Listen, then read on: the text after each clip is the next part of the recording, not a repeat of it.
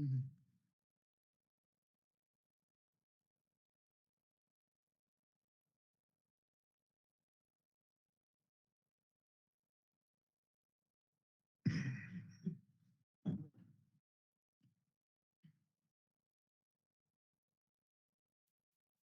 morning, everyone. I think we'll go ahead and get started. Thank you for joining us here in Lincoln City. Those people who are online, thank you for joining us from there as well.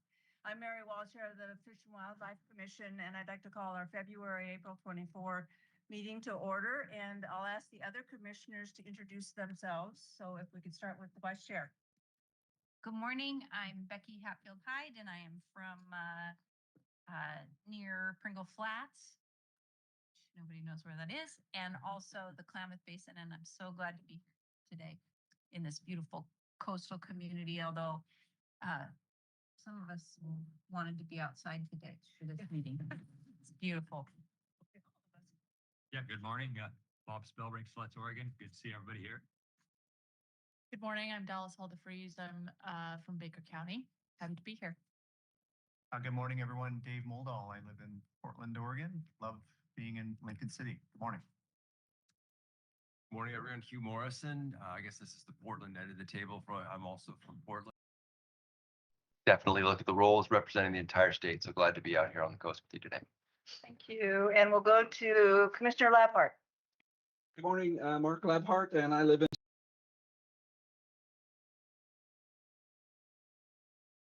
And he's joining us online because he's not in Sisters Education. Go ahead, Director. Good morning. I'm Debbie Colbert, Director, Oregon Department of Fish and Wildlife. Great to see you all. Thank you. And Michelle, will you introduce yourself and any system updates we need? Good morning. I'm Michelle Tate. I'm here today to support the commission and the director to have this meeting. First, I'd like to thank the Lincoln City Cultural Center for hosting us here and providing us with our catering today. What a beautiful facility we're in again today. For those of us joining online, I want to thank you in advance for understanding and your patience if we experience any kind of connection issues or technical issues. For those of us in the room, just a couple of quick notes. I'm going to ask that if you need to join online, first choice would be to use your hotspots. We can bog down a buildings or a network system pretty quickly. So we appreciate if you can use your hotspots. If you need an alternative, please go see Roxy and Linda at the back of the room. And secondly, if you have side conversations or you need a room to step away in, just outside of the doors here, the first room on the left is ours, and you're welcome.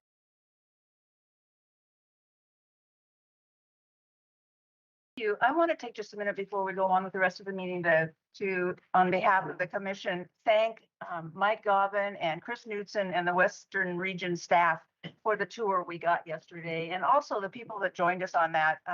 We heard from the Salmon Center, from the Mid-Coast Watershed Council, OWEB, landowners, and we also heard from the Celeste Tribe. The walk away for me was what a small slice of our estuary forested wetlands we have left and how valuable they are. And we got to see what it takes over decades to recover coho in this area and across the coast, but in this area. It was a great chance to see how what it looks like on the ground, and how as sort of a last piece of that, how critical the monitoring is and how hard it is to find the money to pay for that monitoring, but you have to have it. So it was a great day and we appreciate it. Today's meeting will be fairly long. We have some really important discussions though, so we'll just jump right into things. And we're going to let a couple elected officials have a chance to come to the table. We have Representative Gomberg and Senator Anderson, and if you two would like to introduce yourselves, that would be great.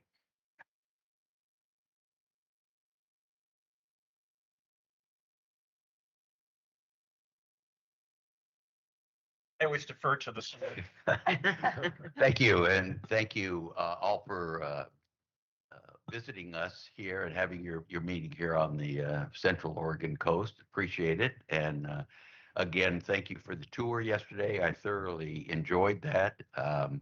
Had been to a lot of the places on the road, but once you the band stopped and we went trucking through the trails to the rivers. It was kind of interesting and had not done that. So I, again, appreciate your outreach all over the state, and you have a history of that. And it is important, at least in my respect, of having you outside of your offices and really seeing what happens on the ground around the state. So thank you very much, and I look forward to at least part of the day. A few things I'm interested in on your agenda, and we'll be not spending the entire day with you. Thank you. Well, good morning, Chair Wall, Director, members of the Commission. And for your record, I'm David Gomberg, the State Representative for Lincoln and the western portions of Benton and Lane County. I am the Speaker Pro Tem of the Oregon House and one of the Vice Chairs of the Ways and Means Committee. I just wanted to welcome all of you here to our special part of Oregon. You look out the window, you can see it's a typical day on the Oregon coast. I'll welcome all of you, except, of course, for Commissioner Spellbrink, who's here all the time. Good to see you. And Commissioner Labhart, we still think of you as a coastie. I understand you're in Japan right now, so Ohio gozaimasu, o genki desu ka? Good morning, because it's very early morning for you, and I hope things are going well. Madam Chair, again, as the Senator said, I want to welcome you to this special part of Oregon and thank you for taking time to learn a little bit more about the unique things that are going on here. Every part of Oregon has unique interests and unique challenges. I want to thank you for the ongoing work that you do to support our wildlife, the various constituencies within the wildlife community, whether they're trying to protect livestock or their hunting and fishing interests. But most of you, I think, spent the night here this week, and now you have a new and unique opportunity to contribute to not only the goals of your department, but also the support of our wildlife communities by adding part of your lodging tax dollars to wildlife support. So I thank you for that, as well as all the guests that are here that may have spent the evening as well. You know, that's a remarkable opportunity for us, as I said, not only to protect our livestock, our wildlife recreation, but also the non-consumptive wildlife community, the people that come out here to watch whales, to watch birds, to watch the elk on the side of the road, in addition to the people that take some of that wildlife home and put it in the freezer. So I, again, thank you very much for being here and for your ongoing work. I hope it's a productive day, and I urge you to spend all your money before you go home. Thank you both. It's great to actually be here on this part of the coast. And So thank you both for the support on that House Bill 4134. Just, it's historic, and we just appreciate your support. with that, I think we're ready to turn to you, Director, for the Director's Report. All right. So Commissioners, in your packet, you have the written field report. There's always so much good stuff. One of the things that really stood out to me is the section talking about first documented summer steelhead spawning in Mackay Creek since the 1950s. I mean, That's something. I couldn't let that go by without flagging it for all of you, because it's such a big deal. And, you saw yesterday this just amazing number of partnerships that we've had on the coast, working on coastal coho recovery over decades, and just the tremendous work and relationships that have been built around that goal. And then you see one line for, the Mackay Creek, and it's the same story. I mean, these things do not happen without those kinds of sustained partnerships and relationships, and just, year after year staying after it. And so it's just another great story. And there are a number of them in the field report. So, and for folks that are in the audience, we do have that online, and encourage you to, it's almost like a little magazine. So I encourage you to check it out. Next up on the commission's, the director's report is the financial report, and we have Ken Lofink here. So while Ken's coming up, I just mentioned that we have been working fast and furiously over the last several weeks on developing our 2025-27 budget, 27-29 budget. And Ken's going to give you an update for our current budget, but just just want to recognize our team because, and I keep saying, man, this is the best problem ever, which is, the TLT bill was signed. And so now we have about, I would say 5 weeks to incorporate that new law into our budget building processes. And Ken and Sean and a lot of our leadership team have been working really hard to do that work and working closely with so many of the partners that worked on legislation. And so just want to give them a shout out for all of that. Go ahead, Ken. Thank you. Good morning, Chair Wall, Vice Chair Hatfield Hyde, Commissioners, Director Colbert. For the record, Ken Loffink, I'm the Chief Operating Officer for the Oregon Department of Fish and Wildlife. Excuse me. Pleased to be here this morning to deliver the agency's financial report.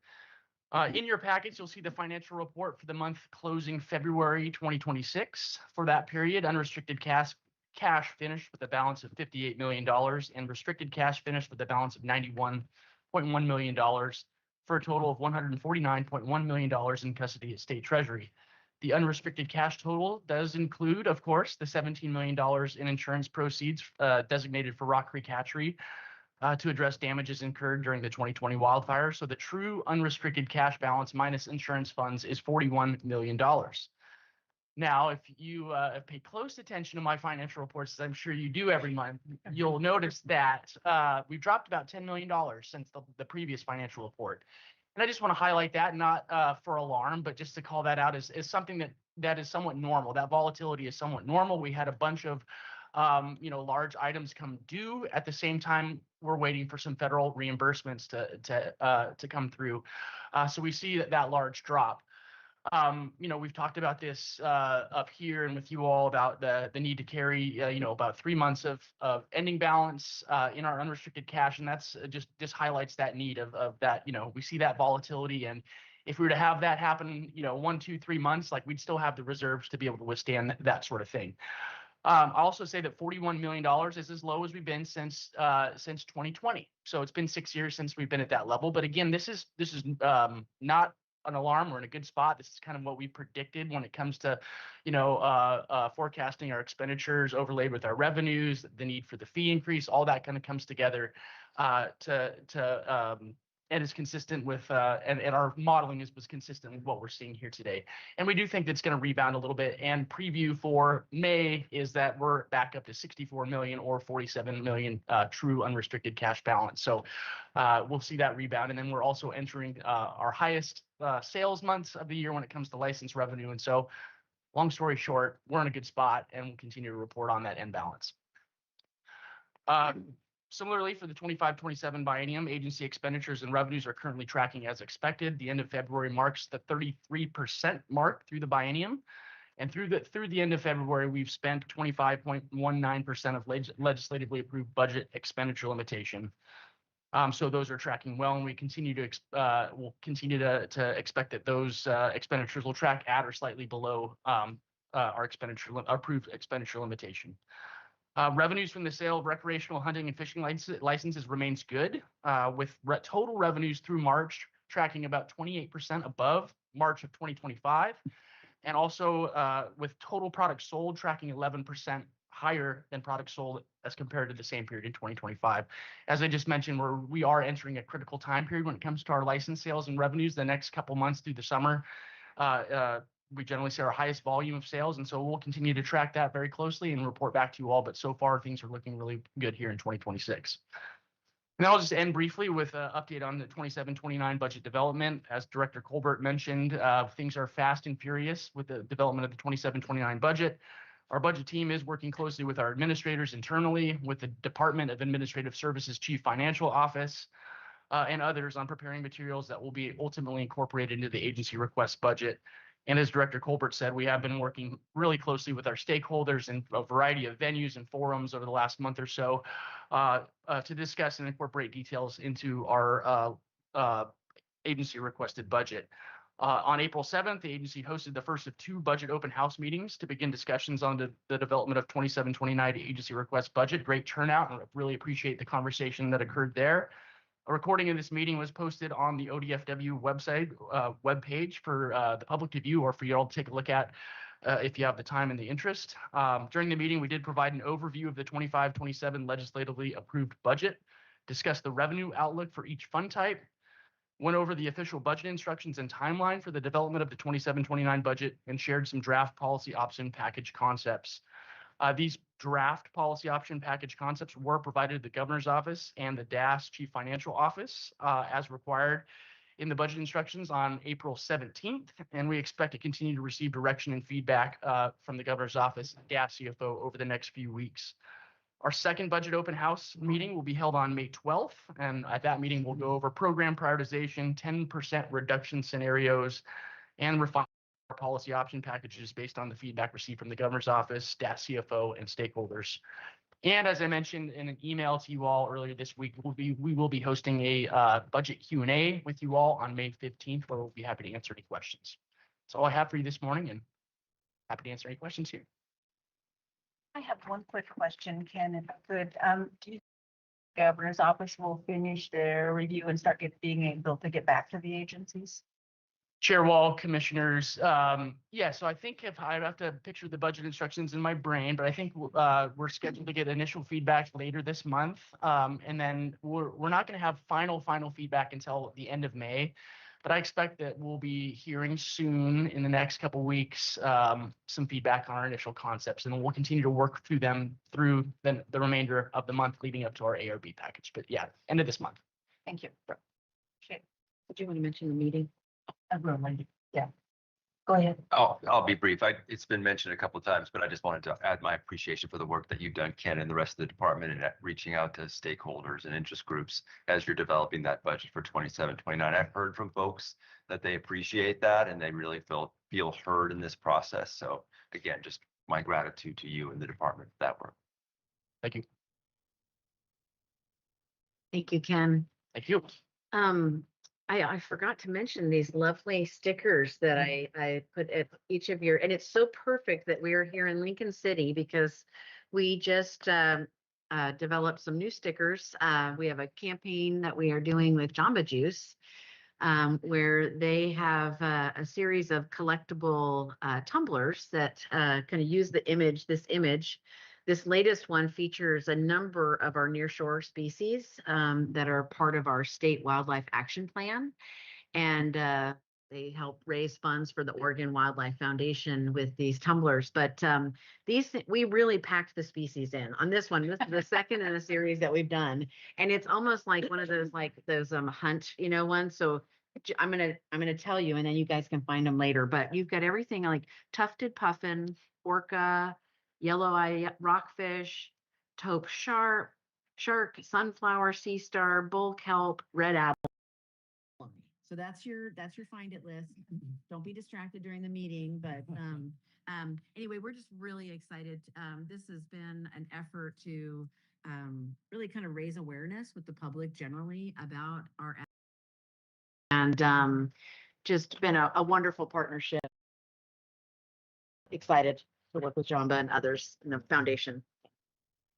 Okay, so next up, we have the Commission's Climate and Ocean Change Policy Report, and we're really excited to welcome our friends from Department of Forestry. We have Jenna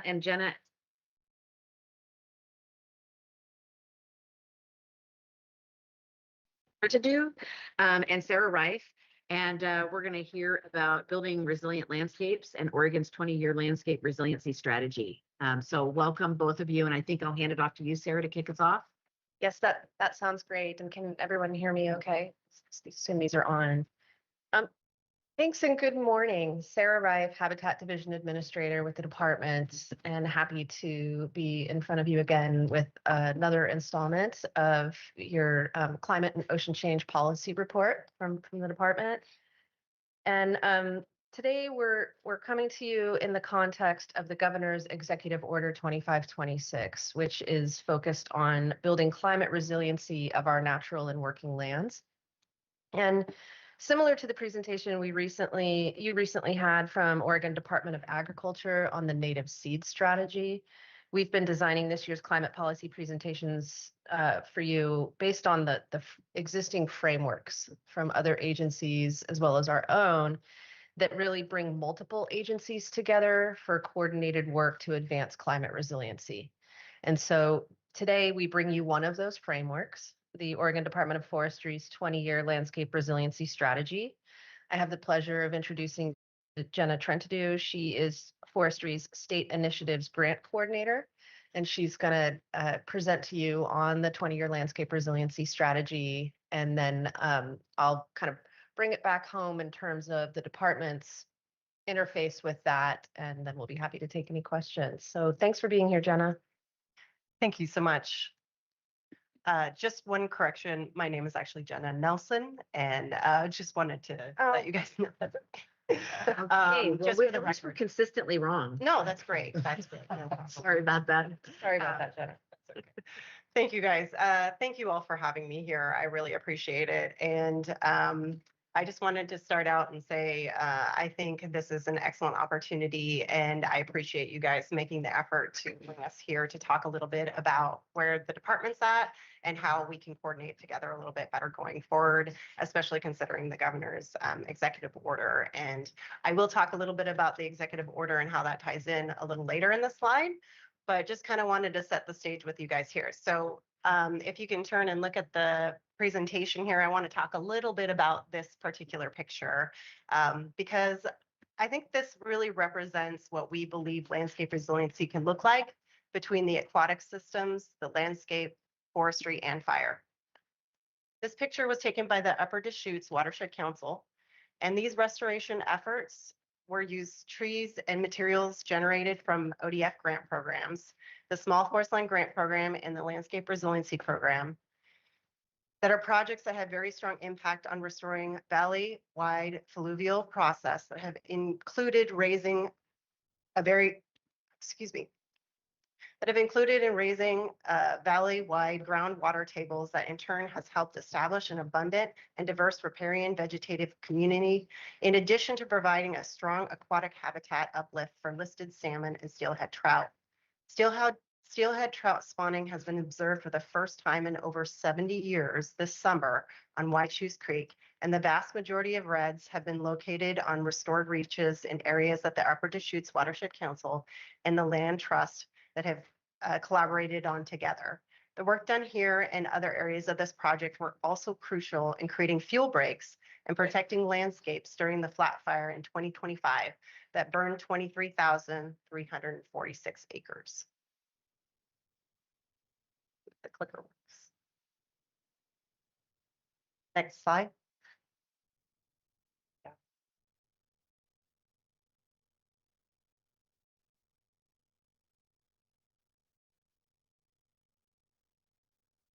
Go. Excellent. Thank you. If that was somebody in the back, I appreciate it. I think we went too far. So on this presentation, I'd like to talk a little bit about what the landscape resiliency strategy is. How is it being implemented, and what is ODF and W's role as far as ODF sees it, and then also collaboratives and partnerships that have helped pull this together.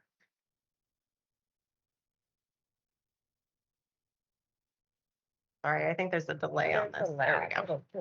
Okay, so the 20-year strategy. The 20-year strategy is a response to Oregon's legislative bipartisan directive in Senate Bill 762 that was signed into law on July 19th, 2021.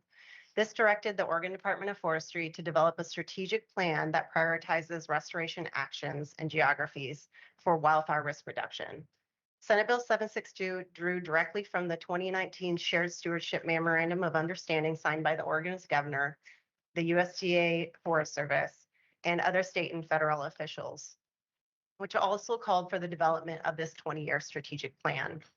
We've been working on facilitating the strategy and building governance structure in the last 4 years, but now we are currently in the phase of taking these principles and decision-making structures and moving on to the implementation of the strategy. The main theme of the strategy is healthy and resilient landscapes supporting Oregon's social, economic, and ecological needs for future generations. And as you can see, the strategic elements to get us there are listed on this slide.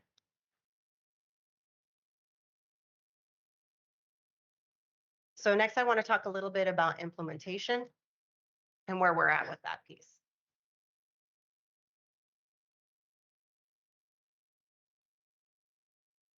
And this is a picture of our youth corps, one of our projects where the youth corps was doing fuels reduction. This was in the Northern Blues Landscape Resiliency Program project.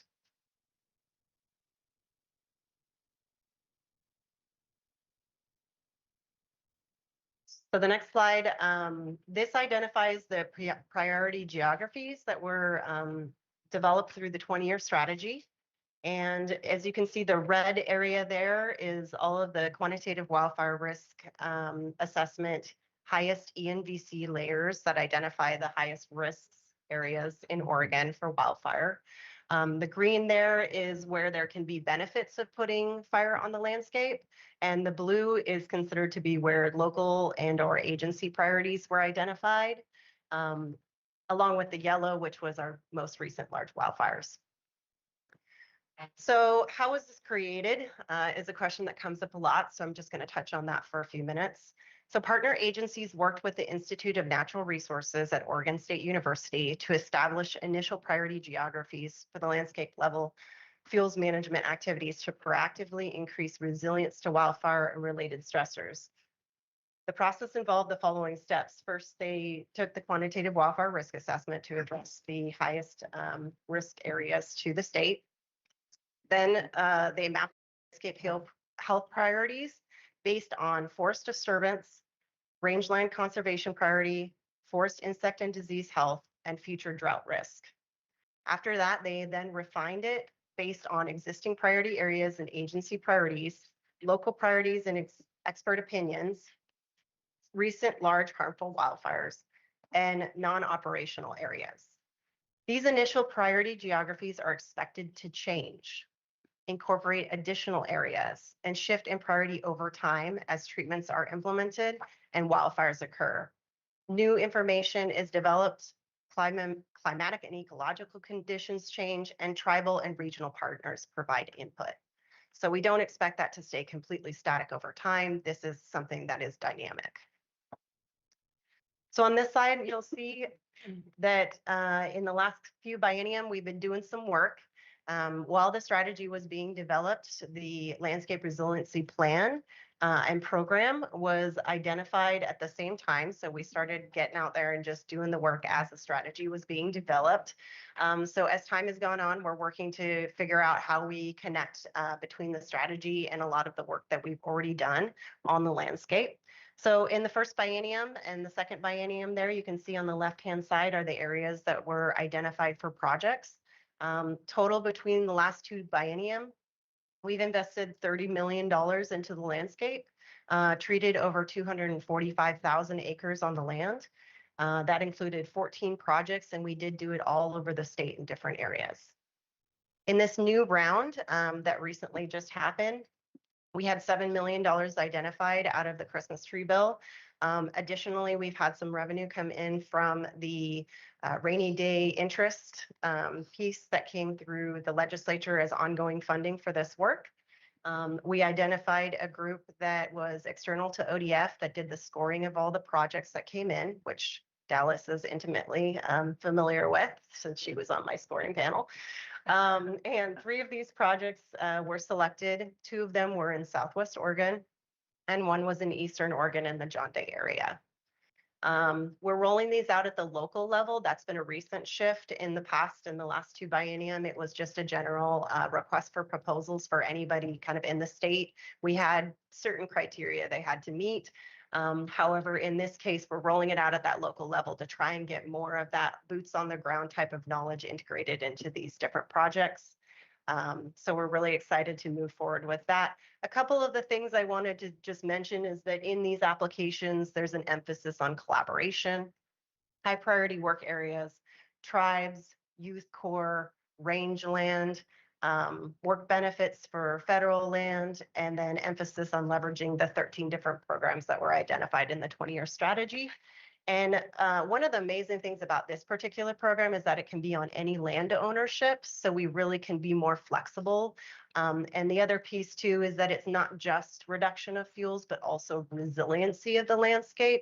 So those 2 things together create just so much opportunity for this program to fill in some of those spaces between the work that we have for other of our grant programs and other programs in the other agencies. So.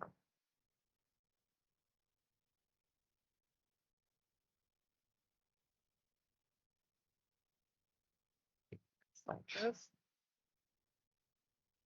So while I'm waiting on the slide, I'm just going to talk a little bit about how landscape resiliency fits in. So when we talk about landscape resiliency, there's a lot of terms being kind of thrown around. There's the plan, there's the strategy, there's the program. A lot of that can be very confusing. So just to give you guys a visual, which you'll see in a minute, there it is. So the landscape resiliency strategy is the umbrella that we all live under. That's what all of the agencies are working on. That's what the governor's order is identifying. That's kind of just the overarching governance of how we're making decisions, and also kind of the ultimate goal and mission of all of us to create more landscape resiliency. However, within that, we have plans like with ODF on the left-hand side here, you can see landscape resiliency implementation plans include all of our 13 programs. But not just all of our 13 programs, but in collaboration with our partner agencies. How do we start to bring more of our partner agencies into the fold? The ones we listed here specifically are the ones that were identified in the 20-year strategy, but that doesn't mean they're the only ones we're working with. We work with a lot of local partners, other state agencies and such throughout this process. They all have a role in how we implement the 20-year strategy. A few others like Higher Education Coordinating Commission, Soil and Water Conservation District, Oregon State Fire Marshal, OSU Extension, etc. We have a lot of partnerships that are all playing a role, but these are just the ones that have been identified in the 20-year strategy in doing this work in collaboration with us. So what is ODF&W's role? I'm not here to tell you what to do, but I can definitely identify where you guys have been a partner with us so far. So ODF&W is involved in the agency coordination and implementation group and the strategic leadership group, which is ASIG and SLG, and also the governance framework that was finalized in 2024. This structure guides the interagency decision-making, accountability, and alignment across multiple jurisdictions and levels of government. So specifically, ASIG is comprised of senior agency staff, and it leads strategy implementation and serves as a bridge between the on-the-ground efforts and SLG. SLG is composed of state and federal agency executives and the governor's office, and it provides overarching direction and ensures the strategy is adequately resourced. So the governor's executive order, which was signed in October 21st of 2025, directs state agencies to take urgent action on climate resilience, requiring them to implement practices protecting Oregon's lands and waters. All the 14 natural resource agencies of the state are part of the executive order and have a role to play in the rollout of the landscape resiliency implementation and collectively protect and restore 10% more land and waterways over the next decade based on current baseline conditions, with a focus of safeguarding the most climate resilient landscapes. ODF&W and OWEB are identified in this order to lead a natural resource interagency team to develop resiliency attributes and determine a baseline condition in which the progress will be measured. These attributes will create consistent metrics for our agency and others to create alignment and measure our landscape resiliency efforts against. Other spaces we'll work closely with will be, of course, boots on the ground implementation. Pilot projects going forward.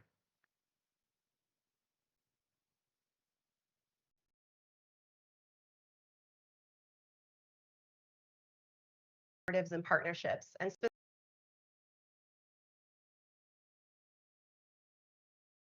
this is where all the work gets done on the ground. We do have amazing leadership. We have excellent people in the governor's office who are very interested in seeing this work move forward. But really, it's about those networks and connections on the ground that make this actually happen. So with the landscape resiliency program specifically is what I've discussed here. 5 of our projects in the first round of agreements were with non-governmental organizations and support all lands partnerships or federal land collaboratives.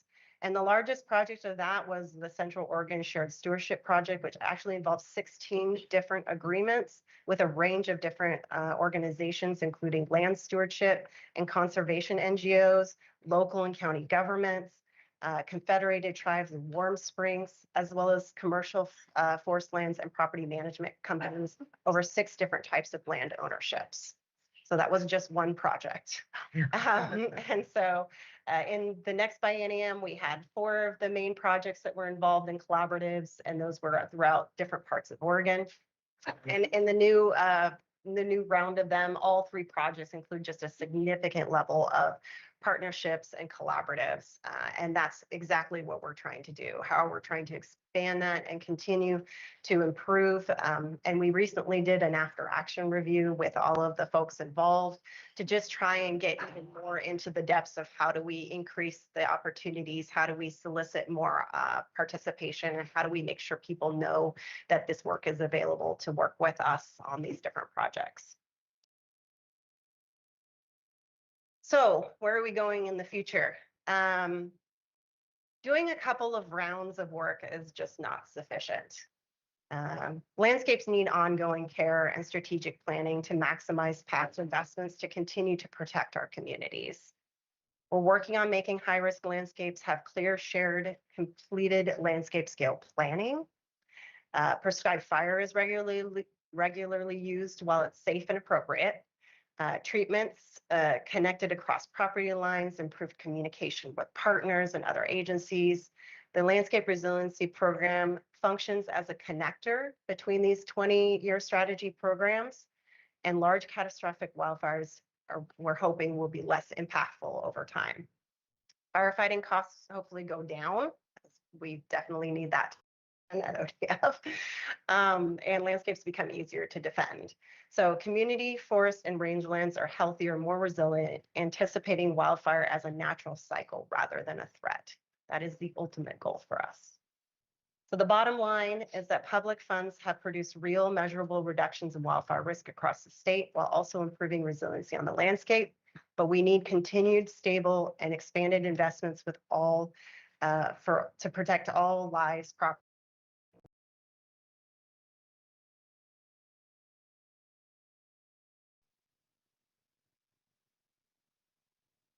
That's it for me. So great. If you guys have any questions. I'll just bring us home a little bit. Thank you, Jenna. And while I'm still like cringing and dying inside that I called Jenna by the wrong last name, Okay. I will just say, appreciate you kind of reflecting back to us what you see our role is, and we are really invested. There's several of us in Habitat Division that participate in the different kind of governance structures that are associated with this framework. And then one thing that's really cool, I think, about this strategy, and several of us attended a landscape resiliency summit in Bend last fall, which had just a full room of everyone from fire department chiefs to local collaborative groups to federal agencies to lots of forestry, like district stewardship foresters, et cetera, lots of ODFW folks as well, and other agencies and partners.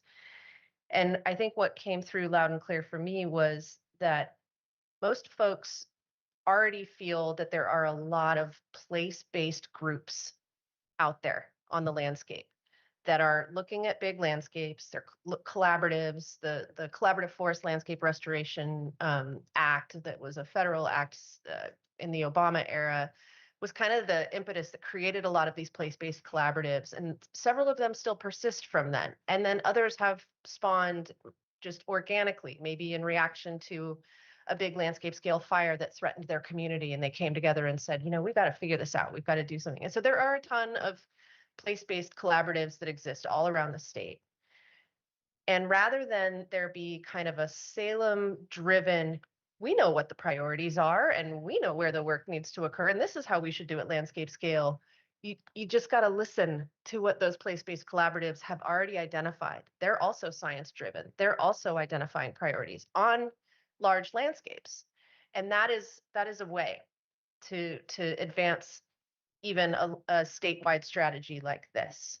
And I feel like that's sort of the model that forestry is embracing. And what I also know is that a lot of our regional staff, regional habitat biologists, district biologists are at the table in those place-based collaboratives. And so it's this cool mix of bottom up and top down to achieve these landscape scale goals that I think is a really great model. I think a couple of other aspects. Yes, it is forestry oriented. It's forestry focused, tree focused, but it also can be inclusive of rangelands. And I think that creates some opportunities for us to figure out what that means, how that can support not only forest resiliency, but also rangeland resiliency. And we do have our natural working land staff and we have our regional habitat staff who are, you know, seeking additional funds, designing additional projects that complement the work that forestry is doing, that complement the work that partners are doing through the Landscape Resiliency Grant Program. And so I think that those opportunities will just continue to grow. And one thing that Jenna didn't mention, but there is also forestry's developed a dashboard to begin to track what work is being accomplished on the ground. It's very important that we be able to tell the story of how much is getting done. And so they've kind of done the hard work of building a dashboard that can track their accomplishments. And as one of the agency partners on the 20-year landscape resiliency strategy, we also have the opportunity to include some of our accomplishments in their dashboard so that this truly is a multi-agency initiative and we can talk about all the things that are occurring through all the different resources that the agencies are able to marshal. So appreciate your presentation today and appreciate that this is just such an active framework for the state. Lots more to come on this front. And I think we'll wrap up there and take any questions that you have.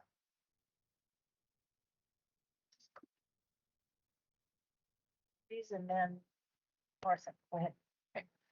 Thank you, Jenna and Sarah. I have had the pleasure of reviewing some of these projects, and I'll just say it's well, I don't often get to be on the side of the person who like gets to decide to give away money, so that's a special treat for me. But it's really fun to see kind of these projects come together and translating that to actual work on the ground. And I just want to say that this is a program that I think has a lot of potential, and what I've seen through my work with it is just I'm excited to see how ODF and ODFW and how other departments are thinking about this as an iterative process, learning from each cycle on what projects are coming forward, what we can do better, how we expand geographies, how we include more local partners. And I just see a lot of potential in this program going forward, doing a lot of good in the state. So thank you for your work, Jenna. Thank you. Thanks to you both for the presentation. Really appreciate you being here today and emphasizing the level of collaboration that's happening as part of this work, both what's happening just sort of organically and as a result of the executive order, but then the reminder of all those place-based groups that are out there that have been collaborating and are prepared to help deliver this work. Yep. So really appreciate that. But you mentioned the collaboration as well involving federal agencies, and it's hard to miss that on the map here of the priority areas, a lot of these are federally managed lands. And so those federal land managers are really important to this process. How engaged have they been in this, both in terms of being part of the planning process and also hopefully bringing some resources to the table to help with that? And then maybe a follow-on question related to the resources available. Great to know that there's this dashboard out there that's capturing a lot of the work that's being done. For me, it's always helpful to see an idea of at least the magnitude of the work that needs to be done. So if you could say a little bit about the volume of proposals that have come in. Yes, 30 million has been spent, and that's wonderful. But I suspect that far more has come to you in terms of requests. And do we have even a beginning sense of really what the magnitude of the need is? Sorry for that very long two-part question. Yeah, thank you for the question. I appreciate it. Or the double question, I should say. So the first part was about federal partners and how are we navigating that. Our federal agencies have been right there with us from the beginning. They're part of the 20-year strategy.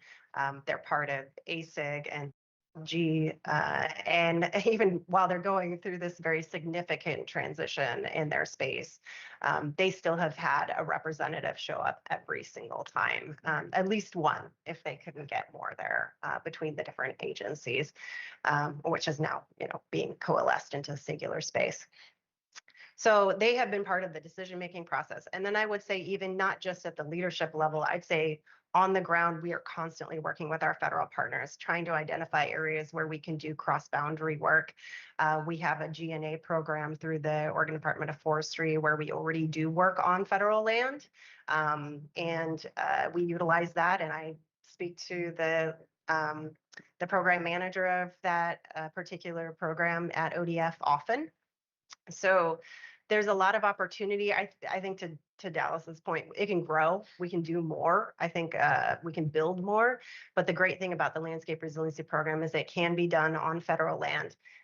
I will say that with the caveat that doing work on federal land creates additional things that have to happen that sometimes are harder with time constraints. So the program in the past has been bound by the 2-year biennia structure.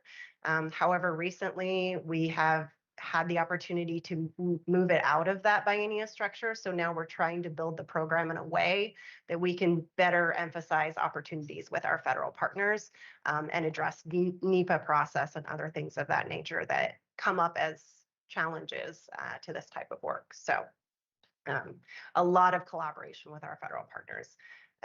And yeah, I don't think we could be as successful as we're being with the program without them, 100%. Hopefully that answers that piece of it. Okay. And then the volume of proposals. So the first round of the Landscape Resiliency Program, the requests were twice the amount that we were able to give.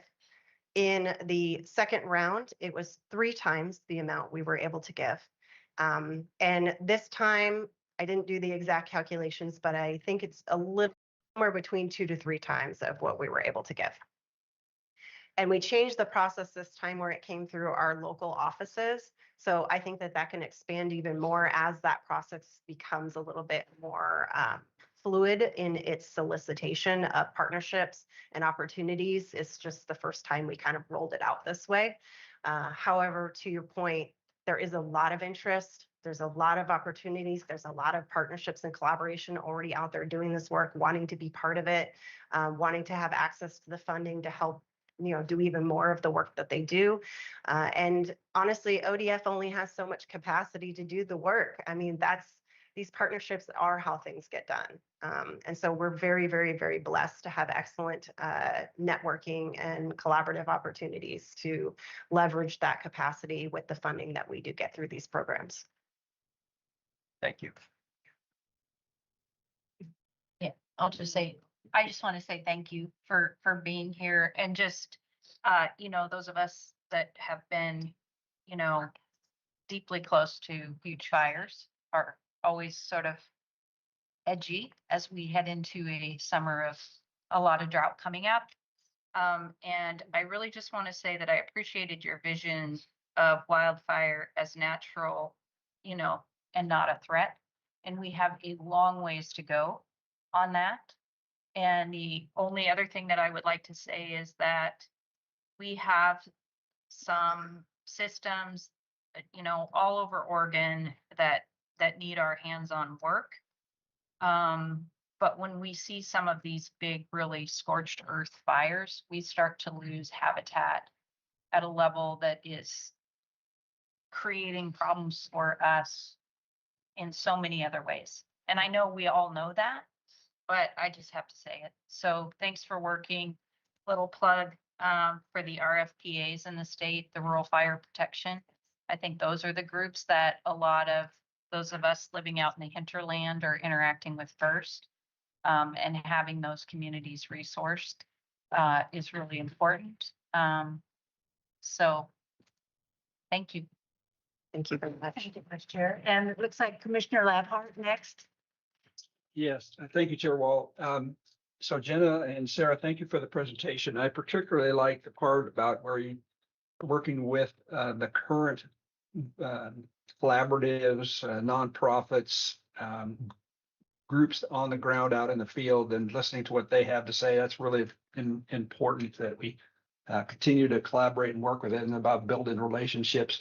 I hope Senator Anderson and Gomberg are still in the room. This doesn't happen without funding that comes from various sources, and particularly the Oregon legislature, because we're seeing a lack of federal funding now for these kinds of projects. And there's a great opportunity that Oregon has stepped up to the plate to provide some significant funding to Department of Fish and Wildlife, OWEB, and I'm going to leave out the rest of them. But a lot of agencies, natural resource agencies, are getting work done on the ground. So it doesn't take it does take a lot of support from our legislators to provide tough funding out on the ground, and really appreciate the efforts that at least these two and other Oregon legislatures have done to fund these kind of projects. You're seeing benefits now, and you're going to see benefits in the future from this work. So shout out to the funding sources that put this together, and hopefully we can get some more federal funding to get some of this work done on the ground that you mentioned. Thank you. Thank you, and I second that as well. I have a couple quick questions. Thank you to both of you, Jenna. It's great to get this report and start to fit it in with the work we're doing. And Sarah, thanks for helping tie all these pieces together. We got to see yesterday a snapshot of what 20 years of Oregon plan work can do, and what a concentrated effort, collaborative effort can do over that. And we know this is going to take some time, but we got to see what the Oregon plan, the governor said, we are going to do this, and there was money. So there are the money issues, but the power of agencies working together with this kind of vision is pretty remarkable. And on that note, could you talk a little bit about the dashboard? And I get that it's talking about accomplishments. Will you also have metrics so we can really begin, because we got to see also yesterday the power of monitoring what we're doing and constantly adapting so we get better and better at this. Could you talk about metrics that might be in there and how we can make sure we're developing those so we can really hone this? Yeah, thank you for the question. So our dashboard is called LRAFT. And it is internal to ODF right now. However, we are working towards creating an interagency dashboard that then could be connecting it to the other agencies so we can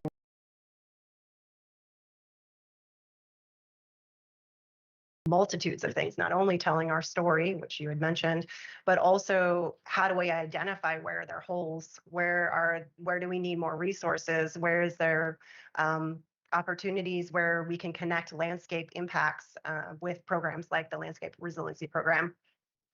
And so right now we are in the space of, we've moved most of our historical data into this data set, and that's just based off of the data that we've been doing internally to our agency. Now, there's going to be a space where we have to start to address metrics, to your point. How do we create consistent metrics across the different agencies so that we are all looking apples to apples when we look at this data, and we can create an interagency dashboard? I am not a GIS person, but from the many conversations I've had, that doesn't sound like a super easy situation. It is difficult because all of us track our data at a different level to some extent with different matrix to them. However, I think that ODF&W and OWEB's work to identify those attributes that are being identified with the governor's executive order is going to be the guiding light in that space. And so to some extent, we're sort of waiting to see what that looks like on the other side, so that way we can align with that work. So specifically because the governor has asked your agency and OWEBs to identify that work, and I know that we're at the table having conversations with you as well, and other agencies too. However, once that's been identified, I think that that's going to start to unroll in a way that we can all kind of get behind and align with. So really, to some extent, you guys are leading the charge in some ways in that space. We have our own ways of doing our own metrics and stuff that is consistent, but we understand that there could be a shift soon, and we're ready and happy to do so. That really helps. And we have heard from Director Colbert and other staff about the attributes and that sort of thing. So that really helps put it together. Sarah, you look like you were about to. Yes, Chair Wall, if I may just add on to Jenna's point and specifically to talk about those attributes that have been identified as part of the collaborative process that the department and the Watershed Enhancement Board have been leading with scientists and partners and working lands representatives. There are several attributes of resilient lands and waters that have been identified through those workshops and through that process, but two that I think are relevant here. One is that natural disturbance processes, be it fire, be it flood, whatever it might be, are allowed to occur on the landscape in a way that is safe and in a way that is within the kind of historic range of variability for those types of disturbances, because that is what sustains ecological function in a system, and that is what promotes diversity within a system and habitat connectivity within a system. And so that is one of the attributes that has been identified, and you can think about maybe indicators of that, like let's look at recent fires, let's look at recent floods. Have those been based on our work that we've been doing? Picture we do this in like 10 years from now, 15 years from now. Based on our work, are we changing the behavior of those natural disturbances and sort of reining them in to a more manageable scale? That would be a potential metric we could look at. The other one is another one of our metrics is related to communities are able to safely persist and thrive, particularly communities that are based on natural resource economies. And again, so similar to that, it's, are we making a difference in a way where we're seeing fewer catastrophic events, significantly affecting those communities? So those would be the types of measurements. Also, there's great modeling out there about fire behavior, fire risk, and over time, we'll want to keep looking at that. Are we changing the risk? Are we reducing the modeled fire risk across the landscape? And so there are measurable things we'll be able to track over time that relate back to the executive order and that are going to be advanced by leadership. Thank you. That helps. Go ahead. I was just going to tag onto that too. As you guys saw the map there of the 20-year strategy, I think that we'll be dealing with both all of the positive impacts we'll have on the landscape with this type of work and how we can reduce risk in certain areas, but we'll also see expansion with the climate change piece of everything, and so we're going to see that shift sort of naturally in that map. So it's really just going to the work is going to go in certain spaces. We're going to start to make an impact, and then we're going to have to kind of shift it. And so it's just going to be an ongoing dynamic situation. And I love how you're mentioning, I think we can use some of these natural disasters to do our work for us to some extent when they're in a safe situation, right? And so when we have fire on the landscape and it stays on the ground and it has less impacts on the landscape, it can actually be beneficial, like I mentioned before. And so, getting that sweet spot between how do we allow the natural cycles of our environment do what it's supposed to do, and how do we still protect and keep people safe? And that's really the ultimate goal. Yep. Thank you. Really appreciate you being here with us today, Jenna, and the partnership. And I know that we'll continue to work on the attributes and the indicators, but just forestry's role in putting things on a statewide map to help us understand those areas of risk, and kind of helping to kind of show the view of like, where are these projects happening, and does it fit within those high risk areas? I mean, we'll continue to learn and refine, but I just really appreciate being able to see things, and I think that's a role that you all play that's really important, and then this dashboard is going to be tremendously important for all of us. So just really appreciate you being here and the partnership. Thank you very much. Thank you. Thank you. Okay, commissioners, I feel like there should be a drum roll for this next one. Next up, we have our annual wolf report. And so our game plan for folks in the audience is that we're going to start with kind of the ODFW staff sharing some of the highlights of our annual wolf report. And then after that, we're going to kind of reconfigure a little bit and we're going to have 2 panel discussions. And so just really excited to kick this one off. And I think I'll turn it over to Brian. I think maybe you're going to get us going this morning. Okay.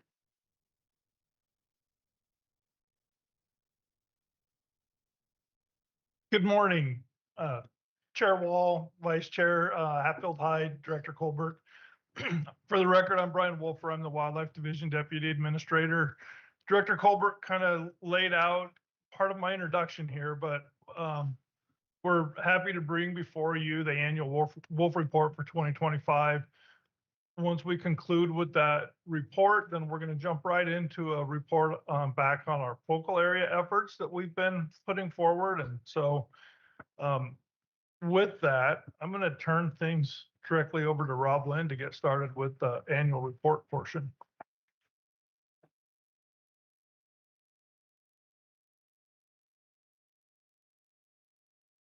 Thank you, Brian. Good morning, Chair Wall, Vice Chair Hatfield Hyde, Commissioners, Director Colbert. For the record, I'm Roblyn Brown. I work out of the East Region office in LeGrand. This morning, I'll present the highlights of the Oregon Wolf Annual Report for 2025.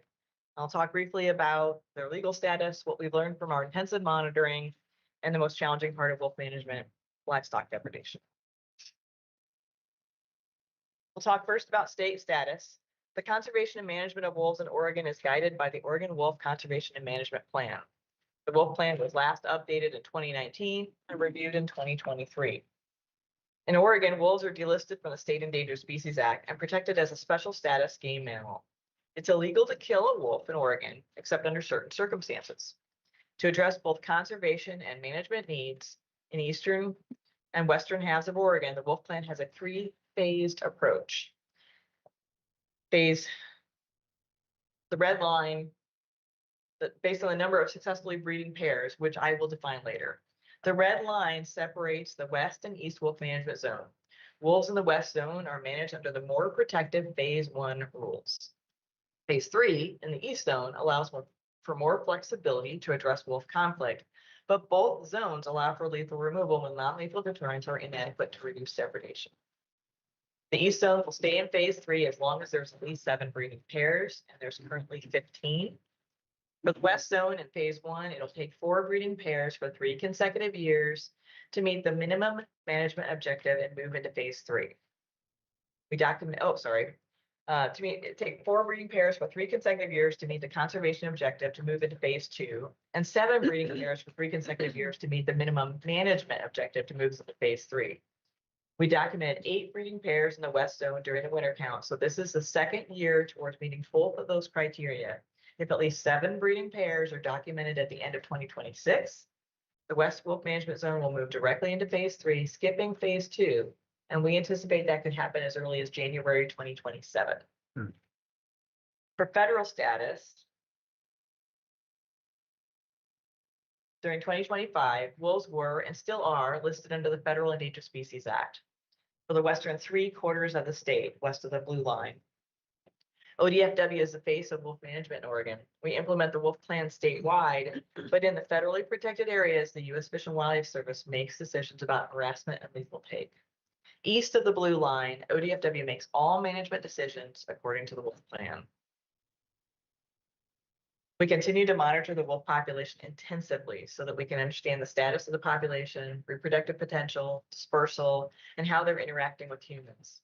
This information is the basis for our management, informing both how we manage conflict and addressing any threats to the population. We collected over 20,000 wolf location data points in 2025 from photos, surveys, follow-up on public reports, and radio caller data. 29 new radio calls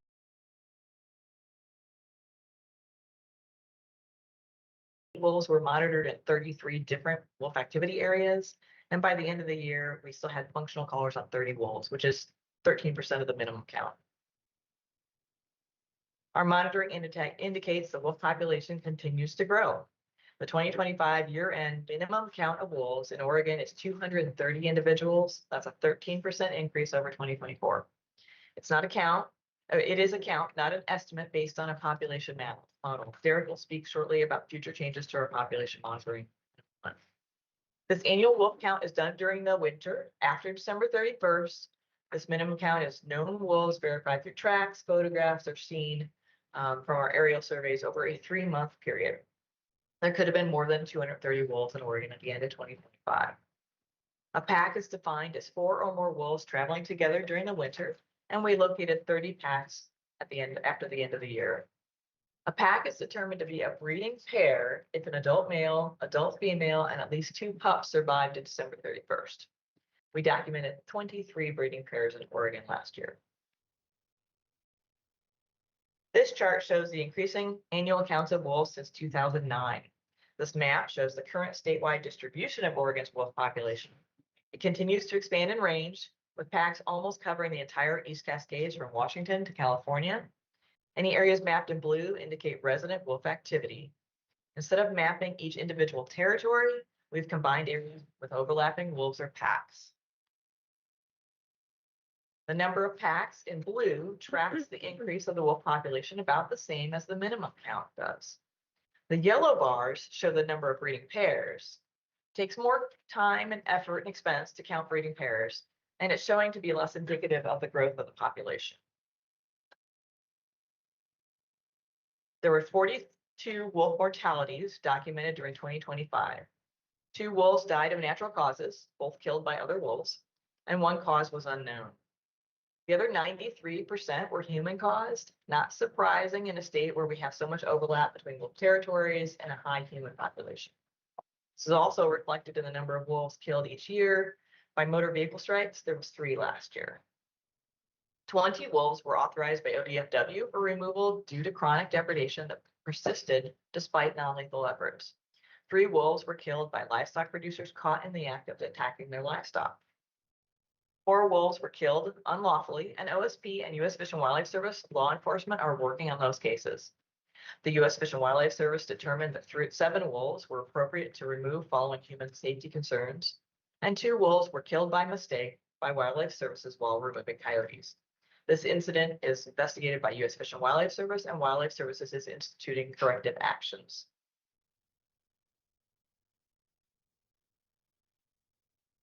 The department continues to make depredation management and response a high priority, with the goal to minimize depredation while ensuring the conservation of wolves.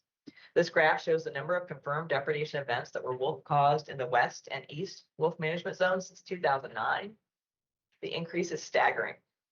Statewide, over the last 2 years, confirmed depredation events increased from 69 to 106. The map shows frequency of depredation events and prevalence for different areas in 2025.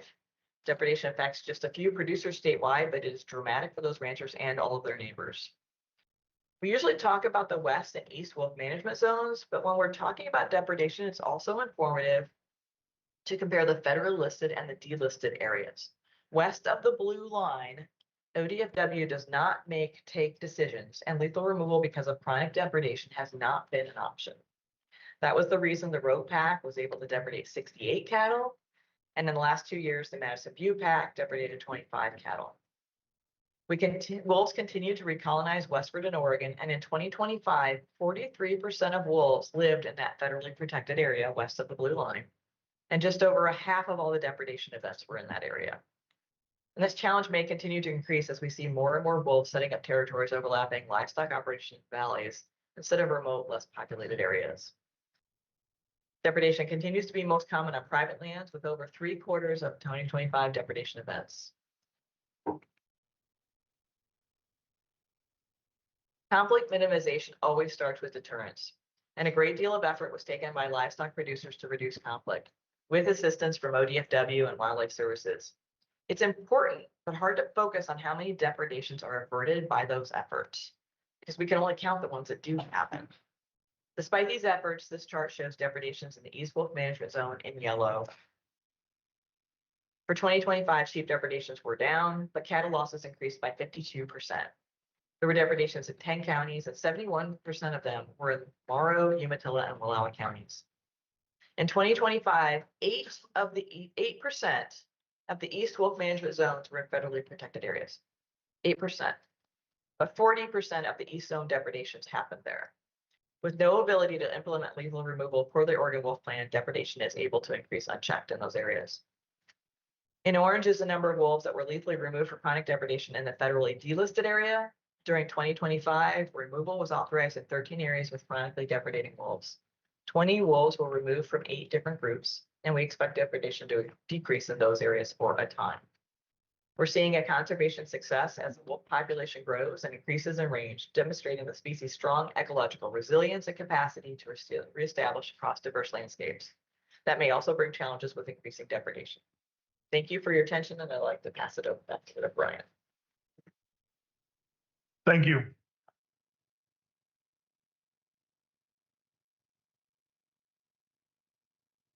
See if I can figure out how to use the pointer here. There it goes. So next I'd like to, seems really loud. So next we're going to talk a little bit about 3 focal areas of wolf management. As a reminder, when we completed our last wolf plan review, which culminated in a workshop in December 2023, we came before this board and presented our findings on the wolf plan. And at that time, we had a number of brewing issues that really needed some focus. And so we recognized that when that 2019 plan was completed, that was a huge effort that took over 3 years to complete, over 5,000 hours of staff time, 10 commission meetings. And so when we talked to this body and stakeholders and partners, part of our question was, is it worth delving into that type of a process again, or does the plan offer us the flexibility we need to effectively manage wolves, and we need to just focus really on some of these key challenging areas? And those areas were addressing illegal take, improving our population monitoring, and then really focusing on conflict reduction and improving the situation in Northeast Oregon. And so we want to take a little bit of time here today to fill you in on our progress on those fronts and what we've been working on over the last 2 years. So for illegal take, it's no surprise that this was a major focal area for us. As we look at what we had leading up to 2023, we were seeing increases in illegal take activities. We were seeing increases in poisoning events. And in 2023, we had 12 wolves that were illegally taken. And so we really did recognize a need to get that under control. That was very important for us. There's a couple of things that we've worked on over the last 2 years. Some of this you heard last year, but one of the elements of poisoning in particular was impacts on pets and other wildlife. And so we really leaned into that. And by lean into that, I mean, talking with the media, doing some ad campaigns, making sure that the public knew that there was some threats to dogs and pets, other wildlife. And so we posted signs at trailheads. We did some advertising in some of those areas of Northeast Oregon where some of those poisonings had occurred, and really tried to get that message out. One of our ad campaigns ran over 100 ads on 4 stations in Northeast Oregon. We had interviews aired on, I think 14 or 15 different Elkhorn media stations over that time, and really tried to elevate this issue within the community. And that included what to watch for, what to look for, ways to keep your pet safe, who to report things to if you found things in the field. And as you can see from the graph, we've seen improvement over the last 2 years. How much of that related to the media and outreach campaign is hard to say, but we've seen some positive trends. I will warn you that one event can change some of those trends. And so we're cautiously optimistic that we're heading on a good path here. The other thing we've really worked on is improving our communication with our law enforcement partners with Oregon State Police. And I'm going to turn it over to Lieutenant Schwartz here in just a minute to share some thoughts, but we are regularly meeting at the ODFW leadership level, both at region, division, and director's office level, with our state police partners, and talking on a regular basis about updating on poaching issues, sharing thoughts and ideas. And I think we're in a much better place of staying on top of and looking for relationships between cases than what we were before. And so with that, I guess you have your own mic. I'll turn it over to Lieutenant Schwartz. Thanks, Brian. I'm Tim Schwartz, Lieutenant with Oregon State Police Fish and Wildlife Division based out of East Region. So I'm responsible for supervision for pretty much an area north and east of Central Oregon. So in addition to what Brian talked about, I want to hit on a few steps that OSP has taken and what we've learned based on some of our wolf investigations in the past few years. So first of all, early on, we recognize the need for further consistency regarding OSP's response to potential unlawful take wolf incidents. These incidents, as you can imagine, differ from other unlawful take investigations. So wanted to make sure that we weren't missing any steps, that the appropriate personnel were notified, and we were operating the same throughout the region. So I put together a guidance document that required region troopers to familiarize themselves and ensure the guidance was followed moving forward. This was later adopted. It was slightly amended and adopted by division staff and sent out statewide for all division personnel to follow. So it's not too in depth, but it just basically ensures, like I said, that we're not missing steps and that we're consistent across the state. As you know, as wolves expand, let me take those off so I can see. As wolves expand, you know, there's a potential for, you know, an inexperienced trooper or sergeant may not have dealt with this stuff. They can pick up this guide and follow that at a minimum, and then obviously go from there. So secondly, and on that note, in I think it was mid to late 2024, we identified the need for a liaison of sorts at the trooper level. We could devote time and dive into our current or active investigations as well as our previous ones.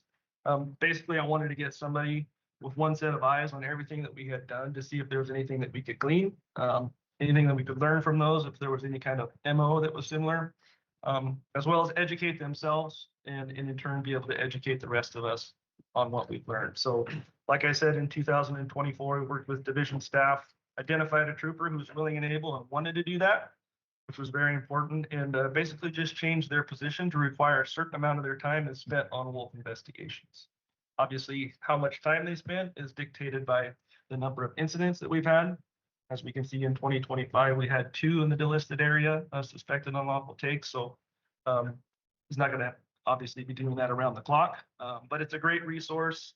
He also is a great point of contact for ODF&W and the Fish and Wildlife Service.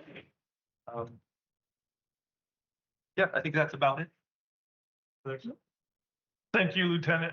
I think one more thing I'm going to hit on before I pass it on too is I can't pass up the fact that had it not been for poaching events in 2023, the West Zone would be in phase 3 right now. And so we also leaned in on that and made sure that producers and the public knew that should we see a federal delisting, we don't have our full toolbox at our disposal because of poaching directly preventing us from reaching those 2023 targets on number of breeding pairs. And that's because of an illegal take event that happened in the last couple of days of 2023 that affected a breeding pair and knocked us below that threshold. And so all those things we think are helping, but again, cautiously optimistic because when you have what's likely a few number of people, few number of bad actors, it's hard to know if something might start up again, but we're watching carefully.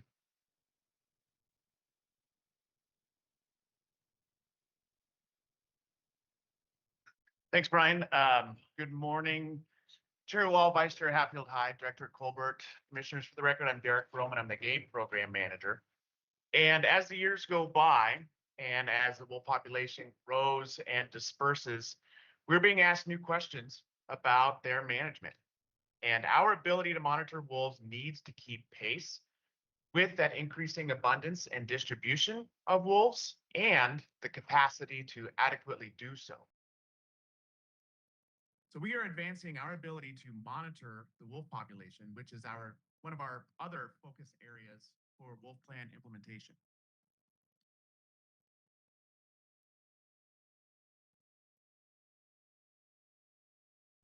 Thanks, Brian.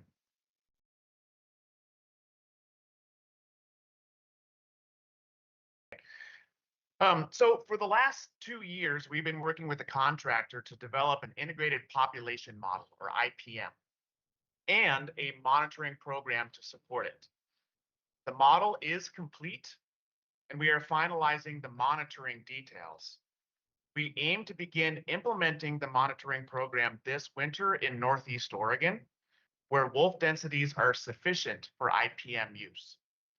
For the next few years, we will continue minimum counts alongside the new monitoring program before fully transitioning to the use of the IPM.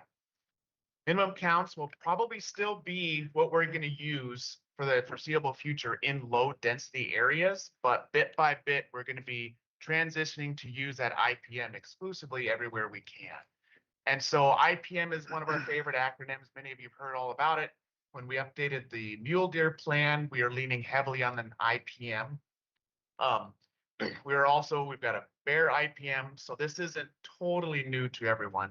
But with that, we have to caveat that it takes a little while for those new models to mature using the new information feeding it. And so I don't want to overpromise, but I expect probably next year when we're presenting our wolf annual report, we'll again present minimum counts, but give you some feedback on how this kind of first pilot year went. And so there will be probably some awkward teenage transition years, but we'll make sure we try to present this information in a simple, logical fashion.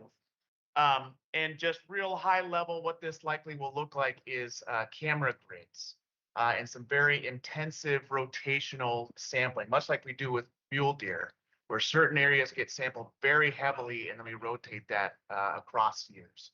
And so that's what we're really going to be shifting to. And really excited about. That's not going to be easy, but we will feel much more confident that we're capturing a true estimate and a better representation of the true number of wolves on our landscape, as is that ability to use that model to help with some management questions and predicting management actions and future implications. So I will hand that now to Nick.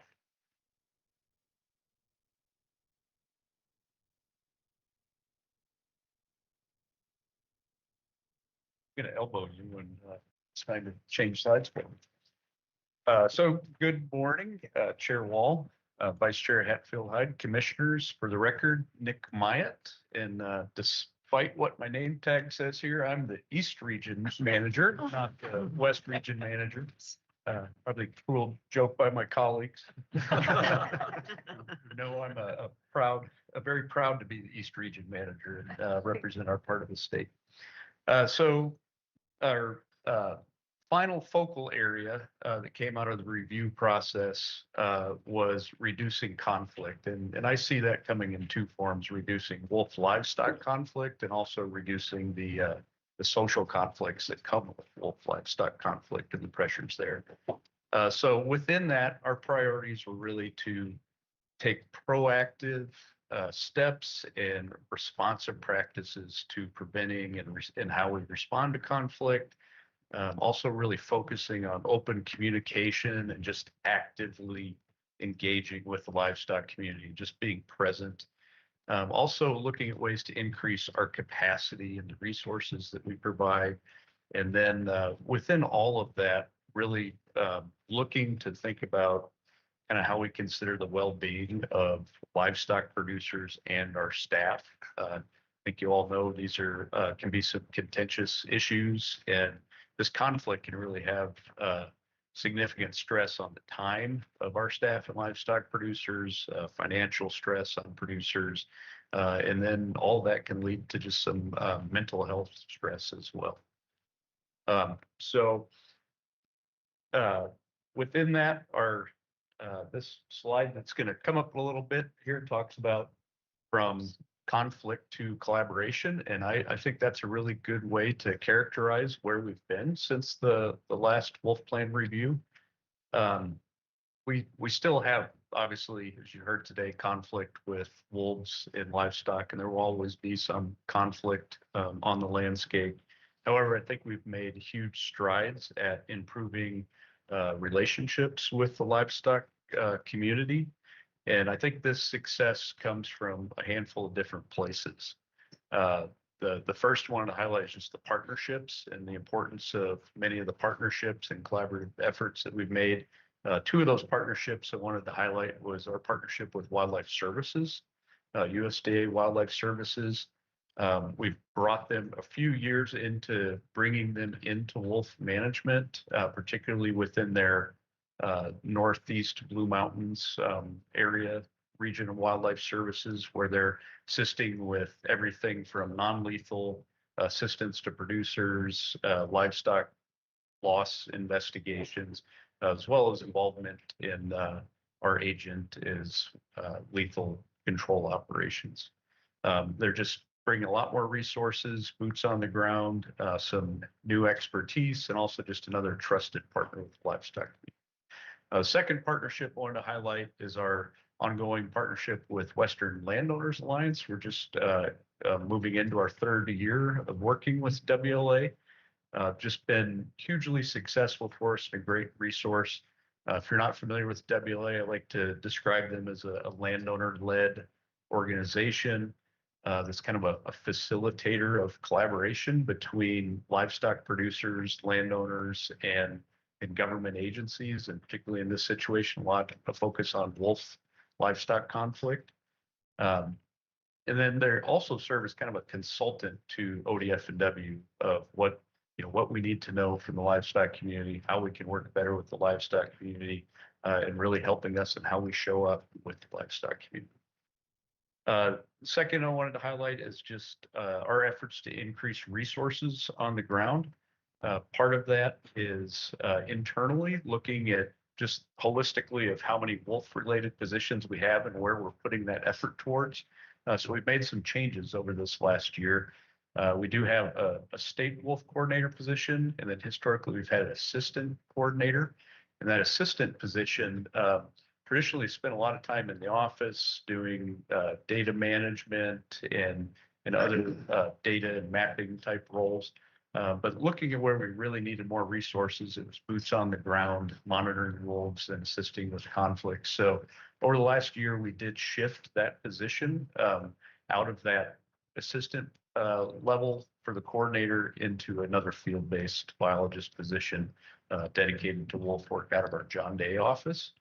And then the other change that we're implementing here right now as we give this presentation pretty much is our state wolf coordinator position that Rob Lynn's been in for quite a number of years. And today will be the last time that Rob Lynn presented our annual wolf report to the commission. So we are in kind of looking at the bigger picture needs as wolves have expanded throughout their throughout Oregon, moving into Western Oregon, and more prevalence in Central Oregon and down in the Klamath area. I just think it's that time in wolf management in Oregon where it doesn't make sense to have our coordinator located all the way up in the far northeast corner of the state.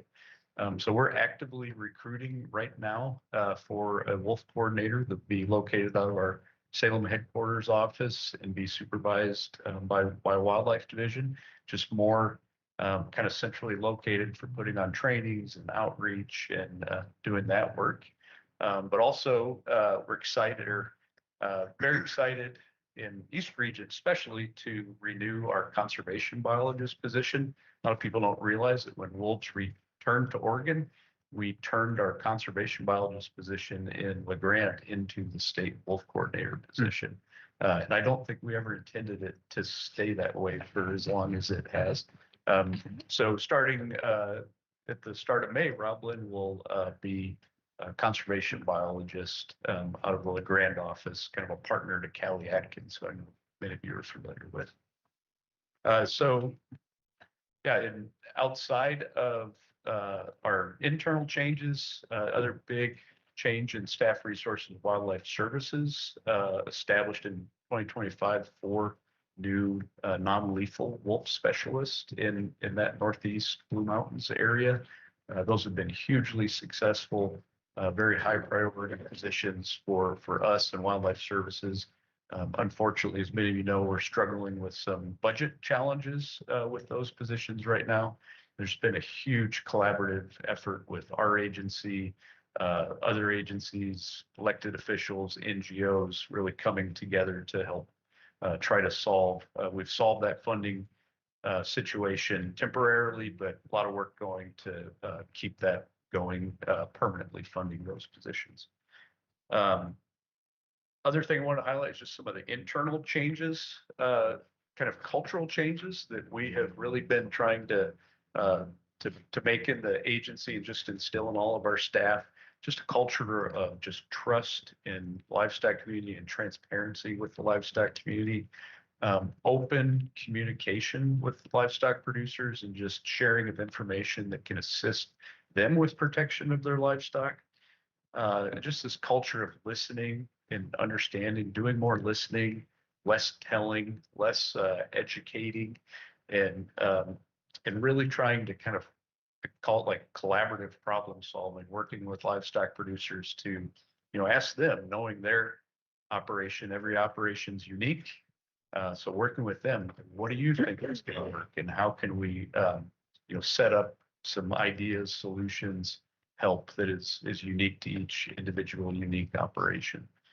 And then finally, just trying to kind of have the shared learning experiences in some of our workshops we put on, and just out in the field where, again, working with producers to help understand their needs. And then finally, within that, just procedural changes. We've taken a hard look and are improving or even eliminating some of the things in our internal processes that were leading to mistrust of the department. And then just having a focus on timely and effective response to chronic depredation when it's occurring. And then the final two bullets on here, just collaboration. I've said way too much today, but I just think in my 15 years of dealing with conflict in Northeast Oregon, we're in the best place we've ever been to just sit down and have effective, calm conversations with livestock producers and communities in Northeast Oregon. And then finally, with communication, just that focus on one-on-one communication with individual producers and relationship building, as well as at the leadership level of our organization. Ever since the last wolf review, we've had regularly scheduled meetings and check-ins with Oregon Cattlemen's Association, as well as with members of Oregon wolf advocate groups that I think have really paid off in helping where we're at right now. So I want to touch a little bit on outreach and producer assistance. Again, that one-on-one communication and relationship building, but also been doing a lot of kind of group and organization presentations over this last year. Our local staff giving presentations and just regular meetings with local livestock associations, even just groups of landowners out, meeting them at range halls and in their barns, and just connecting that way. We at the leadership level and wildlife division level have been attending Oregon Cattlemen's Association conventions each year. I think I've been the last 6 years giving presentations, just being present for those full meetings to have a lot of those one-on-one conversations. A lot of workshops have happened over the last year, particularly that WLA has hosted, some range rider clinics. We had a new thing that hired a contractor to put on track and sign workshops where livestock producers, as well as our biologists, getting out in the field for a full day, and not even just wolf focus, just going out and learning and reading wildlife sign, and just gotten overwhelming positive feedback from that, mostly just because of that time in the field and seeing that, our biologists are real people and having these great conversations and building relationships. And then finally, some new educational resources. Again, we've collaborated with WLA to produce the Depredation Field Guide for livestock producers. Another example was a document that was put out about helping folks understand the limitations and the opportunities from our radio collars and the data that comes from that, and also making recommendations to agencies and others and how we utilize that information, get it out to livestock producers to help with livestock protection efforts. And then finally, my last slide is just thinking about the future and looking to the future, where we're at. We are kind of halfway in that review that was conducted 2.5 years ago or so. Wolf plan coming up.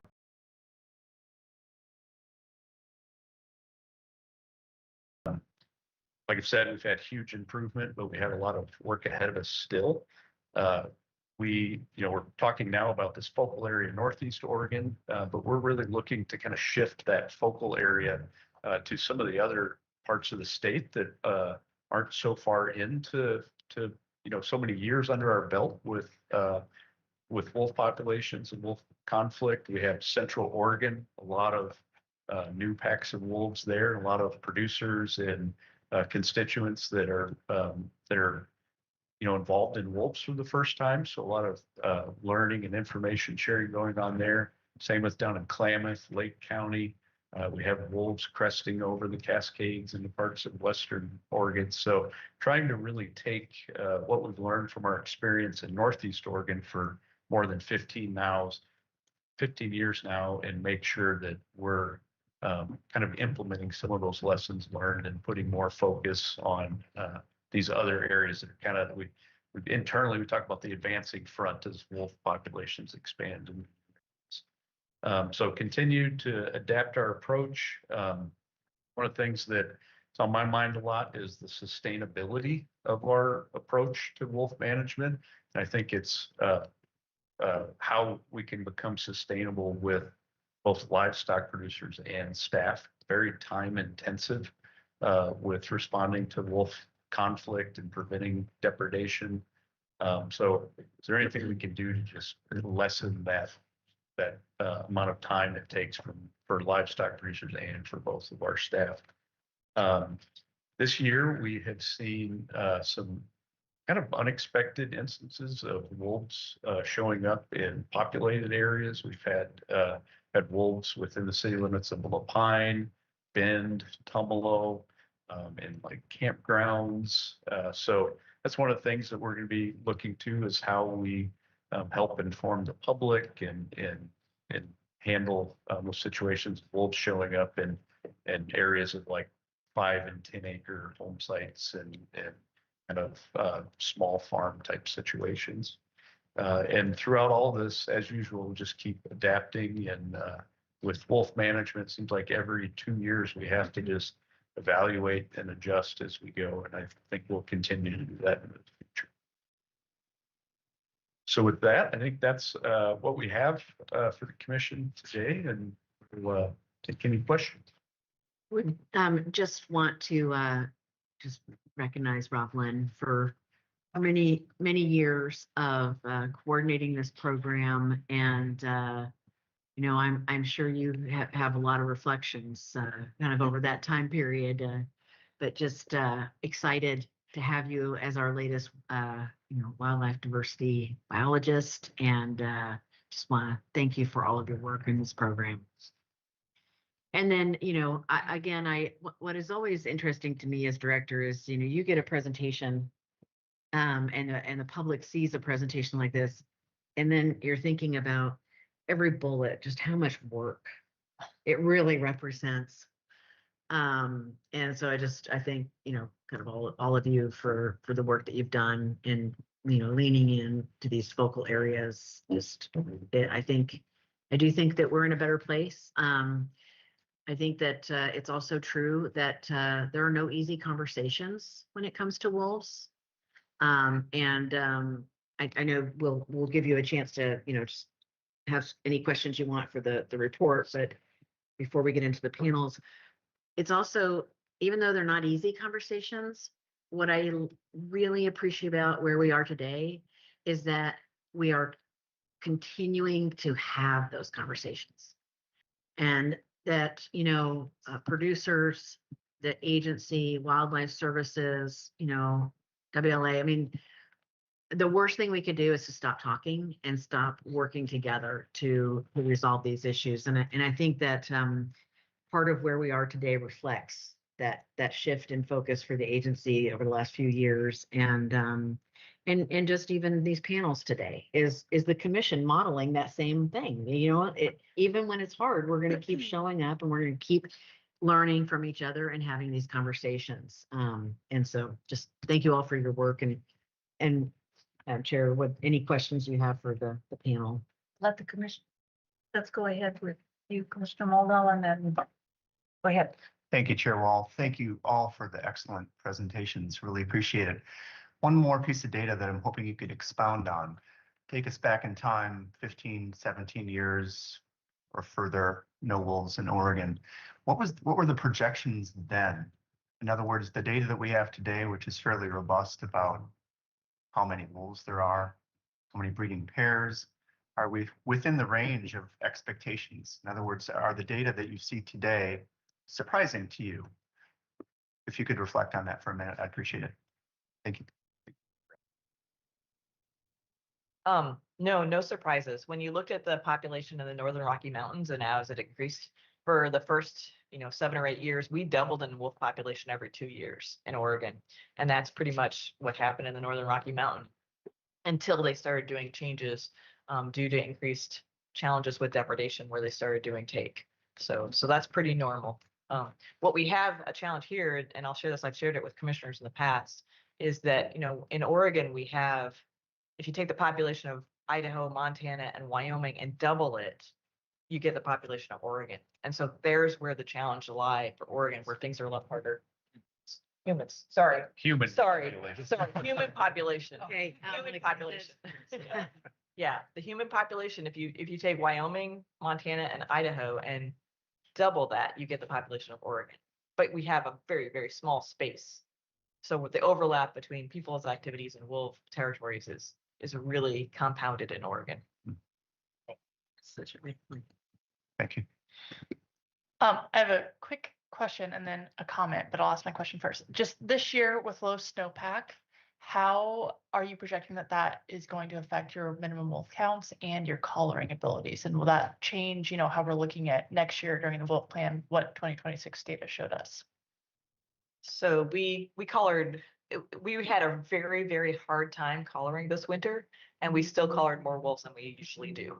So no issues there. We've got a pretty good system for collaring wolves. But it's very expensive, very timely, and very dangerous for staff and wolves. That's great. Happy to hear that. My comment is just, and I think that this is a drum that will continue to beat today. But I just want to say, I talked to several ranchers kind of continuously, but also in preparation for this meeting. And I just want to say some things that I heard, which were positive, is that the communication that is happening between the agency and the ranchers has changed drastically over the last year for the better. And I relayed this to Director Colbert earlier, specific staff names, because I think that, they deserve to hear that good things are being said about them. But I really just want to say thank you for that. And also just acknowledge, Nick, of understanding the mental stress and mental load, both for the ranchers and for staff on doing that. And then looking for the future, the geography and the interface of these conflicts is going to continue to expand. So for the department to think continuously, you're going to keep having these conversations over and over and over and over and over again. And I know you know that, but it's a lot, and it's a lot for the ranchers. It's a lot for everybody. But I really just want to say, from what I have heard over the last year, great job. Let's keep it up. Thank you. Commissioner Halder-Freeze, I appreciate you saying the kind of conversations over and over and over. And as Nick mentioned, this notion, we've really been trying to lean into this notion of the leading edge. Because while, ranchers across the state have been hearing about wolves, until they're living with wolves, it's the first time that they've lived with them. And just having us shift our thoughts to, where do we see that edge going? How do we start talking to those communities early and building the networks within those communities so that when wolves are there, they know who we are, they know who to talk to. So, really shifting that thinking to the leading edge. We have Commissioner Morrison and then Vice Chair, and we also have Commissioner Laphart. So go ahead. Thank you, Chair Wall, and thank you everyone for the work that you've been doing over multiple years, but the work on the report and summarizing where we are, and today summarizing the work that's gone into those 3 areas of priority that were identified previously by the commission. Really sounds like there is positive work happening and progress being, occurring in all 3 of those areas, even though, we see the increase in depredations, as part of the report, or have seen that over the last year. I guess a question that I have that may be obvious to everyone who's working in this realm, but maybe not less as obvious to me, is as we are dedicating funding to efforts to prevent depredation, what are the most effective means? And is there any hope that there's anything out there on the horizon that might even be more effective? What's sort of the state of the art in prevention mechanisms? Commissioner Morrison, I think we are going to get into this in our second panel, so I'm going to give a pretty brief response, and Rob Lynn's going to say, yes, right, good job. But I really think in my time, what I've seen is the initial and most effective is carcass removal. We have, without wolves on the landscape, there's bone piles, carcasses, and that is the biggest attractant of wolves to areas of cattle. So as wolf, this leading edge, that tends to be the number one thing that we focus on and try to reduce. And then after that, what I see a lot of interest in, one of the big struggles is out on the summer range when cattle are very dispersed on the landscape, is assistance with range riders or these non-lethal wildlife services specialists, just additional resources out on the summer range. But I think we're going to do a bit of a deep dive in our second panel topic. Yeah, I just, point of clarification, Chair Wall, I'm hoping that staff is potentially coming up after the panels for questions. We're going to actually have some staff for part of each panel. Okay, that's good. I just would kind of like to round it out after we've had the panels.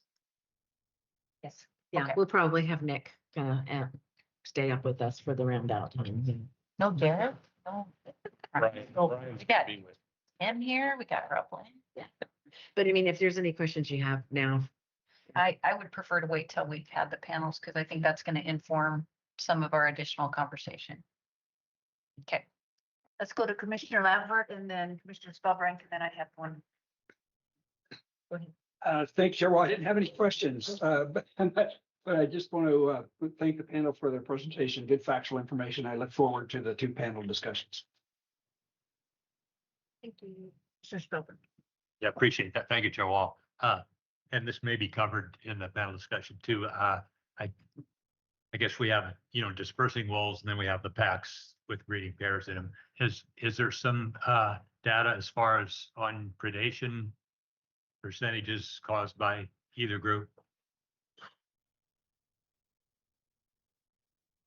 Commissioner Spellbrink, Chair Wall. I don't have it right at hand, but we are seeing significant depredation from dispersers that are moving into new areas, single dispersers causing depredation. And then we also have packs that are setting up, like Nick mentioned, sometimes a pack will set up in an area where there happens to be a ready food source, which might be a bone pile. And so those packs are often depredating as well. So it's happening with both. Chair Wall, Commissioner Spellbrink. Rob Lynn's answer was really focused on depredation of livestock, and I think your question was more about predation rates on big game and other prey species. Is that? Not necessarily. Not necessarily. Yeah. And I will say that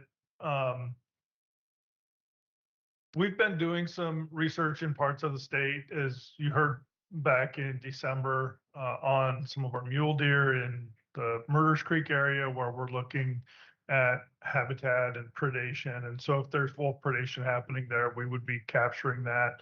We've got some other collared animals out there where cause of mortality is not the focus of those collaring efforts. It's more distribution, movement, summer range for species like elk. And so we can glean some from that, but it's not set up in that, like, you're going to be there within 12 hours or 24 hours of a mortality to determine that cause. And so there's some gaps in some of that knowledge. I would like to just very quickly say, I would echo what other people have said to the panel and to the people who are working on this. A couple specifics, Roblyn, our deep thanks to you for the work you've done. Kudos that you get to find out what the rest of your job will be like. I think that's great. Your description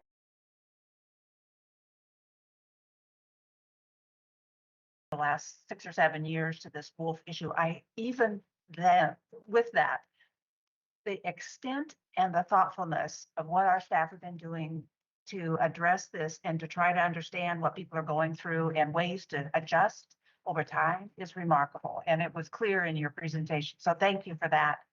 I do appreciate the what we came out of the 2023 discussion with, which was one of the most robust, best discussions I think I've been in on this whole wolf issue over the last several years.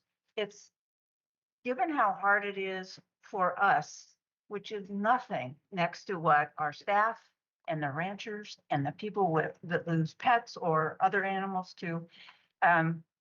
This one's hard, and it just, there are so many places where it's been well managed. So I appreciate that, and that we have figured out what to focus on in order to adapt well. And so that makes me look forward very much to the next part of this, which are the panels and more interaction and hearing from people in the audience. So thank you for this. I don't have specific questions now, but I'll bet I'll have some later. Okay, so with that, I think, could we just take 5 minutes so that we can set up for the next panel? 10. Okay, 10, perfect. We're gonna take 10 minutes. We're gonna get set up. And then we'll kick off the first panel.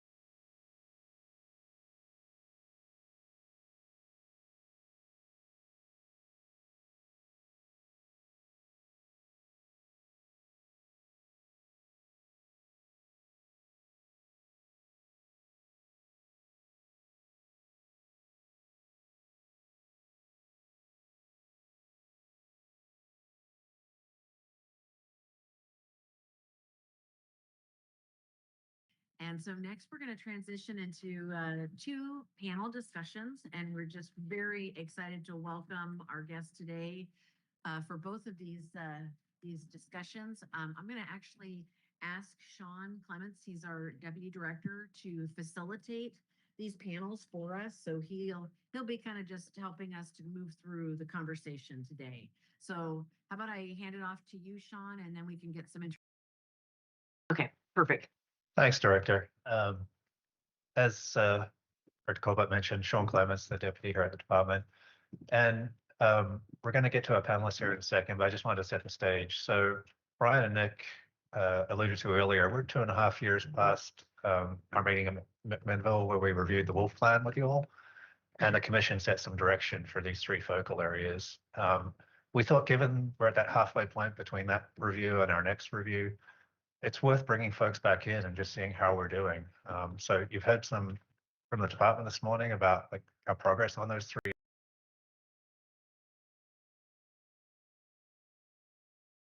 Talking to back in 2023, as well as some new folks. And so for this first panel, you might recall that back in January, the commission heard some testimony from Commissioner Hillick and others in Wallowa County about the Wallowa County resolution, as well as some of the issues they're seeing. We wanted to take some time to talk some more about that and put it in the context of Wolf Plan itself and Wolf Plan implementation, and particularly the focus area that the commission has around addressing conflict in Northeast Oregon. So I'm going to turn it over to our panelists to introduce themselves and take some time to kind of share with us what they're seeing on the ground. So Commissioner Hillick. I'm Commissioner John Hillick, and we have John Williams, who represents Wallowa County Livestock Growers Association online. And I'm Jim Akinson with the Oregon Hunters Association as a board member and past retired from being a conservation director with that organization. And I've also been, go ahead, John. I'm John Williams, and I'm zooming in. I appreciate it. I had an opportunity to get to DC and do some lobbying for delisting. So I appreciate the opportunity to be able to zoom in. And do you want me to go ahead and start since we thought I was going to be first? Yeah, you go ahead, John. Okay. Good morning, Chair Wall and the commissioners and Director Colbert. I'm John Williams, President of the Wallowa County Stock Growers, co-chair of the Oregon Cattlemen's Association Wolf Committee, and a retired OSU Associate Professor Emeritus in the Department of Animal and Range Sciences. Today, I'm here as the Wallowa County Stock Growers representative. In 2011, when the minimum count of wolves in Wallowa County was 17, there were 13 confirmed cattle depredations in the county. Producers have invested extensive time, energy, and money into non-lethal activities. However, the depredations have continued to expand to include cattle, sheep, poultry, goats, horses, mules, and dogs. The minimum count of the wolves in the 2025 was 67. Understand this time now it's 71 in Wallowa County. Confirmed and probable depredations were 35. The 13 head in 2011 was unacceptably high. And today, even with all the efforts of the ranchers, ODF&W, and wildlife services, the 35 depredations is completely unacceptable. Additionally, depredations are but a small part of the devastating impact wolves have on ranchers. The normal hunting method of a wolf includes running down their prey. Sometimes a cow will not run, but turn and fight and defend their young, or they may just fight as part of the herd. Either way, as multiple events occur, most if not all of the herds become traumatized. Couple that with the fact that ranchers only find 1 in 8 of the carcasses as identified by the Oak Leaf study in Idaho in rugged country. Confirmed or probable depredations is a small part of what the ranchers are dealing with, what they're losing from wolves. The losses to the producers include both production loss to the livestock and increased management costs to the operations. To put some context to those losses of the ranchers, taken from the paper written in 2010, for a rancher with 400 head of cattle, the presence of wolves creates reduced conception rates of over $134. That's over 10%. Reduced weaning weight around 60 pounds of $46. Depredations is $50. Reduced cow weights or body condition scores, $57. And increased management costs is $93, totaling $380 per head, per cow, every cow you own that's in the depredation, that's been involved with the depredations and with the terrorizing of the wolves. That adds up to over $152,000 for a rancher at 400. Numbers are based on $2.50 a head. As you well know, prices of calves is 2.5 times that. And today, those numbers would total up to $650 a head per year, or $260,000. The losses are not just economic.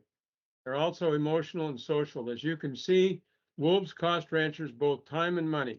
The time issue becomes critical as ranchers work to protect their herds, losing family time and time away from their normal ranching activities. I do want to thank the Oregon Department of Fish and Wildlife for the current wolf management approach of emphasizing timely, targeted, and humane removal of chronic depredating wolves in Wallowa County. The efforts and program direction in Wallowa County is being recognized by the producers as working together to reduce the wolf livestock conflict that we are all facing. But it's not enough. We need every tool in the box. We need to increase the Wildlife Services budget to keep one of the most effective tools of trained predator control personnel on the ground and available to livestock producers. We need help with the non-lethal from as many people, entities, and efforts as possible, including the use of targeted, controlled hunting, starting with a pilot project that Jim's going to talk about later. We need to have aggressive management of wolves to continue to reduce the current level of depredations. Ranchers cannot and should not be expected to continue to deal with the economic, social, and emotional impact of the current level of wolves as it is inflicted on our livestock. Even though we support the current efforts of ODFW and wolf management, we need to prepare for a different paradigm where wolf populations are at a level in balance with the prey base, which protects game populations, where wolves are at a population where depredations of livestock are at a minimum, and wolf management areas with wolf management objectives across the state are identified, allowing for differing wolf populations to be managed with their appropriate emphasis. Thank you for your time, and I'll turn it back to the other committee members, panel members.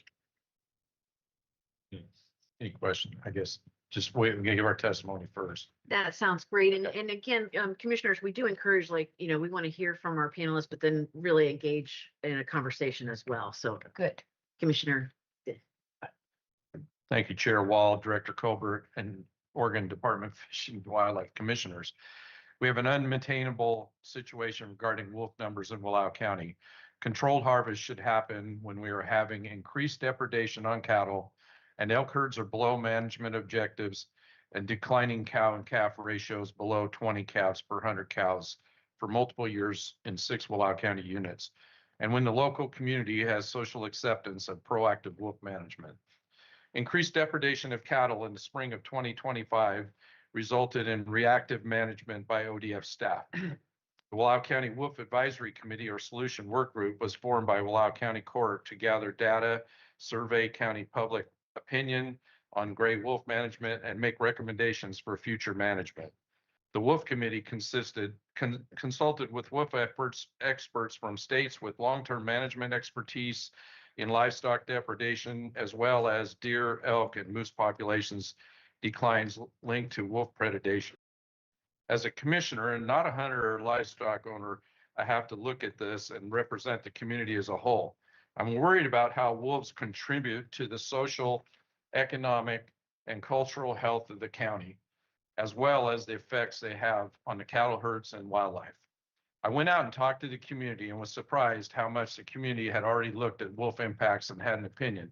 Of course, I got varying views from shooting all of them to there should be some kind of balance. The hunters said they cannot find the elk and felt the number of cow tags should be dropped. It was evident to them that the elk numbers were down and something had to be done about it. At this point, my wolf advisory group decided we needed to do a formal survey determine what the social acceptance in the community was. We then brought in the Hoffman Group to do an online opinion, and the results were as follows. 62% Wallowa County needs no wolves. 68% said wolves have reduced hunting opportunity. 77% said wolves have a negative impact on the social and economic well-being of the community. 79% said that hunting is an appropriate way to manage wolves. 53% said that someone in their household had personally encountered or had contact with a wolf. I graphed the decline in the elk herds and built a spreadsheet to simulate what people were seeing in the ground and how the damage to the herds could end up over time. Using data from a research project called Gray Roof Predation Patterns Following Recent Recolonization in a Multi-Predator, Multi-Prey System by Dr. Elizabeth Orning as a basis for wolf predation rates. It is the most relevant data for Wallowa County as what the Wanaha unit was part of the study area. Unique thing in our study is 6 wolves were collared instead of elk. They were tracked for a year to determine the predation rate. The result of the study concluded that predation rate varied based on the time of the year, but came to a verified average of 22 elk per wolf per year. This study should be an indicator of what the future holds for our elk herds and what we should use this data and other studies from other states and provinces to make management decisions. I feel we're at the point that we need to start managing the wolf population like we do other big game. I trust Orning's data as well as Doug Smith's with the Yellowstone Park biologist and he found that wolves consume 16 to 20 elk per year and decimated the Yellowstone herd. Studies of wolf scat by the local staff indicate that elk are the major component of their diet. The simulations show that under today's conditions and under the hunter harvest at the same levels, by 2028, the herd size will be less than half of what it is today. Based on Dr. Orning's and the Yellowstone data, where elk herds dropped from 19,000 to 7,000 in 11 years after wolf reintroduction. In Yellowstone, wolves changed their diet from 95% elk to 58% elk and 18% bison in that time period. This should suggest that an increase in cattle depredation when the elk herd reaches 50% in the absence of bison. We don't have bison for them to eat. Thank you for your time on this important topic. And I did provide the graphs that we generated and the spreadsheets, and I hope you took time to play with the spreadsheets. And the spreadsheets really indicate that if we could drop the existing wolf count a little bit, we could probably pick up our cow-calf ratio. It's imperative that we get the cow-calf ratio up, or else we can't sustain our elk herds. Thank you. Commissioners, I think this is a good point to pull us before we hear from Jim as well. And just, I think a couple of things I've heard here this morning is concerns from John about the ongoing depredation, which we've been talking about, and wolf livestock depredation. But then also this concern about elk, and then potentially a shift from like a reactive approach to wolf management to a proactive approach. So I just want to take a pause and like see if you all had any questions to follow up with on that, with our panelists on that, or want to have a discussion about some of that before we hear from Jim. We do want to make this a little more interactive. You all spend a lot of time listening. This is a discussion here about like some of these issues. All right, I'll try to be discussion. Whew, deep breath, right?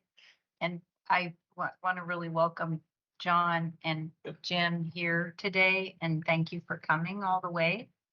I made some comments earlier to someone, sometimes, and John Williams is off being in DC, I think, but you know, we were discussing a fish issue somewhere, Pendleton last year. Yes.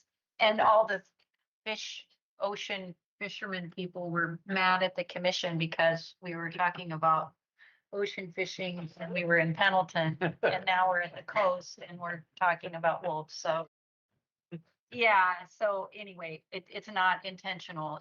I think it just happens, but I just want to, I do want this to be a conversation, and what I would like is maybe we hear from Jim and he says what he needs to say too, and then I certainly know I have thoughts and questions. Are there, maybe just we kind of see if there's any other questions from folks. Yeah, yeah. Luke has his hand up. Good. Mark. Can you hear us? I had my hand up, but I agree with Becky. Let's go ahead and hear from Jim, and then I have a couple questions that might apply to what Jim has to say and others. I have a quick question that I would just like to ask to you, Sean, and I'm really looking forward to hearing from you, Jim. We will hear more about elk and what we know about it right now, right? I think that's why we have Brian and Nick here if we want to go there. Just want to, at some point, we'll hear that. Maybe it would be helpful, Brian, if you could share a little bit about kind of this notion of reactive versus proactive. Can you remind the commissioners kind of just under our wolf plan, what does, in terms of kind of impacts to game, what does the wolf plan say as kind of the guidance for when hunting might be allowed? Chair Wall, Director. Sometimes it'd be nice to have the plan there to refer to some specific language, but essentially when we're looking at controlled take of wolves, and so that's what a hunting season would be, is it would not be a general season under the plan. It would have to be controlled with limited tag numbers and limited geographic area and a way to distribute those tags. There's some things we have to consider with the wolf population and the viability of that population. And then when it comes to big game, it's how's that population, say for elk, relative to management objective? Can we make the determination that wolf predation is a major cause of not meeting management objective? And then there's some elements around, can we measure the impacts to those populations? And so there's a couple of different pieces there that we would be considering. Thanks for that. Just kind of, again, just as a reminder so that, especially our new commissioners have that sense from the wolf plan. So I'll hand it back to you, Sean. Yeah, thanks. So I think maybe we'll turn it over to Jim to hear about that, and then we'll have a broader discussion. Okay, put the pressure on Jim. Yeah. Chair Wall, Director Colbert, and Fish and Wildlife Commissioners, it's a pleasure to be here again. It's been a few years since I've addressed the Fish and Wildlife Commission, which I used to do fairly regularly as a conservation director of the Oregon Hunters Association. But I do want to step back a little bit and talk a bit more about my background as it relates to carnivores and wolves, which goes back to the early 80s, actually, when my wife and I, Holly and I, were field station research facility managers at Taylor Ranch Field Station, University of Idaho. And we did work first with bobcats, cougars, and then we came back to Oregon and did work with cougars and black bears working for ODFW. And then we went back again to Taylor Ranch, University of Idaho, did work primarily on cougars with the oncoming effect of wolves. And that was in the late 90s. And we were jointly employed by the Hornacher Wildlife Institute as scientists and University of Idaho as field station directors. So anyway, I've spent quite a bit of time around carnivores and a lot of time with wolves, not only researching them, but living with them. And with that, I'm going to do a little reading, but I'm going to try and be off script more than I am reading. So we make this a little more interactive. Yes. And generate some questions and comments. Thank you. Okay, so for the past year, Oregon Hunters Association has participated with the Wallowa County Wolf Work Group to address the county's wolf situation and formulate a suggested course of action. OHA is asking the Oregon Fish and Wildlife Commission to direct ODFW staff to initiate a wolf management pilot project using controlled take tools along with a monitoring program within the Wallowa district of the Northeast region. This program should include specific wildlife management units in the East Wolf Management Zone that exhibit both long-term chronic livestock depredation and focus on units without populations that are consistently below management objectives. And this all ties back to the Oregon Wolf Conservation Management Plan and that segment that talks about controlled take. And in the year 2018 and into 2019, I represented sportsmen's interests on another work group, which was providing input in verbiage to the plan, particularly how it pertains to controlled take. And within that, and I don't want to be repetitive on things that have already been stated, but it does identify, obviously, situations under which controlled take can be applied. And one of it is long-term recurring depredation of livestock. We have that box checked.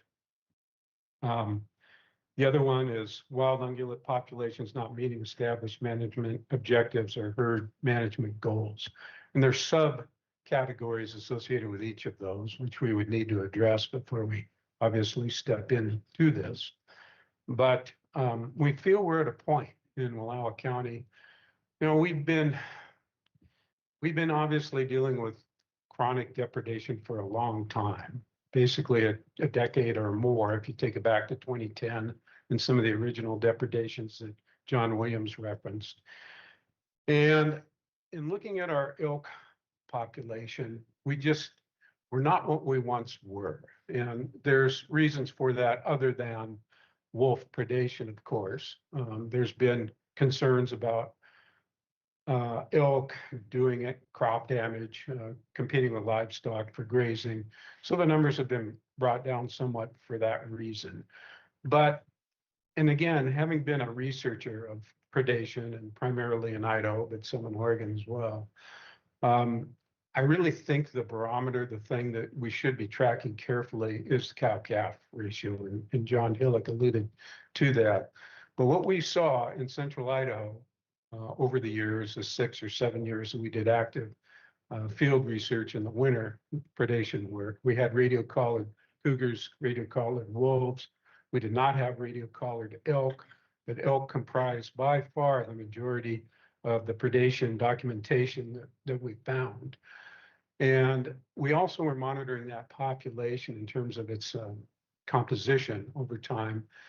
And it started out in the years we initiated our research in the late 90s, where we had a little bit of a depressed cow-calf ratio, but we had a burgeoning population in the management unit we're in, 1,600 elk.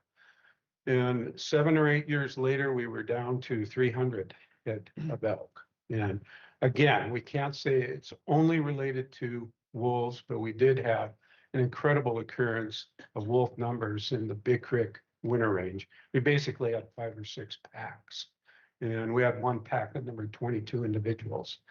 So we were dealing with a lot of elk carcasses. But ultimately what happened was we saw that major dip in the cow-calf ratio actually get down into single digits, and it did not recover from that. And we also saw a phenomena of elk redistribution on the landscape, where they had been using really high desirable grassy ridges and open areas, a lot like Zumwalt Prairie in our Wallowa County. And they basically vacated those places and they occupied rocky, rough zones. And they really, to be honest, had a pretty rough go of it. And we went through this period of incredible decline. And then Idaho Fish and Game, after, well, and I believe it was year 2011, initiated their first seasons, which started out fairly cautiously. There were quotas associated with those seasons, and started to reduce that population. Hunting was pretty effective at the onset. Quotas were met the first couple of years. Quotas were like 10 wolves in our wildlife management unit, which had somewhere between 60 and 75 wolves at the time. But the lag time to really improvement of that elk population was pretty lengthy. And now, here in the last year or two, I communicate with friends who are in the hunting business there as outfitters, and they're saying, I'm always curious, what's going on with your elk herd? Well, it's a little better than it was about the time you left, Jim, but it's still not what it was back in the heyday. And we identify the heyday in that situation as the late 90s. And so now their counts are in that 600 to 700 range. Definitely not 1,600 like it had been when we went back there in 97. And nor is it as low as it was during the years when there was no management of the wolf population. So now it seems to be stabilizing in that mid zone where there are elk. There are hunter opportunities. Outfitters are running about 20 to 30% of numbers of hunters that they guide now compared to in those glory years. So, and I'm just using this as an example. You know, Oregon's a different landscape. We lived on a very confined winter range in the Salmon River Mountains. Everything was going down into a hole, so to speak. So I do think predation effect was probably the harshest in that scenario. But I've seen that example. And we also had an issue, habitat related. We had some very massive wildfires on a scale that are kind of unimaginable. 250,000 acre type fires, and that changed things too. And it really changed our research results. And consequently, you're not seeing a bunch of publications by Atkinson and Atkinson because we just had a big shakeup in our system. But I have seen that effect, and I just feel that what we're seeing in Wallowa County in particular, in Northeast Oregon, is the need to start looking at managing these numbers using public or controlled take tools, public hunting opportunities. And obviously, the department, if and when they enter into this, it's going to be done with a lot of consideration for the species, for wolves. But we're at that time. We just really feel strongly that we are.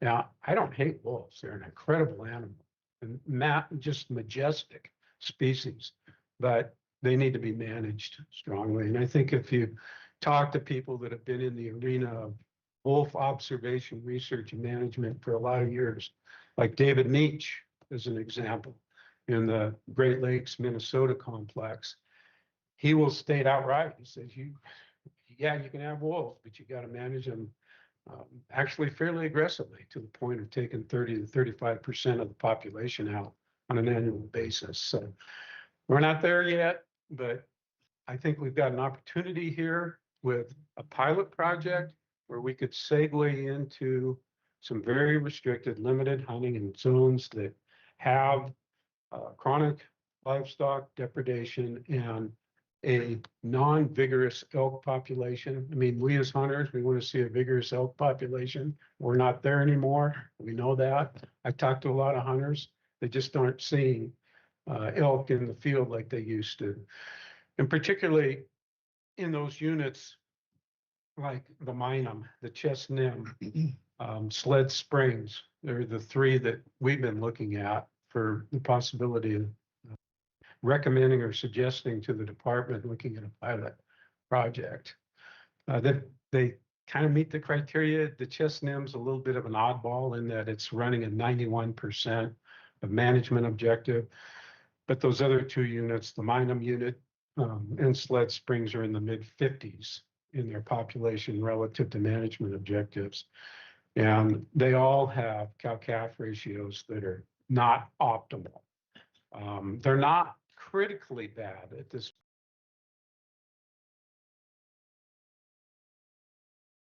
Seen this progression before, and that's the tip of the iceberg, and they start to go down. And I know it's going to be asked, well, how do you know it's wolves? Maybe it's other things, maybe it's other carnivores. Well, we saw basically a struggling black bear population in the presence of wolves, and definitely a struggling cougar population in the presence of wolves. They don't compete well with wolves. They lose their kills. The wolves take over their kills. Cougars end up having to kill more. We monitored we had 6 radio collar cougars and 2 breeding age females. We monitored them for 5 years running, and we documented in most years presence of them with male cougars, and they never successfully raised a litter. So, they're an amazing force, I guess you could say, on other wildlife species. And I think that really needs to be taken into consideration. So I would really encourage, we as our work group, all of us who are involved in that activity, encourage you to please consider looking at a pilot project. And we can't formulate what those components can be. That has to be done by department staff. It's just we feel that this would be the next step, and it's kind of Oregon-esque. I think we can do something that's in keeping with what our culture, our social situation in the state wants to see. And do it a little bit better than maybe Idaho and Montana did. We can do something that's more tempered as we move forward. So that's all I have.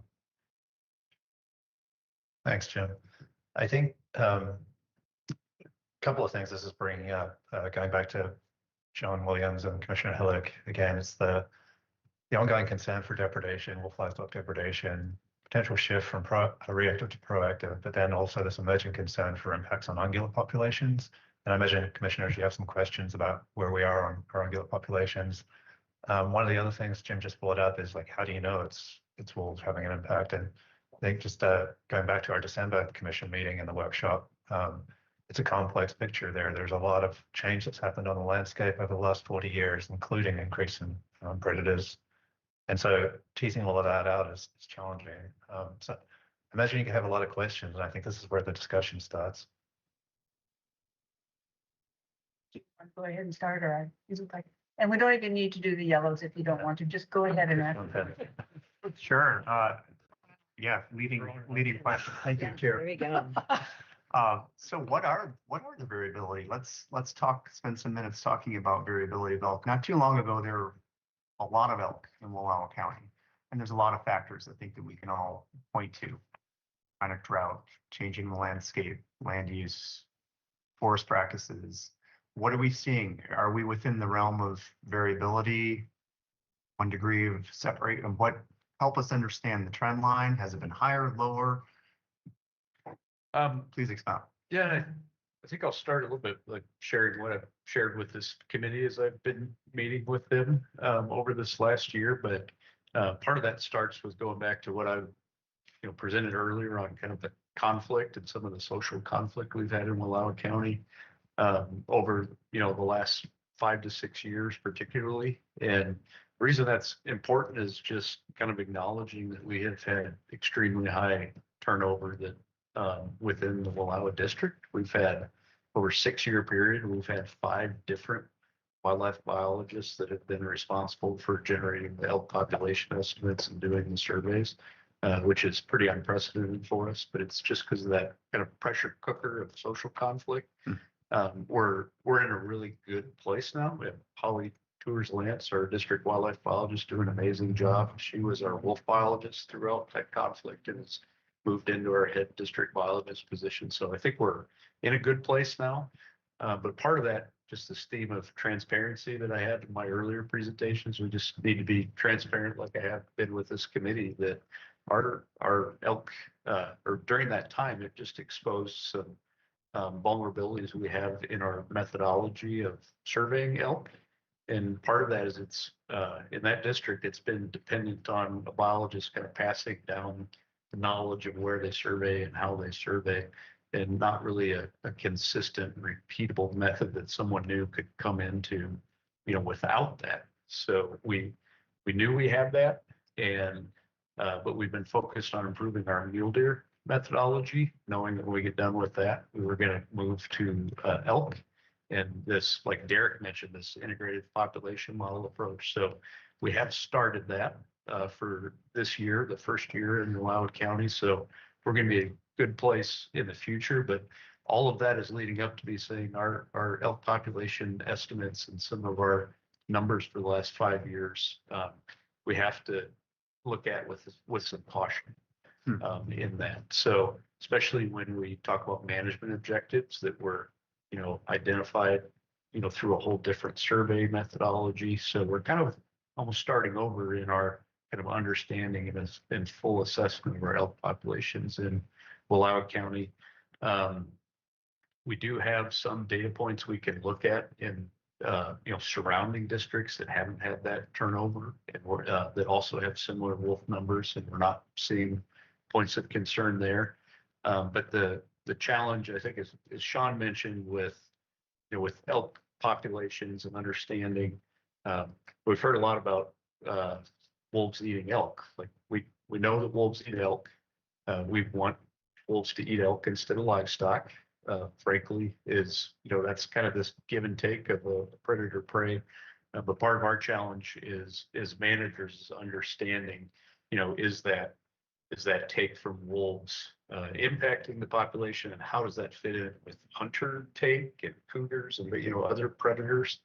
And in Wallowa County, we've had for the last 15 years of my career, so we've had a lot of initiatives and conversations with the county commission and with livestock producer groups about too many elk, and we've implemented a couple different measures over the last 15 years that were aimed at significantly reducing elk populations in some areas like the Chestnut Unit, the Walt Prairie.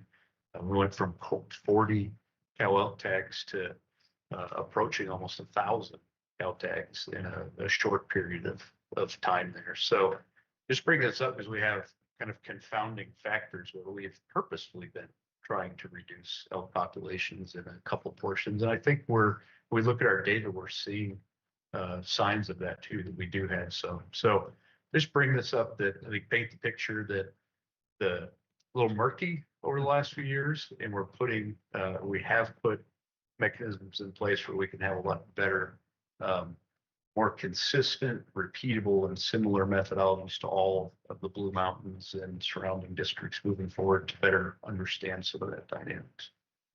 I'll just add to that.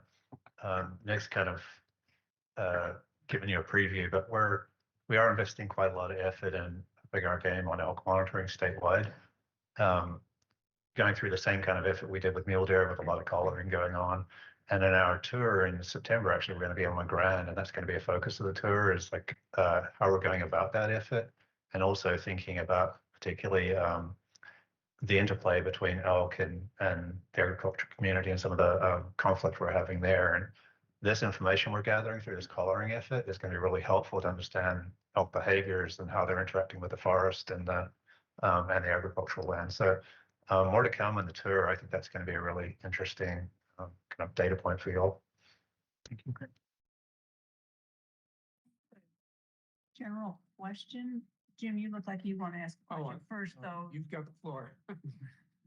Oh, I am trying to have a statewide view of elk, and you've heard some of the conversations. It's a different world in Astoria than it is and it's often a different world in one county or one sub-county area and we hear both get them out of here and get more here. You're killing too many, or we're having too much decline. We hear, so to have a thoughtful, well-managed elk, and that's a huge question. And that's why I asked you earlier, when are we going to know a little bit more about where we're going with elk and looking at the elk question.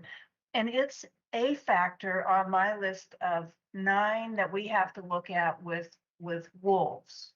It's important, and you're putting a fine point on the question of, do we hunt as a result of what we're seeing with elk in this corner of the state? But there's so many pieces here, and so for me I need to hear the pieces stay together a little bit more. That's what I'm looking for.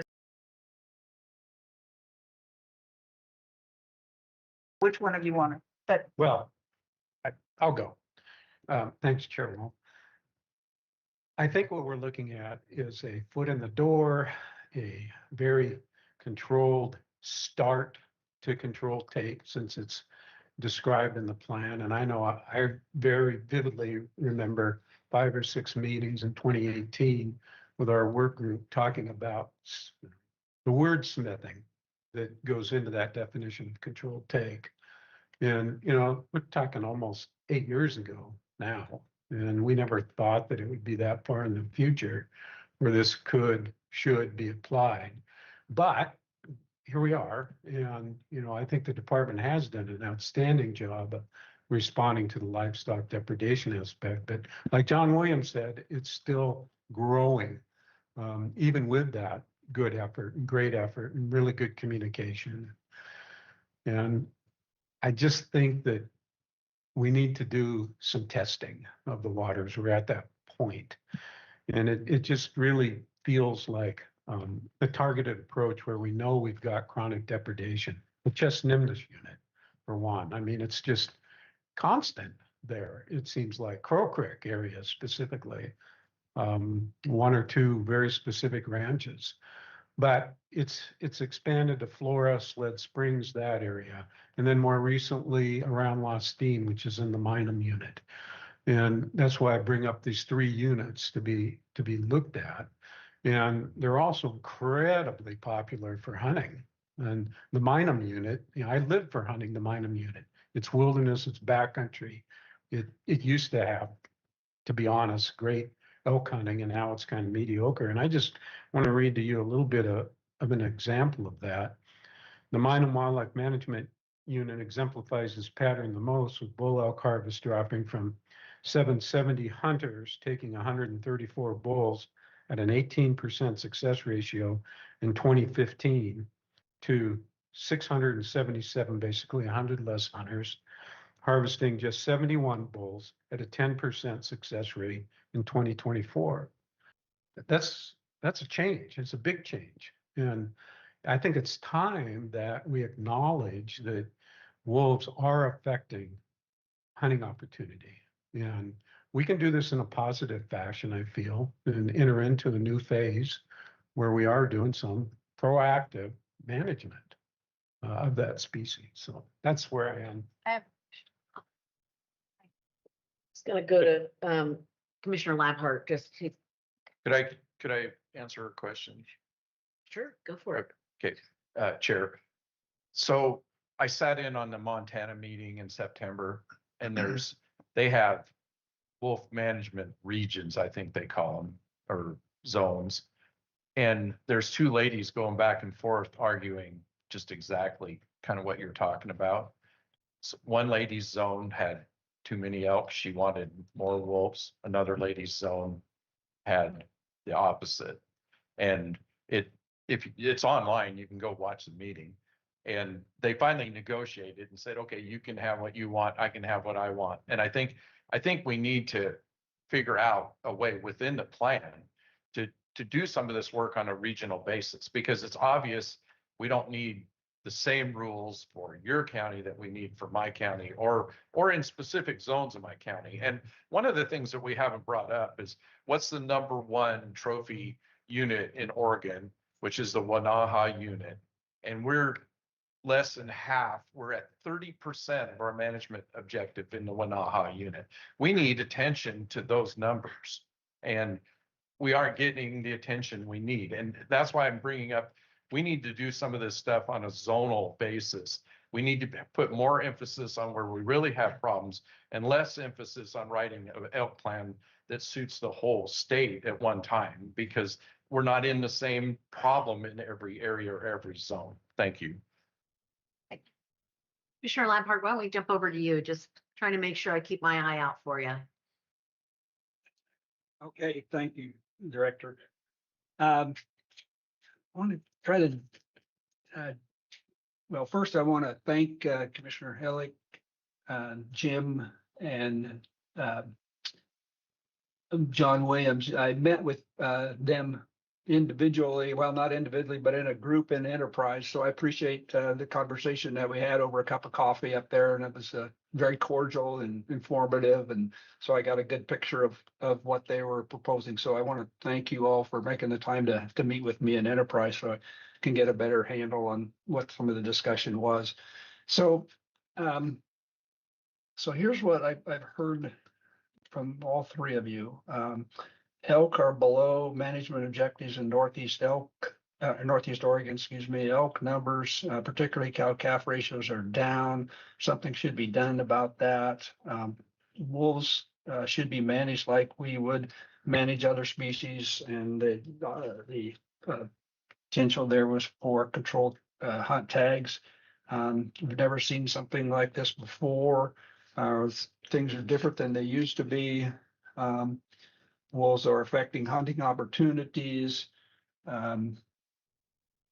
So I guess my question is, for Nick, I guess. I don't know, maybe Brian, but, one of the issues raised is that elk are potentially, along with other options, having an effect on the the elk numbers. And then Nick, you mentioned that, where things are not, they're a little, I think your term was murky, the numbers. So a question for you, Nick or Brian, is when will we have those numbers that we can actually rely on? Because I hear the department saying, there is some validity there that because of the system that we're using, we need to do some better work on getting those numbers. And this is what the Northeast Oregon contingent is saying, that the numbers are showing something that is troubling, and saying that may be a problem with that. So we need to get accurate numbers or accurate information. So, and you mentioned that, yeah, we understand that and we're working on that. So my question is fairly simple for that question is, when will we know as an agency that we have a pretty good perspective on numbers in Northeast Oregon? Yeah, Commissioner Labhart, like I mentioned, we started our kind of piloted our new approach this year in that district. And I think the one thing we have to be cautious is applying or comparing a new population estimate to previous population estimates when it's completely different methodologies. So I think as we go over time, in the next few years, we're going to get more and more complete picture. And so I think, 3 years from now, we'll be in a really good place. I think Derek mentioned like that feeding of the model gets better as you get more data into it, more years in it. So we'll get better and better with it as we go. But we will get robust, accurate ratio information of calf ratios, things like that. And lastly, just real quick, just want to point out, like we have to be careful of picking just points in time, looking at calf ratios and things like that. We need to be thinking about trends over time for multiple years. And with like success rates and things like that can be largely driven by weather and things of that nature. And then also we just have to look at kind of a large scale time of information in like the Wanaha unit has been under management objective for decades with very low calf ratios in that unit, even prior to wolves showing up in that unit. So as I've mentioned, like these things, there's a lot of data to look at, complex relationships as well. And if I might add real quick for you there, Commissioner Labhart, we currently have some callers out on the ground, much like we talked about with mule deer. Our management objectives for elk, as they used to be with mule deer, are based on a wildlife management unit approach. It's the number of wintering animals in that wildlife management unit. And that doesn't reflect what a population might be. And so it's not specific to the Wanaha, but when we look at other parts of the Blue Mountains, we'll see elk that, depending on winter severity, they may winter in the desolation unit on a light winter, and then on a medium winter might move to the Ukiah unit and get pushed lower. And on a really hard winter, they're going to be in the Columbia Basin unit. And each of those has their own management objective, and whether or not that unit meets it or doesn't isn't necessarily reflective of that population performance. It can be reflective of winter severity. And so we are really looking at delineating, defining what our elk herd ranges are as a basis for how we then develop consistent surveys. And so some of that work is pretty finalized. We've still got a few callers that we're looking at in some of our holes, but it's very far along, and I think we're going to be able to generate some population estimates. And then the question is, so how do we wrap that into management objectives that would be on a population level? rather than specific winter ranges level. And with that, of course, would go through a public process. Okay, so I heard you say 3 years, Dick, roughly. And so the question I have is, and I fully agree, we can't just pick a point in time and try to draw a conclusion from that. But what, we're currently setting harvest objectives for elk and deer right now based on what we know right now. And I fully understand what you're saying, Brian, is we're moving to a different model and that's going to show different stuff, but we're currently setting numbers of harvest in certain areas now based on the current information that we have. So what does the trend, and particularly not using Wanaha, we know it's low, but in Northeast Oregon, that this work group is espousing, what does the trend show for management objectives, cow-calf ratios, those kind of things? Are we on a trend line of decreasing, staying the same, or I guess not increasing, but what is the trend over the long term show based on what our current system shows us?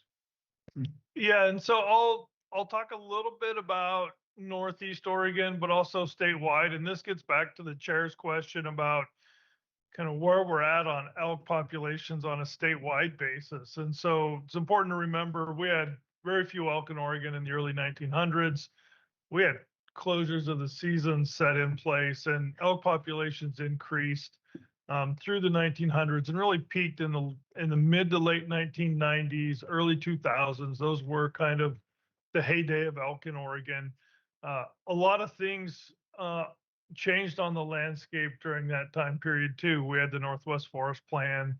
We had wolves move into Oregon from Idaho. We had changes in cougar management and bear management. And so there's a lot of things that happened there in those mid 90s.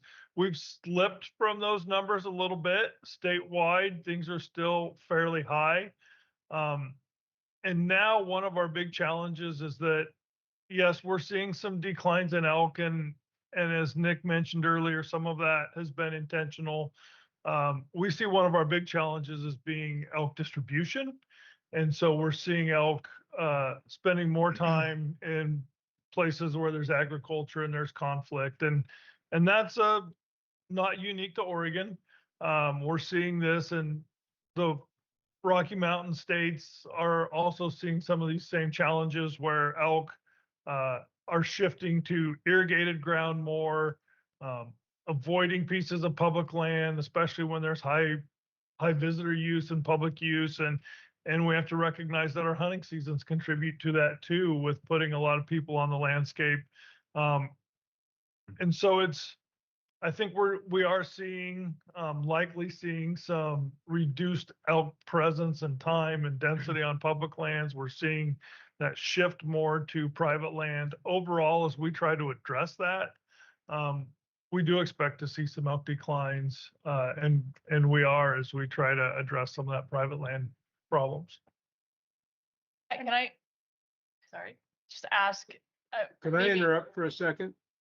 I'm gonna have to head to the airport. So I'll be checking off here. Just want to leave you with one thought.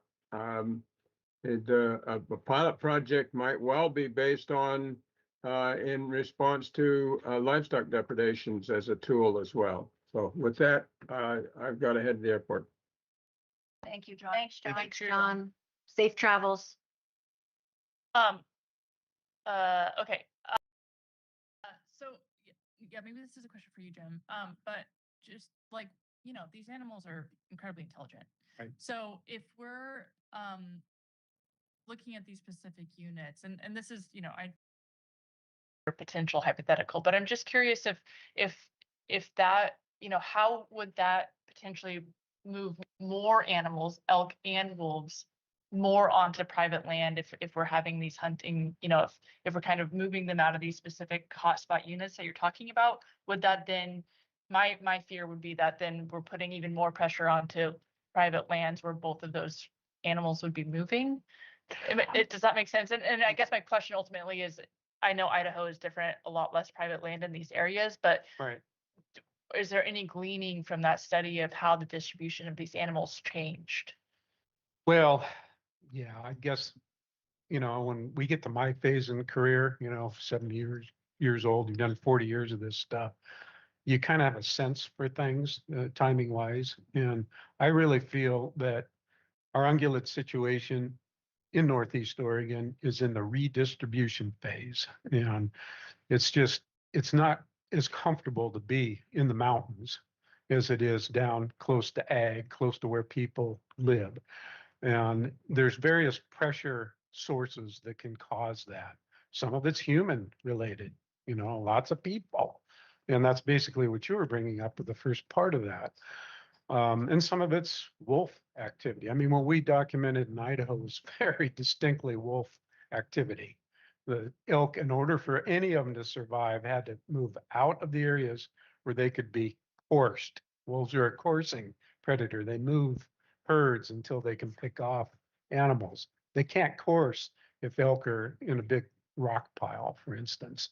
It doesn't work as well. So that's how they survive. Elk are adaptable, obviously, and that's part of the issue here.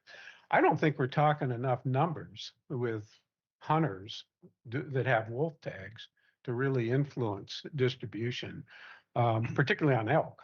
I do think, I mean, you look at the number of people that hunt the general seasons for deer and elk, you know, you're looking 10, 15 fold probably what we would end up with for wolf hunters.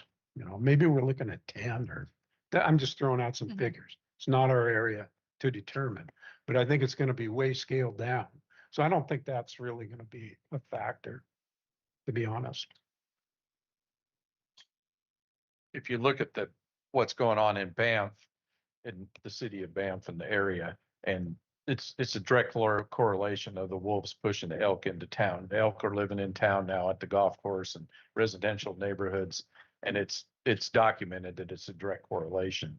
I sent you guys a letter a couple of weeks ago, and I was out on my other job, and I interviewed a rancher whose house butts up to the timber. And I said, well, how's it been going on hunting and stuff? And he said, well, you know, when the wolves started howling and stuff back here, the elk herd moved into the prairie area in front of him, and they're no longer behind his house. And so the same day I met with a farmer that owned that prairie area on another job. And he said, yeah, he says, what are you going to do about all the elk on me? And it just kind of hit me that I sent you the letter to show you what had gone on there in one day, talking to two different producers. Well, two different, you know, they're both producers, but one's a hay guy, grain guy, and the other one's a rancher.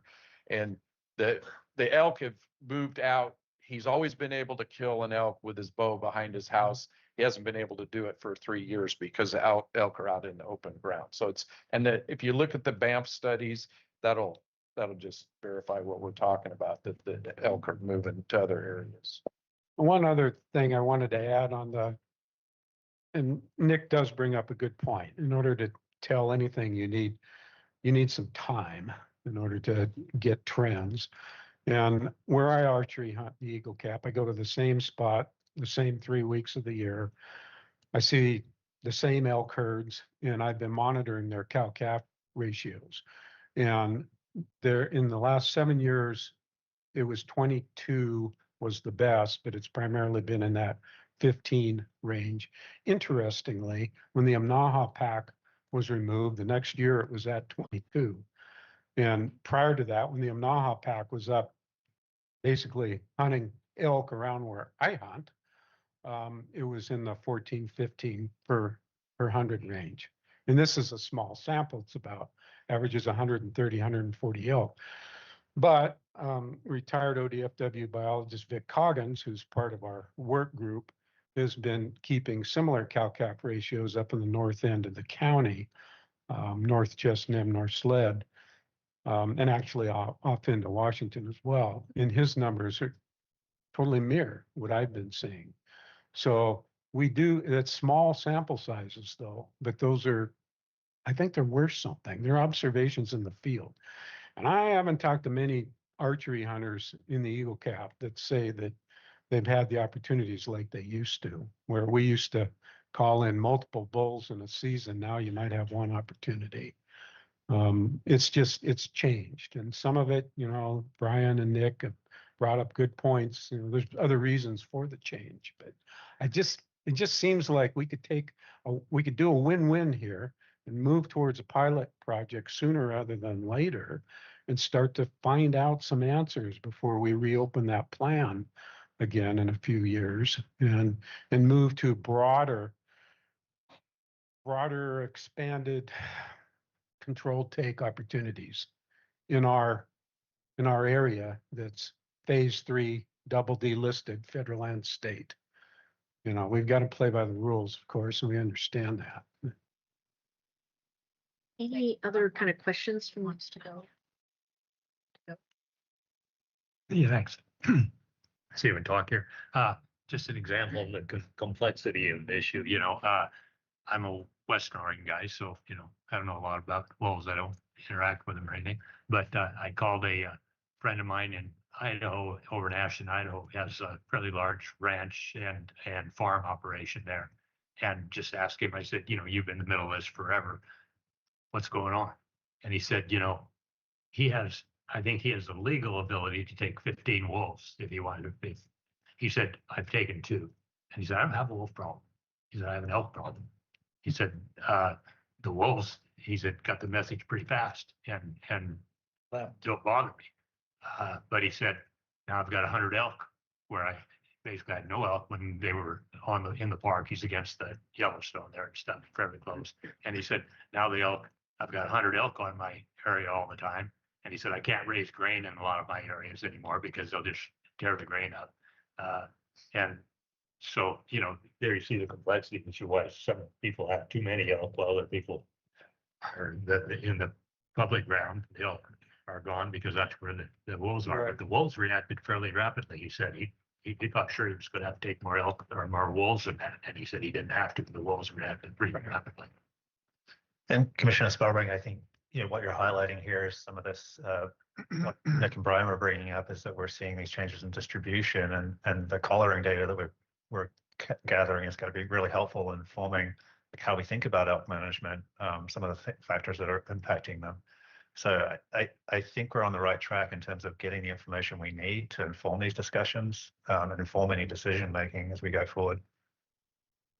Becky. Yeah, I just want to, first of all, I want to thank everybody on this panel, and I know we have another panel, and then we have public testimony on these issues. But one of the things I think that we have done that has been a shift since I've been on the commission is trying to change the tone of our relationships with one another. And this is a good example right now because this is a divisive issue to consider. Wolf hunting, right? We could all just grab our pitchforks and run around here pretty quick and have them on flame. Let's not do that in Oregon. Let's not do that. Let's start talking like this. Let's keep talking like this. And one of the things that I think is really important is this sitting commission. Well, first, the other thing I wanted to say about that for the department, one of the things that Nick said earlier is more listening, less telling, as it was with the livestock community.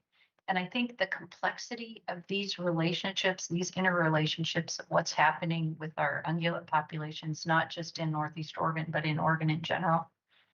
As a commission, we're trying to take a landscape scale look as well. So we can't just tease out one thing. We can't just manage for elk or manage for wolves or we now have our swap. We have our species of, African risk. Yeah. We need to start stepping back and looking at the health of these systems, which includes wildfire, it includes drought, it includes populations, it includes, all of the things. But the other thing that I think we have to do as a commission is this sitting commission right now is operating under the wolf plan that we re-upped. And within that wolf plan is an agreed decision that this commission made when they put it together to consider controlled take under appropriate conditions. What are those appropriate conditions? Can we have that conversation? Can we start to have that conversation in a really calm way? And I'm also, I have to say that I'm concerned because we know, at least when I came on the commission, things in Wallowa County were really heated, really, really heated. And there was problems even with the local biologists on the ground and the relationships. And the fact that there were problems on the ground with those relationships is directly affecting the fact that we don't have the data we need right now to be making good decisions, which again tells me that we have to have these relationships to make good decisions. So I know that you guys said this at the beginning and that Debbie kind of teed it up, but I'd like to hear again, just for a better understanding, and maybe Brian, you share it just really simply. Within the existing wolf plan, what are the metrics, either because of livestock depredation or because of, depleted ungulate populations? What are the conditions where you might move to a different control take under our existing wolf plan today? Commissioner Hatfield Hyde, again, without pulling it up and reading the exact language, there's two purposes to go to control take. One is to address livestock conflict, livestock depredation, and that's really targeted at, a specific area and specific conflict, generally going to be a history of that conflict. And the second is around ungulate populations not meeting management objective, with wolf predation being a major cause of them not meeting it. And then within both of that, the plan says we've got to ensure that take doesn't jeopardize the viability of wolf population. Like that's going to be a factor within both of those. And so that's kind of a high level summary. There's a bit more detail in the plan. But I can't recite those couple pages from memory right now.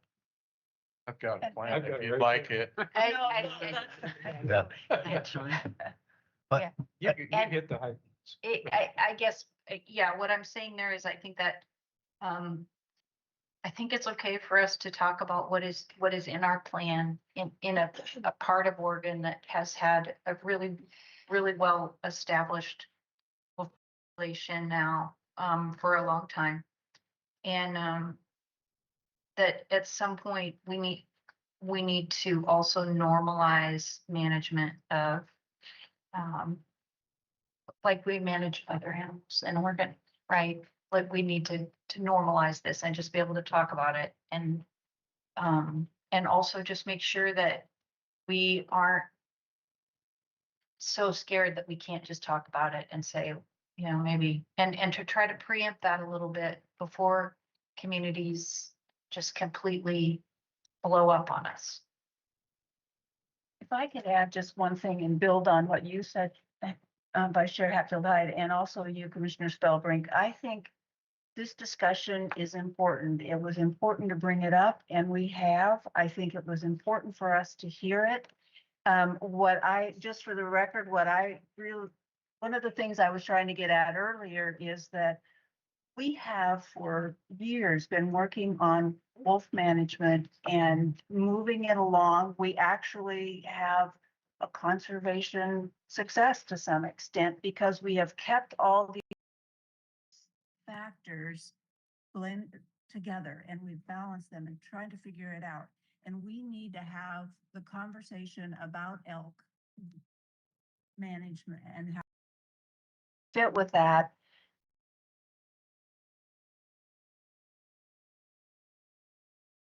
And our wolf management progress. So I think it's important that we have heard this, but for me, at least, what I was trying to get at too is I don't want to lose sight of how much progress we've had on the poaching front, even in the last legislature with getting support and compensation, and we're going to hear about that, which is great.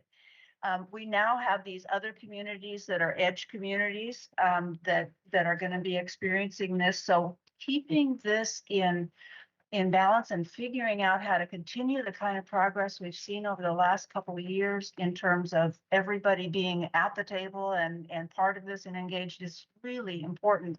So I think it's important to have the conversation and figure out where the situation would be when we would have, if we did have controlled hunt in order to deal with the ungulate piece. I want to keep us to the extent we can making progress on the wolf plan itself as well, because like you say, we have a lot of experience with this one and that's where I end up. And so this has helped look at the issue.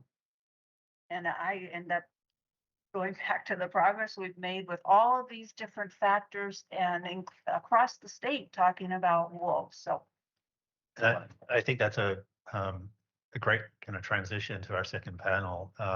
There's been some themes here, like Commissioner Hatfield-Hyde, I appreciate you bringing up, like, we need to keep having these discussions. We're not going to get places overnight, but the important part is that we're having discussions. And what you're going to hear in the next panel is we were in a place back when we briefed the commission in 2023 where the department had been in the midst of some changes.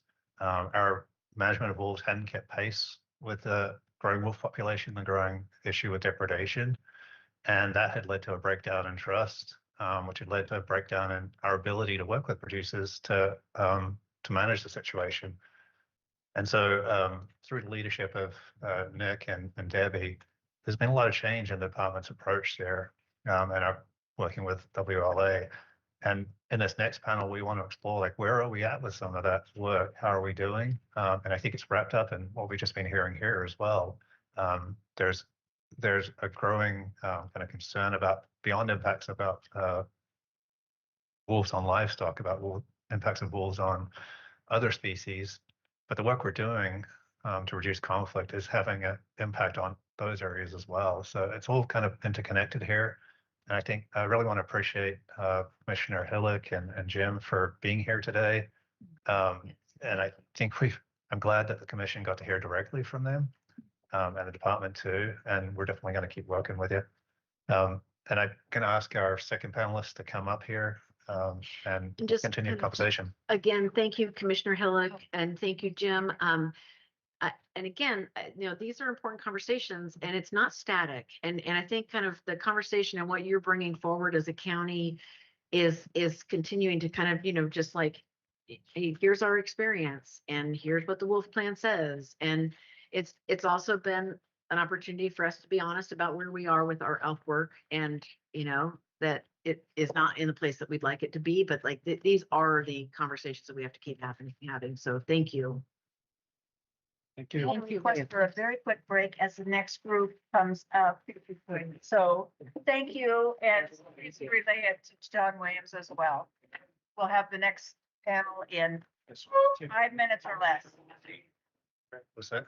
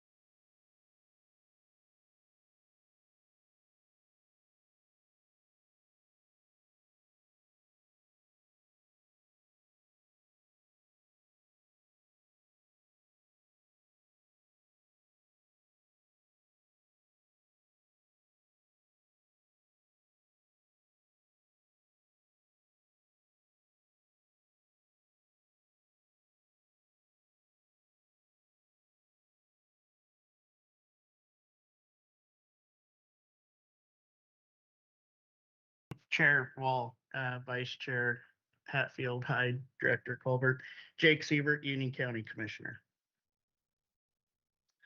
Chair Wall, Vice Chair Hatfield Hyde, Director Colbert, members of the commission. I'm Joseph Vale. I'm the senior representative at Defenders of Wildlife in our Northwest Field Conservation Program, perhaps the longest title.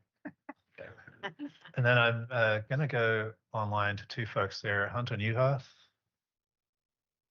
Hi, my name is Hunter Newharth. I'm a livestock producer out of Cook County and the Cook County Wolf Compensation and Depredation Chairman. And then Best Laid Plans, Ellie was hoping to be with us here today, but Ellie Gage. Good morning. So sorry to not be in person. Ellie Gage, I'm the Oregon Resource Coordinator for Western Landowners Alliance. Okay, so we've said this a few times, but 2.5 years ago, the commission gave us 3 focal areas to work on. One of the ones we wanted to dive into today was really the Northeast conflict, and we've heard an element of that this morning. But we wanted to talk about some of the work. We wanted to put that in the context of the broader implementation of that focal area as well. And we've got a panel here today that's been working on this pretty hard for the last few years. And we wanted to just start by asking each of these panelists, how are things going from your perspective in terms of addressing that? So I'm just going to go around and just hear your perspectives on how things are going, starting with Christy. Sure. I'm happy to kick us off. Chair Wall, Vice Chair Hatfield Hyde, members of the Commission, Director Colbert. I believe I'm your human equivalent of a transition slide from the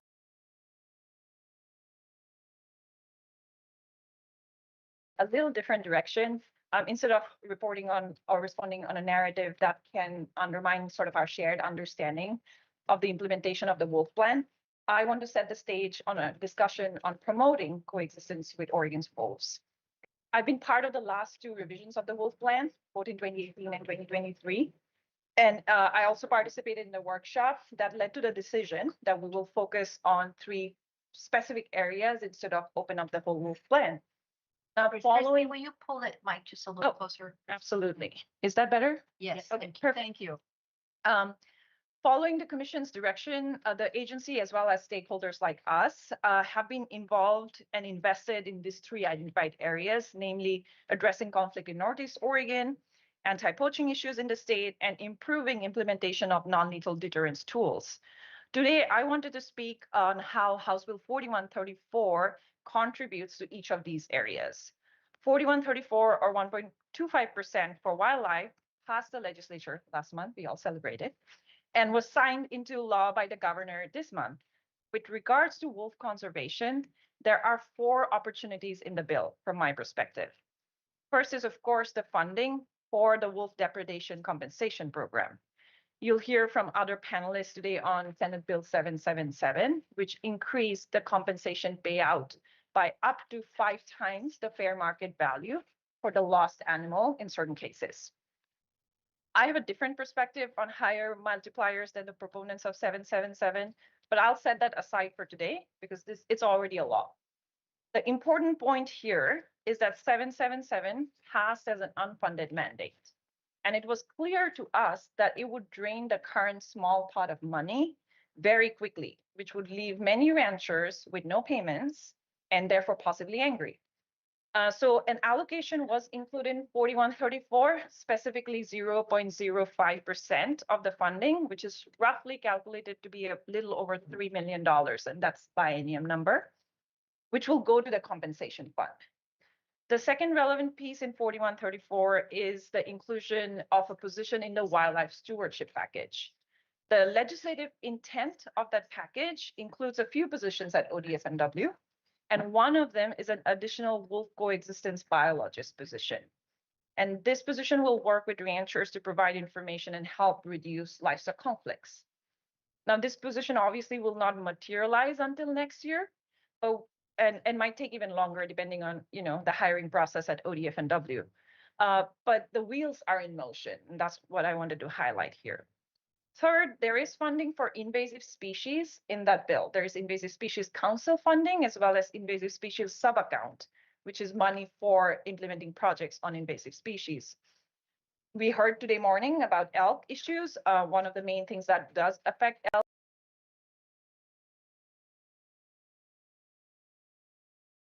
the prey species for wolves. So there is some funding and that needs to play out to see how that improves prey-predator relationships down the line.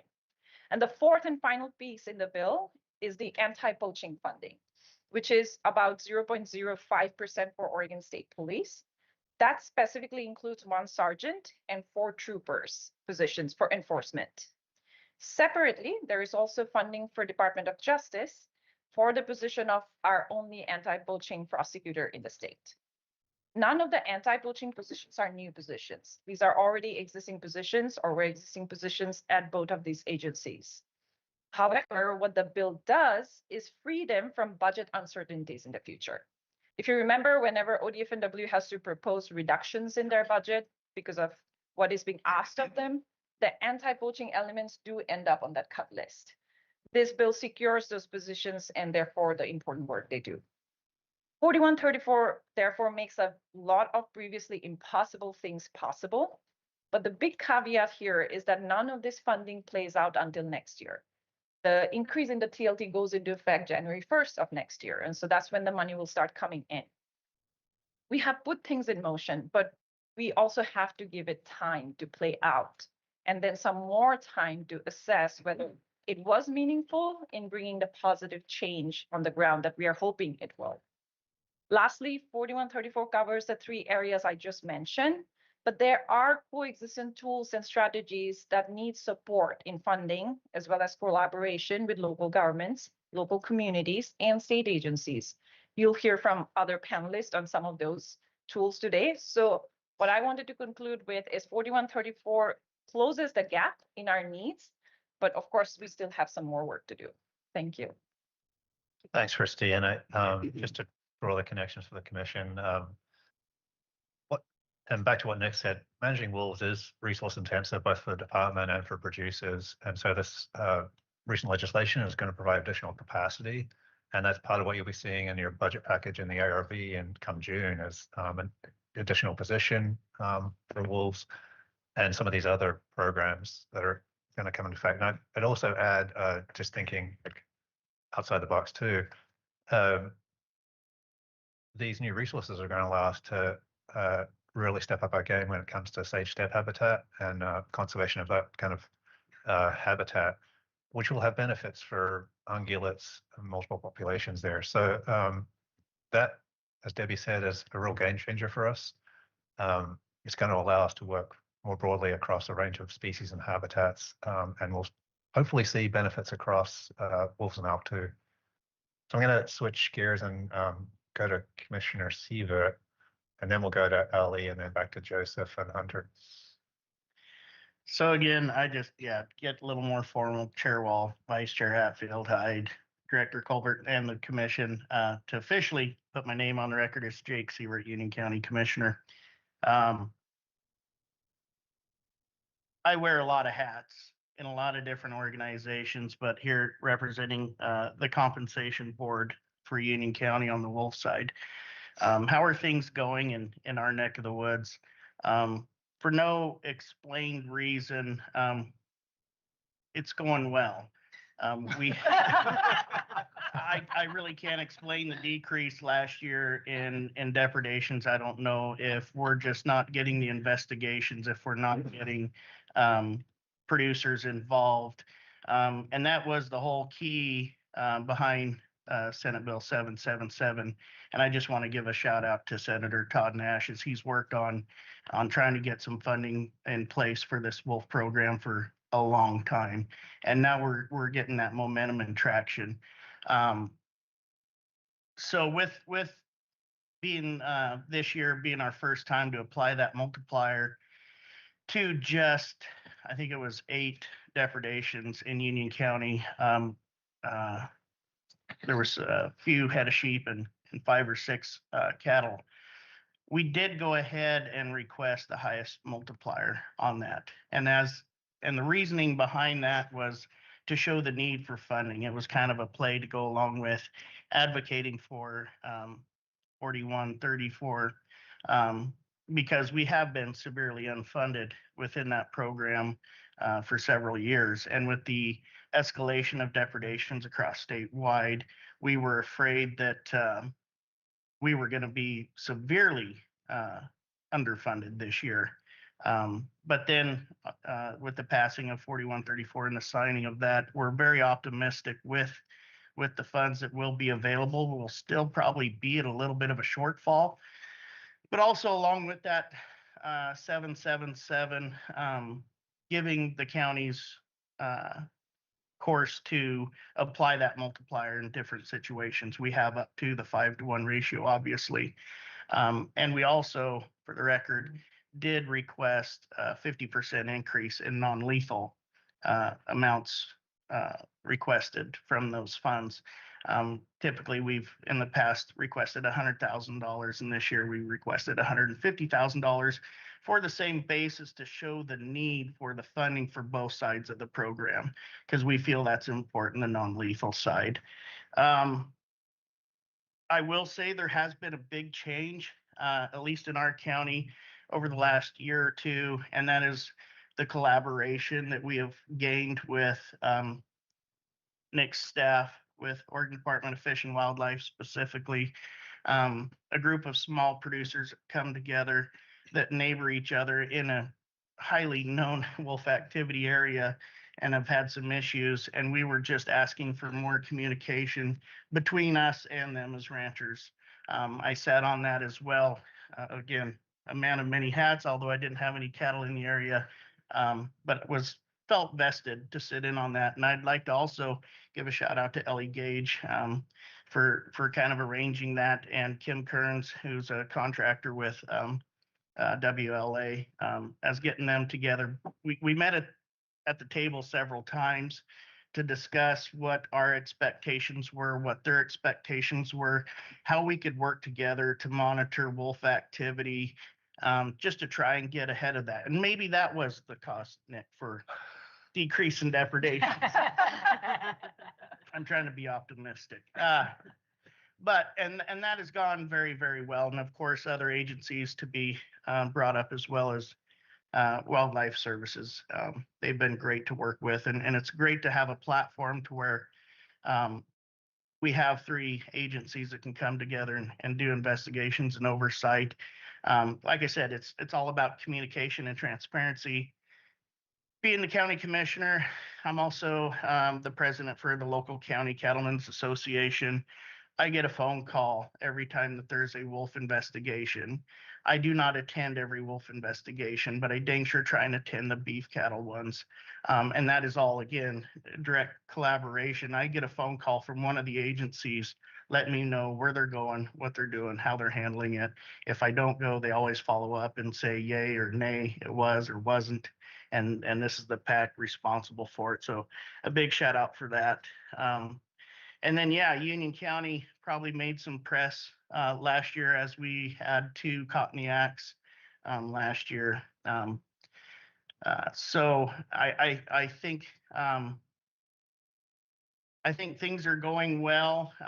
We're starting out a little rough this year. I think we've already had 9 confirmed depredations. I will say the only part that's rough to handle with the 777 is taking away that missing livestock component. I had a small sheep producer north of the county there, missing about 10 sheep. Well, with wolves, they decimate a sheep carcass. And if you're not there every day checking on those sheep, again, a small sheep producer, it's pretty hard to go even get a confirmed or a probable cause when there is no evidence left over. So that is, I would say, the only downfall to 777 was removing that small portion of it. Maybe we could look at some other opportunities there, but I guess I'll stop there and answer questions later. Thank you. Thanks, Commissioner, and I appreciate that things are going well, even if for no explained reason. Just so commissioners know, we've got Sunny Summers here. She's going to kind of outline some of the changes that 777 and HB 4134 brought to the program once we get through this kind of initial round here. And I think I might just cause call an audible, which is my writer's facilitator. And I'd like to have Ellie go last to wrap things up because she's been kind of involved in with everyone here and her work. So I might go to Joseph next. Just how are things going from your perspective? Sure. Yeah, again, thank you, Chair Wall and Vice Chair Hatfield Hyde, and members of the commission. So yeah, I work at Defenders of Wildlife, and I manage our Oregon wolf conflict reduction policy and project work. Even just this year, we've supported a few different projects. We have GPS collars on some livestock guardian dogs in Wallowa County. We've contributed to some drone hazing work, which is something we might talk about, some of those exciting new tools in Southern Oregon, and also support some landfill fees in Klamath County for carcass disposal. So I do come at this work as a wolf advocate, motivated to restore wild wolves, but I do recognize that producers, especially those that have lost livestock, face real challenges. Defenders of Wildlife has a long history of supporting compensation for livestock losses, and we've also innovate and deploy quite a few conflict reduction tools over the years. We actually provided compensation before there was even a compensation program, and we helped establish the Oregon program back in 2011. So when I think about how it's going, Sean, first and foremost, I thought I have to mention the work of USDA Wildlife Services non-lethal staff. Those folks are absolutely essential. They are on the ground doing this conflict prevention work. It's obviously important for me to distinguish that non-lethal program from the lethal program of Wildlife Services, but Oregon presently has several non-lethal positions. They're spread throughout the state. These folks are on the front lines. They provide rapid response to conflict sites. They provide direct assistance to producers by proactively helping reduce the risk of losses through night watch, carcass removal, drone hazing, hanging flattery, and any number of site-specific conflict reduction tools. It cannot be overstated how important they are. They also build long-term relationships with producers, and that likewise builds trust within communities. And that's what leads to getting more conflict reduction work done. Right now, this work is supported through a mix of state funding, some of which comes through the county committees, as well as the U.S. Fish and Wildlife Service, actually, in the listed area. So important to remember that. And the non-lethal initiative funds that are allocated through USDA.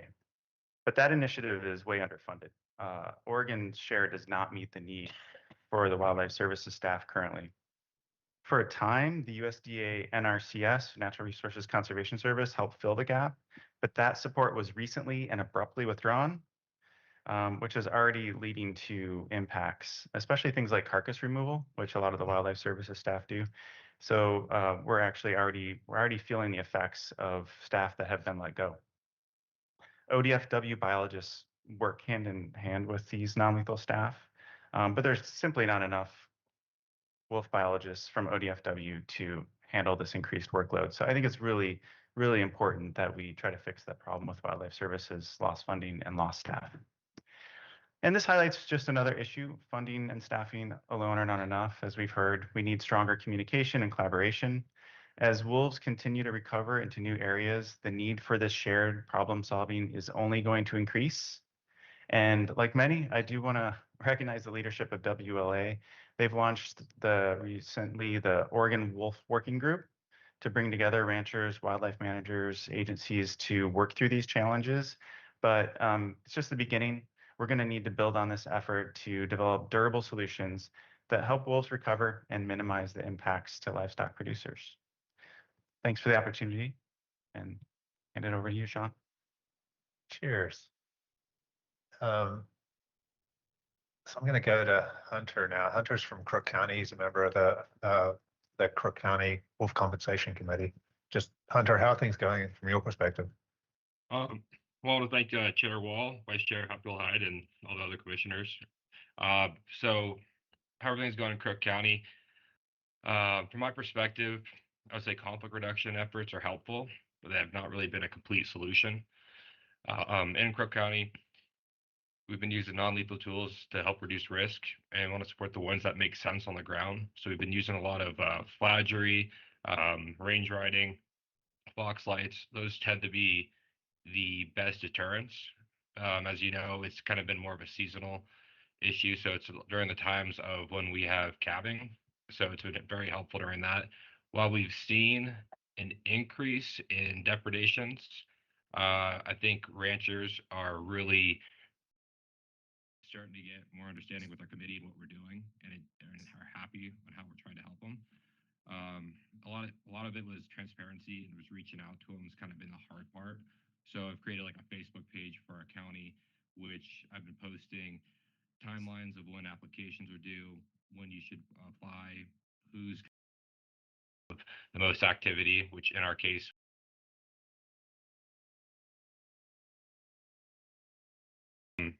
but yeah, the biggest challenge is really right now is the time and labor and money involved in it. And I'm worried about the increase of applicants and not enough funding involved. I'm really hoping that House Bill 4134 is the answer for it. But that Senate Bill 777 with that multiplier, I could tell is really, we're exceeding that amount really quick.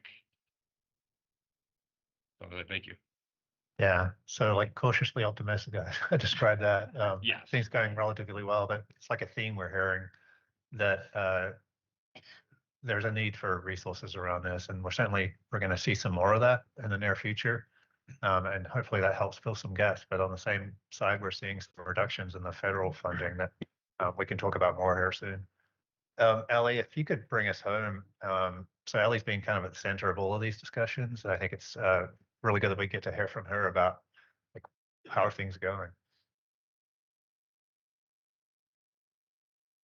Thanks so much, Sean. Chair Wall, Vice Chair Hatfield Hyde, Director Colbert, and members of the commission, thank you for inviting me to participate on this panel. So the opening question, how are conflict reduction efforts going? I saw a huge improvement in communication, collaboration, and trusting relationships between ranchers and agency staff in Northeast Oregon, where my work is focused. And the improvement in interpersonal social conflict is a huge part of conflict reduction. This kind of change doesn't happen without a lot of work, and I believe there are several reasons for this improvement. The agency has made a great effort to improve relationships with livestock producers and focus on trust building and response to conflicts. Producers are coming to the table to have real conversations with ODF&W staff, and ODF&W has prioritized meeting with producers. Producers have formed groups and organized communication with their neighbors to communicate conflicts to each other and to streamline communications with the agency. This year, ODF&W hired a conflict specialist in Northeast Oregon. Wildlife Services non-lethal staff were deployed to areas of greatest need in Northeast Oregon, and that greatly increased both the agency's capacity and producer support. The agency is spending a huge amount of time dealing with the amount of conflict that we're seeing. And producers are willing to communicate with the agency because they feel like the agency is addressing the conflict, both lethally where allowed and non-lethally through responsiveness, resources, support, and communication. Overall, I believe things are moving in a very positive direction. I think it's important to remember too, that even with unlimited resources and using all the conflict reduction tools available, carnivore livestock conflict will never be zero.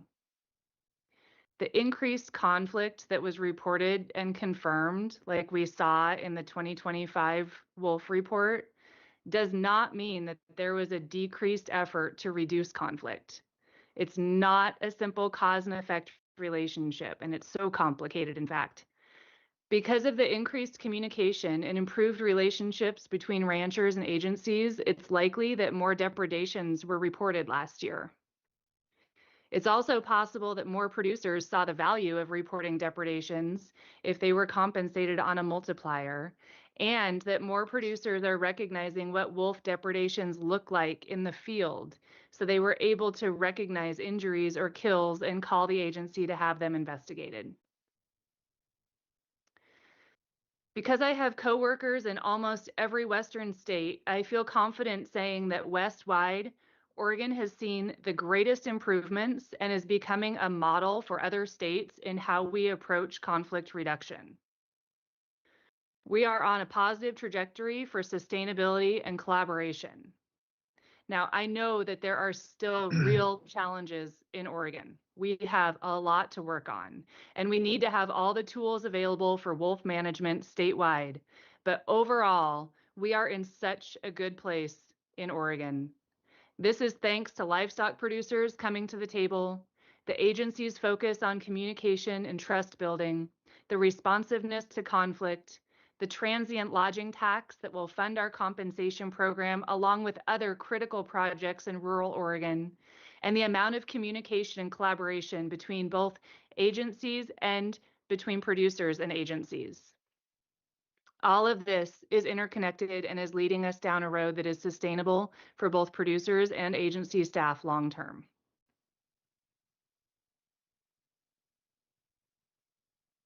Thanks, Ellie. Commissioners, we're going to transition to talking about some of the changes in the legislative language governing some of these programs, because we've heard that resources are important and there's more coming online here. Before we get there, just any reflections on like how things are going? Or any questions for any of these folks? Dallas. Great. Thank you, everybody. That was great. I just want to touch on, and maybe Ellie, this is a question for you or any of you, because I think you're all aware, but just to put more of a point on the changes that have happened with federal funds, not only for the non-lethal staff, but also for some of the programs that are funded normally through NRCS for EQIP, like range riding, things like that, how that funding has changed and what that trickle-down effect could have with some of the momentum that we're having on these conflict reductions. Yeah. I'm not sure who's best placed to answer that. Maybe Debbie or Nick. You go ahead, Nick. All right.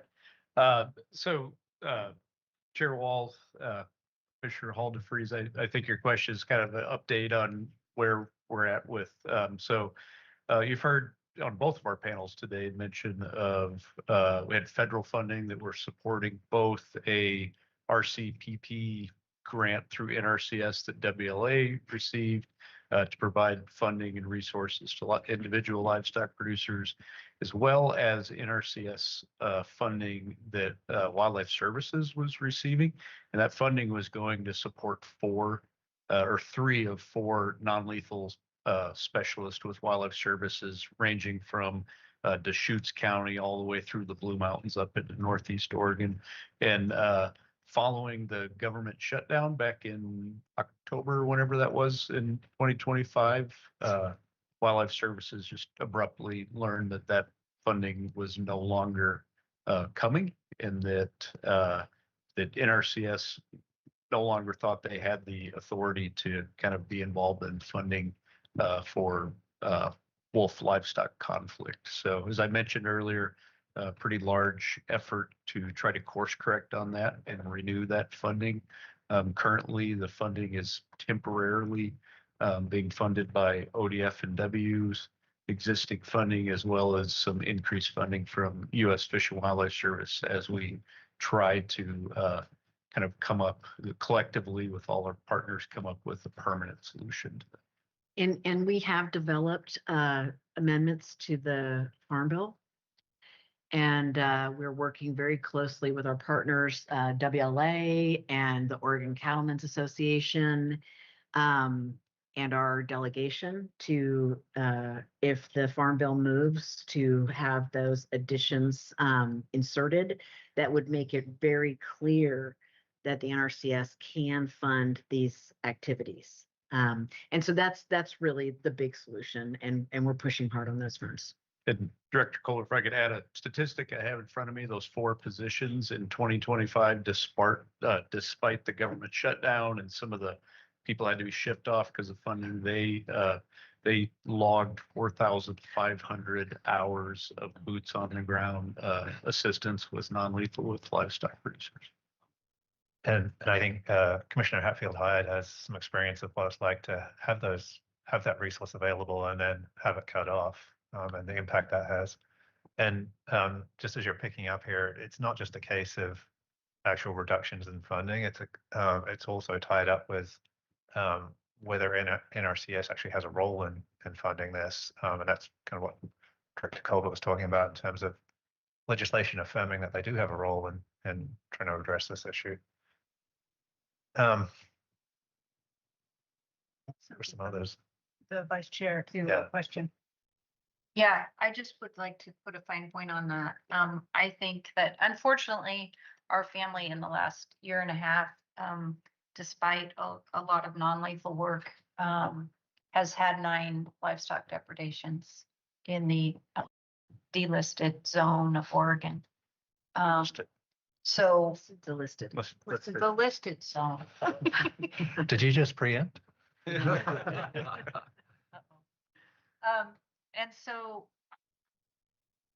I just have to say that it is extremely important that this commission sends a message to the feds about how important it is that we have livestock services in Oregon, because I think it puts way too much pressure on our local ODF and W staff to be doing all the things, and they can't.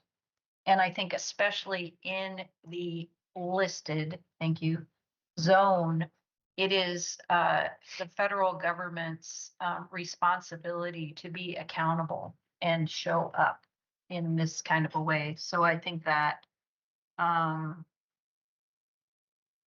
just want to throw in that that's really important. And I know that those of us not just our family personally, but as a commissioner, when there are regions in our state that are experiencing really big surges of problems, we need to be able to say, everybody, all hands on deck here now. Get down there and help. And for those people that are just in the total non-lethal camp, I can't tell you how important that is.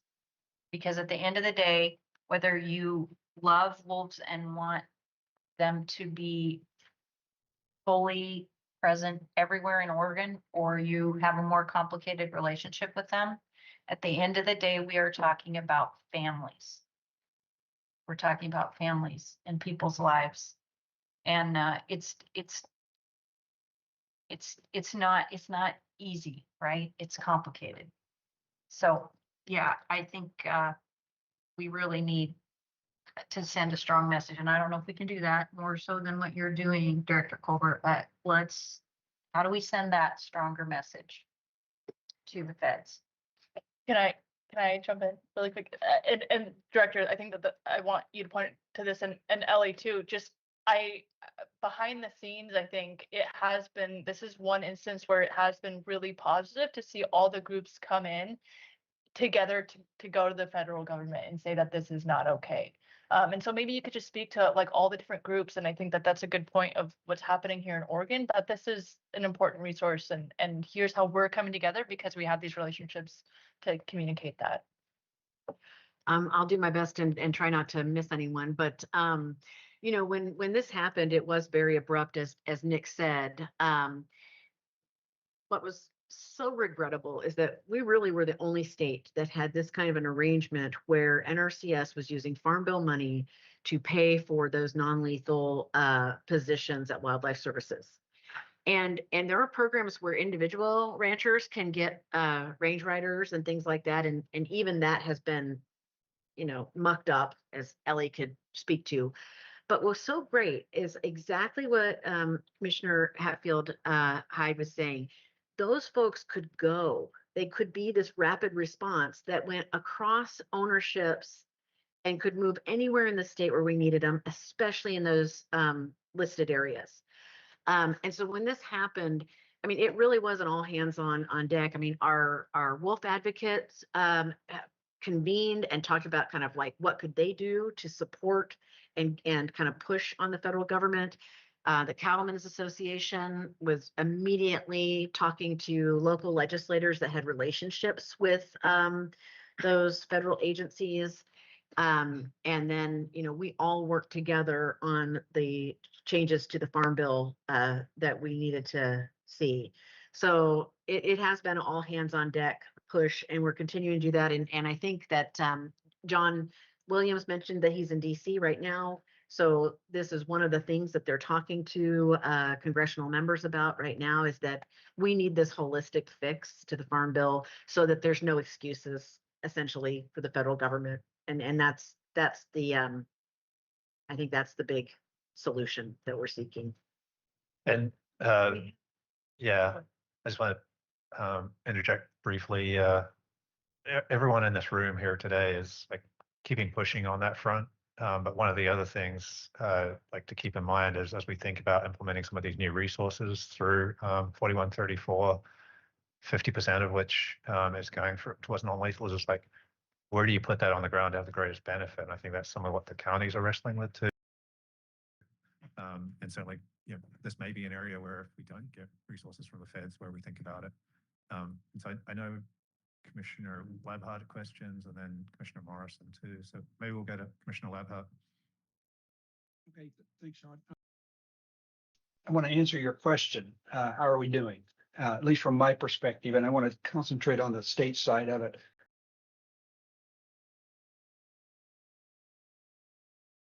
Answer to your question is, I think, major improvement from my perspective. We just completed the short legislative session. There was not a lot of new funding that came out of that session, but we did. You know, thanks to Representative Gomberg, Senator Nash in particular, Representative Helm, Representative Mark Owens, and many others. Senator Anderson was supportive. There was a bill that passed, and Srishti did a good job of talking about that. But Srishti and Danielle, OHA, I'm not going to list them all, but there was like 50 organizations that came together, and these organizations don't necessarily all agree all the time, but they came together to produce this bill. So that is what, you know, what Srishti outlined there was some of the funding that's going to come on the ground from the state, putting their foot in the water, toe in the water to help this process. So I don't want people to lose track of that.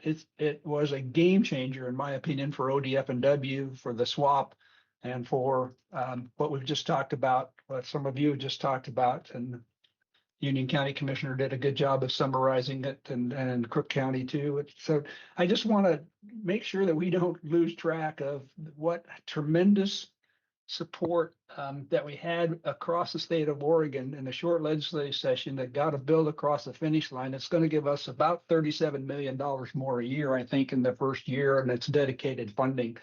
So I'm worried too. I'm worried about lack of federal funding in our CS, wildlife services, and those kind of things. We need to put a lot of effort into that, but I don't want us to forget about the major improvement that the state put forward for this effort. So my answer to your question, Sean, how are we doing? I think we got major improvement, and we're making really good progress. Thanks, Commissioner. Did you? Yeah, I do. Thank you. And I just want to say thanks to everybody on the panel for being here today and answering that question and talking about how you think things are going. I guess optimistically, it sounds like things are going fairly well, at least progressing in a positive way. But I don't think anybody's saying, okay, good, we're done. Well, let's just stay the course where we are. Clearly, there are the need for additional resources. And I want to come back to a comment that Ellie made about we need to apply all the tools. And the question I've really been aching to ask is, beyond what we are applying now, and maybe stopping short of controlled take, are there other tools that are available to us? Joseph, you mentioned application of drones. I've heard varying things about how effective that is. Are there other things out there that are available to us, contemplated under the current Wolf plan, that we are not currently applying or could apply in a more robust way? Yeah, I think that's a good place to go. Actually, Joseph and Ali, to talk about like what are some of the things that are coming up or that you're working on in the near future. So maybe starting with Joseph. Sure. Yeah. I think it's first important, like to say that livestock producers, it's all different. It really is situational, like what's going to work, right? Like not every place is the same. So That's why those wildlife services positions are so great, because they can kind of assess where they're, what's going to work in what place. But there are some big themes here, I think, where we could go. One is carcass removal, and I think Nick, you brought it up. Like, if you could do one thing, what would it be? Carcass removal. And it's just something that wolves are scavengers too. I mean, we've talked about wolves hunting thing, but they will have it's an easy meal if there's a carcass on the ground. So they have incredible sense of smell. So they've GPS collared wolves will travel far distances to bone piles. It's well documented. And it's also, there's research that shows that carcass removal is effective at reducing conflict. It keeps wolves perhaps spending less time, down around livestock. So, yeah, there's some models out there that I think we could look at. Oregon does not really have a good sense of how to scale carcass removal. I mean, we're talking about this whole state, right? This is like, where are the right disposal facilities? Where are there gaps? Wildlife Services is doing some of this stuff. They're taking it to some of the landfills that accept carcasses, but not all the landfills accept carcasses. So there's just a lot to unpack there and to try to figure out how to do this, statewide and where the gaps are. So that's something that we've been talking with ODFW quite a bit about, and with all the state agencies that touch on this issue, which are quite a few. You think about DEQ, ODFW, ODA, Sunny's been involved. Yeah, I mean, it's a lot to try to figure out how to solve that problem, and how to come up with good community scale solutions. The Blackfoot Challenge is always thought of as this solution that, it would be cool to replicate here, where in the early 2000s, they started a compost facility for carcasses. They have a lot of engagement from the producer community in that watershed in Montana, where folks are just working together to try to, sort of on a weekly basis, remove carcasses that are identified by the producers. And they have a lot of kind of community level support to go, with the dump trailer, with the trucks, go pick up the carcasses and take them to this compost facility that is run, at a kind of community scale. So, could we do things like that? And, where would they work? I mean, it's all going to be different in different places, but I think that's one of the things that it'd be really great to see Oregon kind of lean into. And honestly, probably, like many things, require some funding to really figure out how to get those up and running. So. Nick, But I'll pass wanna- it over to Ellie. She's probably got some other thoughts. I just want to see if Nick has anything to add on the caucus piece. Nope, I just Yeah, appreciate okay. Joe's leadership and involvement in that. I've been kind of annoying on this topic. I don't know if you mentioned, but That's you know, leadership. we've been meeting with state agency leads and directors of other agencies involved in the issue, and governor's natural or regional solutions folks as well. Yeah, and the regional solution has been really helpful at kind of getting everybody on the same page. So we're hopeful, and I think WLA will be working a little bit on some sort of an assessment of maybe where there are some gaps, and how we could maybe scale up more carcass removal. Yeah. Ellie. Thank you. I'm going to jump around just a little bit, and I hope that works for everyone.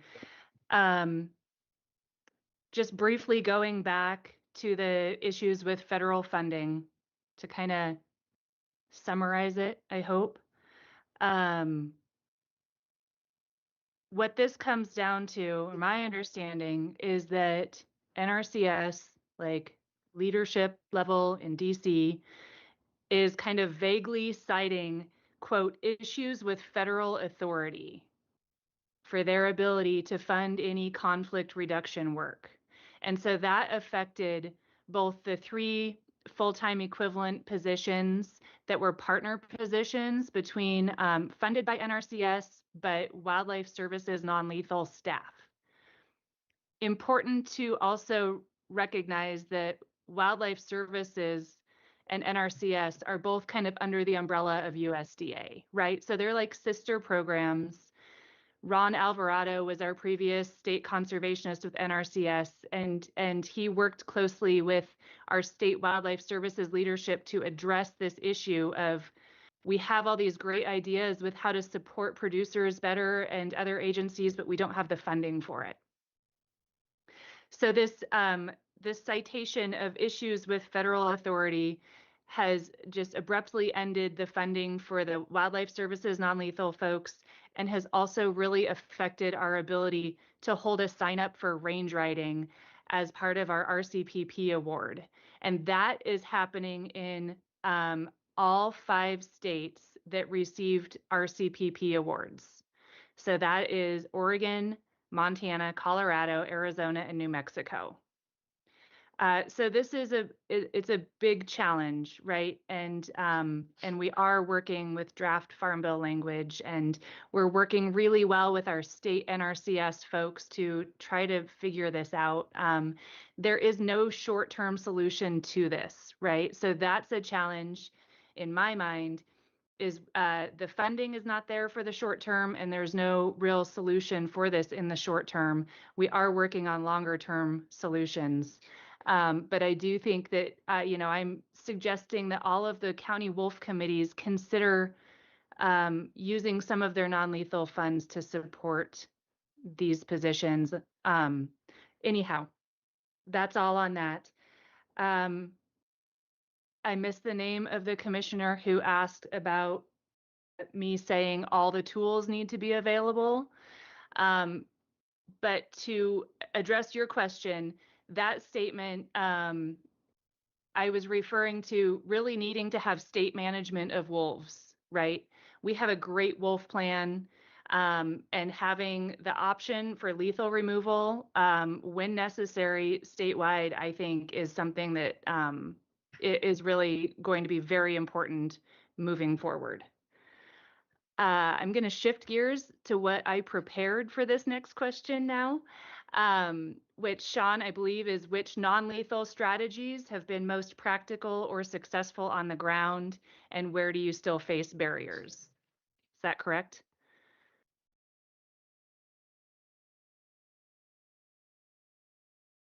Well, I think what Commissioner Morrison was asking was, what things might be on the horizon in terms of addressing depredation? What things are in development? Joseph talked about, we're trying to get more on the ground in terms of carcass removal. There's been talk about drones as well. Like, what else might be out there, and what are you working on? And Ellie, maybe I suggest talk about the virtual fence in integration with like cell cameras, wolf collars, some of that stuff. Yeah, absolutely. I mean, that's kind of, to the best of my understanding anyway, those are the areas for like novel use of some technology or new technology. Virtual fence on cattle, I think, is showing some promise that there could be a conflict reduction component to that. I think it's already very valuable in, post-fire grazing and riparian restoration and different management.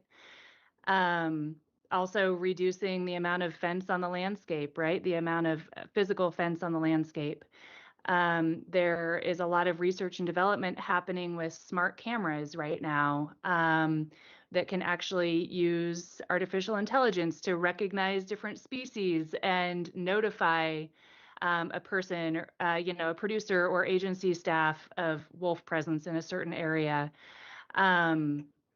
These are all really still being explored. And again, with any conflict reduction tools, there's no silver bullet, right? Which really makes it difficult. Every livestock operation and conflict situation is different and unique, and the specifics of the operation need to be considered to identify conflict reduction options that are most likely to be successful.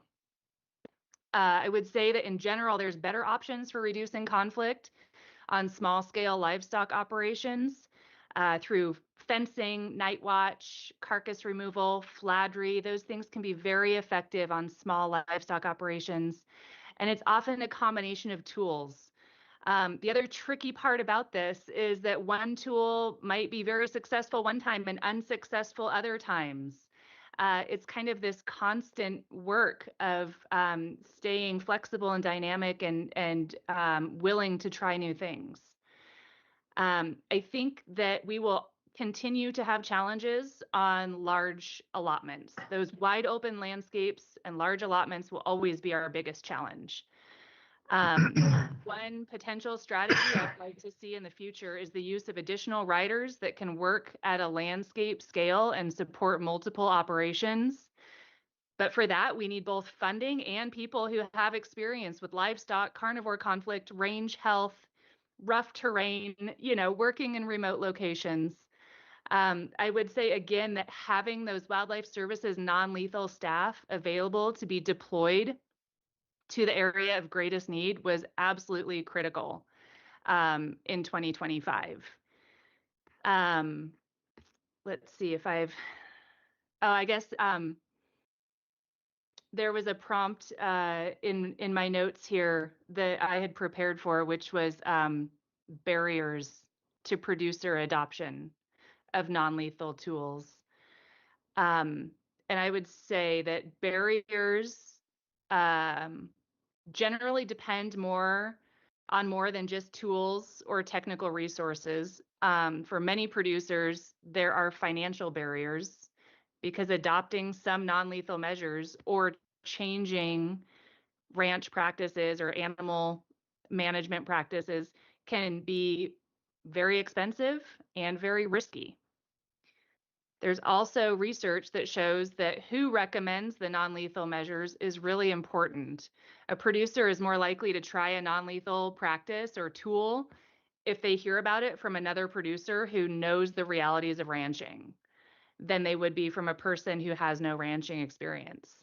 So WLA tries to address this challenge by providing peer-to-peer opportunities for producers to meet virtually and in person Westwide. Thanks, Ellie. Do you think that I'm worried that we won't get a chance to hear from our friend from Department of Agriculture? Do you think that we could kind of move a little bit that direction at this point? Just You read my mind. So, Commissioner, we've got two folks here from the county committees who are on the front line of deciding like where this money for non-lethal support should go to have the best impact. And so we're going to hear from them in a second. But before we get there, I want to turn to Sunny and just outline some of the changes that have happened and the resources that will be coming to the county committees to think about where you put that money on the ground. So, Sunny, if you could kind of outline, well, introduce yourself again and outline kind of where things sit. Thank you. Chair Wall, Co-Chair Hatfield Hyde, Director Colbert, and members of the committee. Again, I'm Sunny Summers. I'm Senior Policy Advisor with the Oregon Department of Ag. And kind of what Ellie was saying, where do you get the money? Some of it comes through ODA. And so as you may know, this program, and actually, let me take a step back. I have a title almost as bad as yours, Joseph. It's called the ODA's Wolf Depredation Compensation and Financial Assistance Program. I did not come up with that. It would have been much shorter. So as you may know, this program was built as a complement to ODF&W's Wolf Grant, Wolf Conservation and Management Program. It was passed back in 2011, and it was intended to create a cooperative county-based structure that reduced wolf livestock conflict and supports producers when those losses do occur. And so it's really a county level program. ODA doesn't tell folks what to do with that money. The legislature funds it, we administer it, and then counties that have these wolf committees actually implement it on a countywide basis. And the intent being what happens in one county or on one producer's area may be completely different than what's happening in another part of the state. And so from the start, the program included 4 types of funding. You heard about that a little bit earlier. Compensation for confirmed or probable depredations, and those are done through ODF&W staff. Compensation for missing livestock, funding for prevention measures, and then there is some administrative costs to help the counties run the program. So in 2012, 8 counties were eligible. Today, we have 17 counties with established committees, and 16 of those received grant funds for the 26 grant cycle. So Senate Bill 777 made 2 big changes to this program. The first being a new compensation model. So that missing livestock piece was removed and replaced with the multiplier that you've heard about. Second, there was an increase in the minimum amount of the fund that was required to be dedicated towards prevention funds. Previously, it was 30% and it is currently 50% under the new law. And so when programs are new or go through big changes, sometimes there's some rumpety bits, as my kids called it when they were younger and we went rafting. And, we definitely felt that this year. How the counties applied the multiplier was very different. So out of the 13 counties that submitted their depredation requests this year, multipliers ranged from 1 to 5 times the market value. 2 counties didn't apply a multiplier at all. 2 applied the full 5 times multiplier, and the rest fell somewhere in between. So we were not looking at apples to apples. And unfortunately, we didn't have the funding to cover the full request. And so just really quick, our budget has historically been around 200,000 per biennium for this program. So not significant. In 23, the legislature did add $1 million one time for the 24-25 grant years. They did that again in 25, and then this last session added an additional $1 million. So for the current biennium, we're working with about $2.2 million split evenly between the 2 grant years. So this year, counties collectively requested just over 1.3 million in depredation funds alone. And available funding covered less than half of that. That left a gap of roughly $720,000 that couldn't be funded just on the depredation side. The prevention side was also not fully covered. And so, we've talked about House Bill 4134, that transient lodging tax.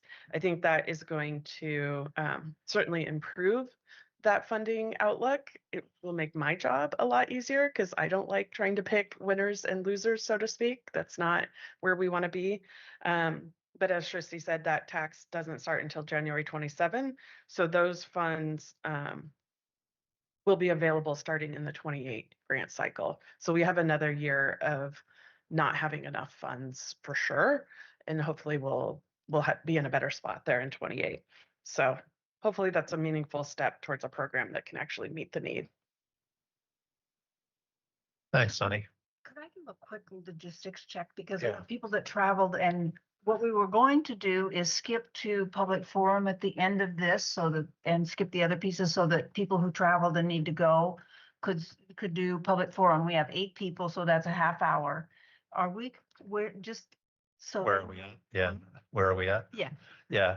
I think what we'll do is I really want to hear from the counties, so Commissioner Sievert and Hunter, about how are they thinking about deploying this funding on the ground in terms of non-lethal reduction. And then I think we can probably wrap up after that. Okay. Oh, everybody else is. I think we have at least 2 because 2 people in yeah. person here. Yeah. 2 people in the room. So that's an option. Thank you. Yeah. Go on, John. So Commissioner Sievert, throwing you a curveball, but I'd really like to hear, we've heard that there's obviously not enough money right now. There's potentially, there is more resources coming, but it's not going to be until the 28 cycle. As you think about how your committee's thinking about putting this money on the ground right now and potentially these new resources, and we've heard about some federal funding reductions, how do you make these decisions about where the best bang for the buck is, essentially? How's the committee been wrestling with that? Sonny has done a great job at giving us options with the funding, at least this year. And so I think we knew going in that we were going to see the full amount, obviously. And I feel like we got more than I was expecting, actually. So that was kind of a bonus. We'll see how the producers take it. But we just have to kind of make them cuts as we see available. So we take applications for reimbursement on non-lethal activities for 25. And we have a wide range of tools that are used. I've got one ranch that does a lot of flying, checking cattle. They've got cattle spread throughout northeastern Oregon in 3 counties. So they're up in the air doing that. We find that beneficial to their neighboring ranchers that are neighboring permittees. We've got range riders, we've got fladry. So when we see a decrease, to be fair, on the non-lethal side, we'll make that decrease cut evenly throughout. I think we had to make a 11% or 13% cut straight across the board. So everybody that was asking for their amounts, they all seen a similar cut, and that's how we look at that. And I will go back to the carcass removal. Last year we did wildlife services did come to us for some reason. We had a little bit extra money that wasn't requested last year under the non-lethal portion of it, and requested funds for a carcass removal trailer, and we were happy to abide by that. So that is available in our region to be used on wildlife services side to remove carcasses for us. So that was a very beneficial way to spend that money there. And then we also funded them at the time that they were sharing fladry and cameras with ODFW staff.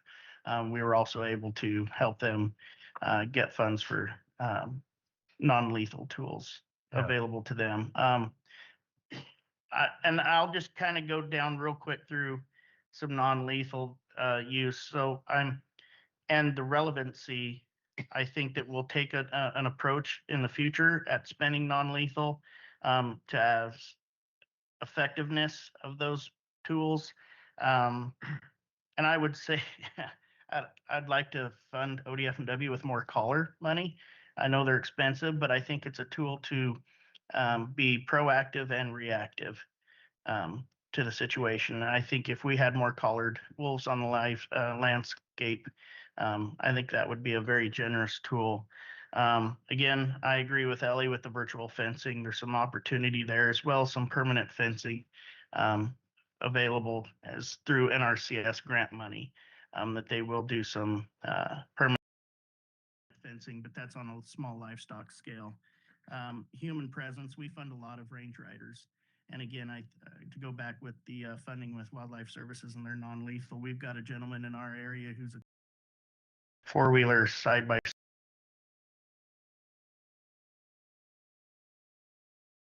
invaluable, what he can bring to the table for that. We're not, and then we look at the mechanized tools of non-lethal, and they may be effective, but for a short term, wolves are smart and they get desensitized to these tools pretty well, pretty quick. So fladry, fox lights. I've even heard of guys using the big wavy air guys that you see at the car lot. So, but dancing men. Yeah, is that what they are? Dancing men? Yeah. Initially they're pretty effective, but over time I think they just get desensitized. And then yeah.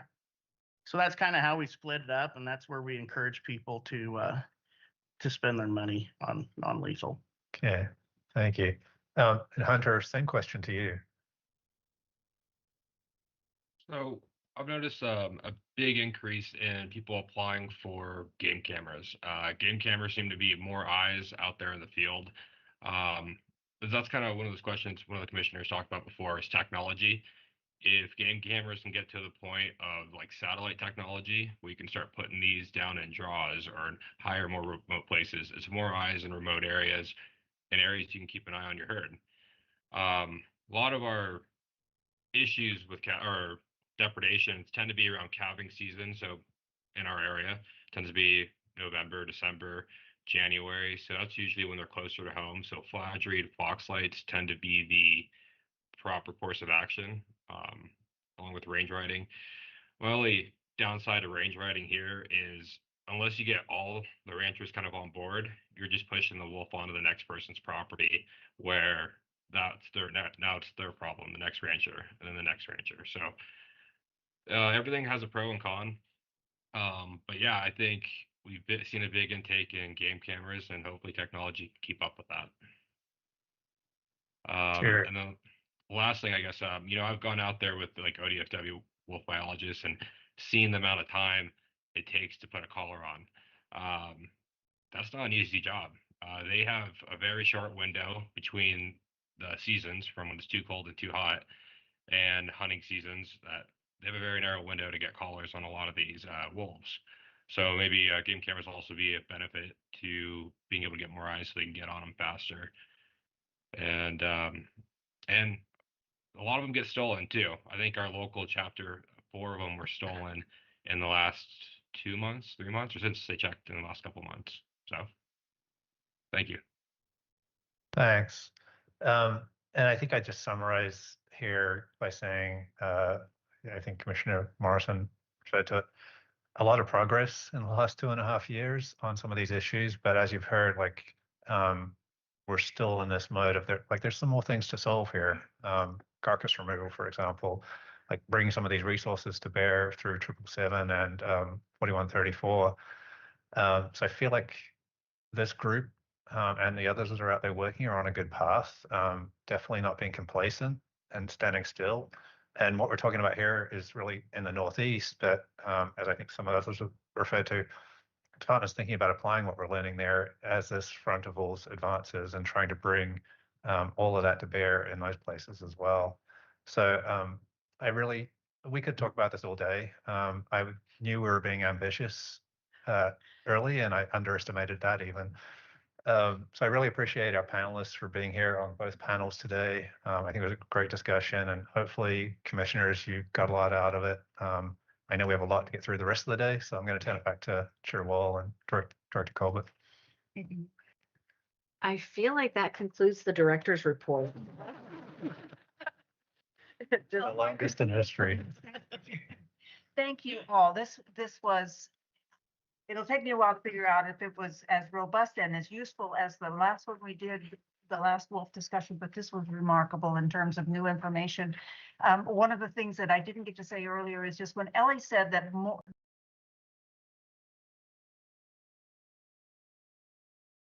value in reporting is worth something. You know, that says something about the trust that's building and that sort of thing. Thank you all, and maybe we can, if anybody has any quick thing, we can do that. Otherwise, let's stop there and go to public forum. I think it was great, helpful. Yeah. Yeah. Thank you. Thank you. Thank you, Sean, for putting that together. Let's move. Commissioners, I know it's late. You haven't had a break for a while. If we could go to at least the public forum people who are here because of their travel arrangements, and then we can finish that. And for public forum people, we will ask you to keep it to the 3 minutes if you will, just because the rest of this day is pretty packed. Like the first half hasn't been, right? So could we ask Rosie Sanchez from the Nez Perce tribe to come up, please, for public forum. And then we also have in the room, and if there's somebody else besides this, I think Bethany Cotton, you're also in the room. If you want to come right on up so we can just go from one person to the next, and then we'll go to the online people. So go ahead. And thank you for waiting all morning. Tatzlahan, Chair Wall, Director Colbert, and members of the commission. My name is Alma Rosie Sanchez, and I'm the carnivore biologist for the Nez Perce tribe. And I am not representing the tribe's policy, but speaking on a technical level to move forward the tribe's efforts in ongoing discussion around wolf management in Wallowa County.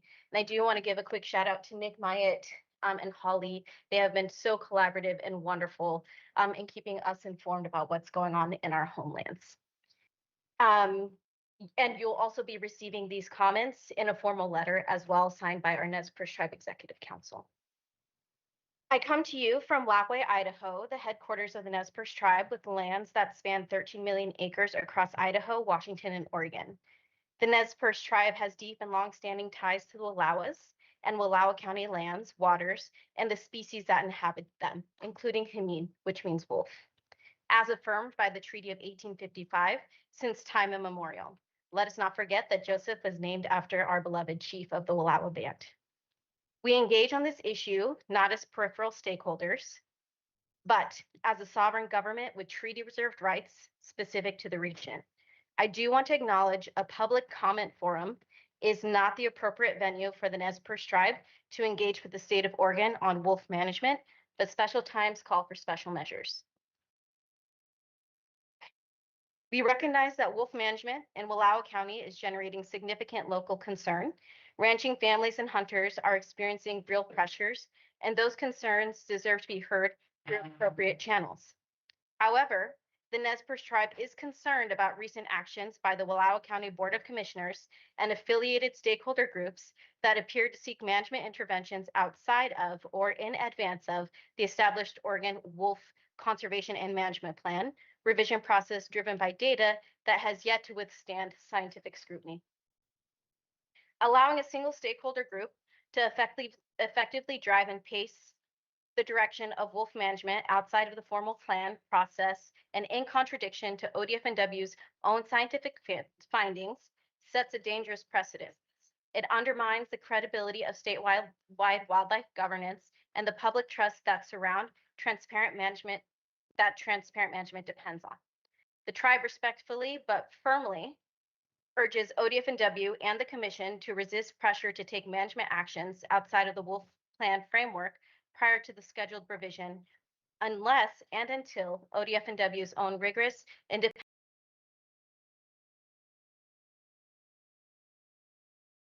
It is also important to note the Nez Perce tribe is aware of media coverage, including reporting the Wallowa County chieftain and related outlets that has implied or suggested the tribe's interests are aligned with calls for aggressive lethal wolf control in Wallowa County.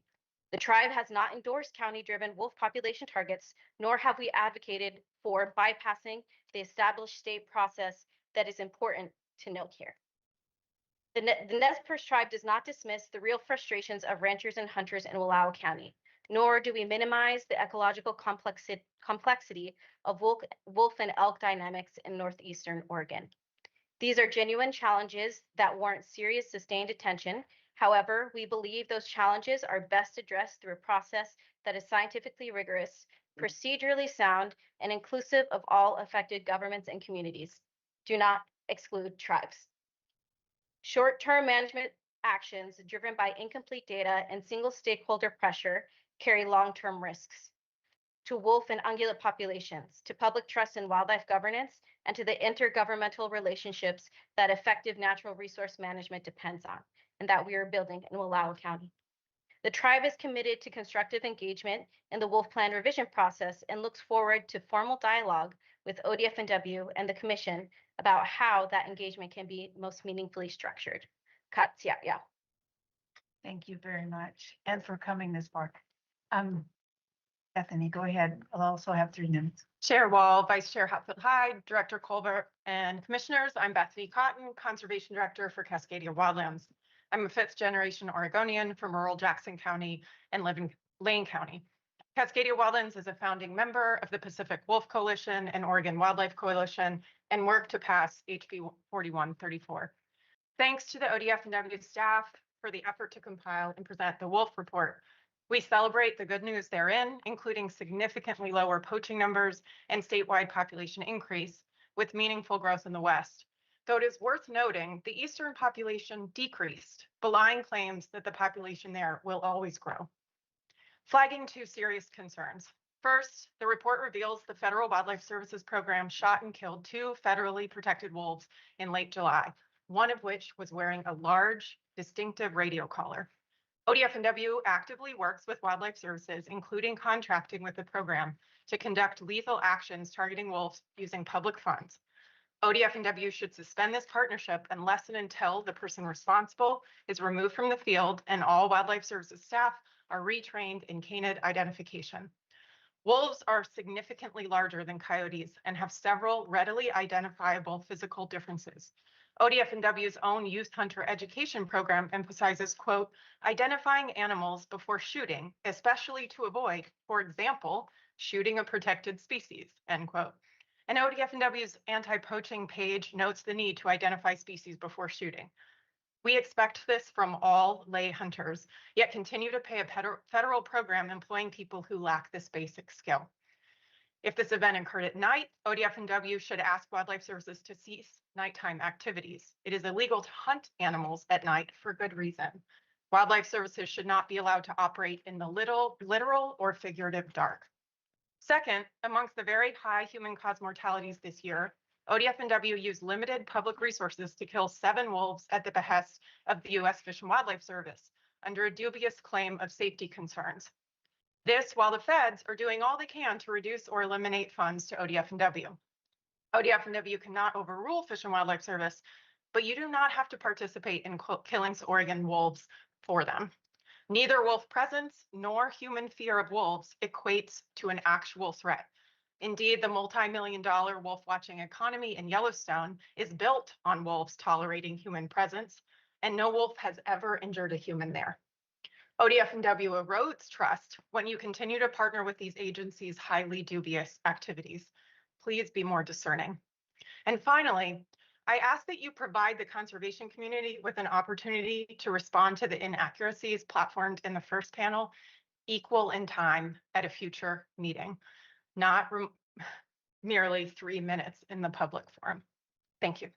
Thank you, Bethany. We'll go next to Candy Yao, then Amrit Weiss, Travis, and I won't try your last name, and then Bill Monroe. So Candy. And you'll have 3 minutes as well.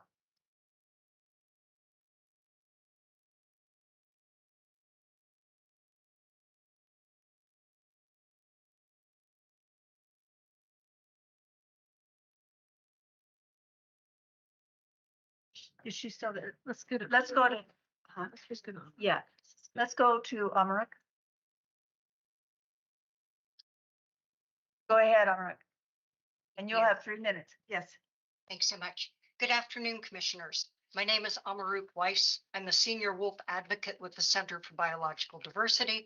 I'm testifying on behalf of our more than 35,000 Oregon members and supporters. The 2025 annual wolf report showing a 13% annual growth is worth celebrating. But the deceptive rationale used by the department for killing multiple wolves last year is significantly disturbing, and it raises questions as to the lawfulness of those kill actions. Last year, ODFW justified killing 7 federally protected wolves, alleging they were threats to human safety. Overwhelming evidence reveals they were killed for repeated conflicts with livestock and posed no risk to humans. First, OR 158, a lone dispersing wolf, was implicated in 12 livestock deaths and injuries in January and February of 2025. This happened where wolves have full federal protections and may not be killed except in defense of human life, and where an agency may kill a wolf only if the animal is deemed a demonstrable but non-imminent threat to human safety, and only if it's not been reasonably possible to eliminate the threat by capturing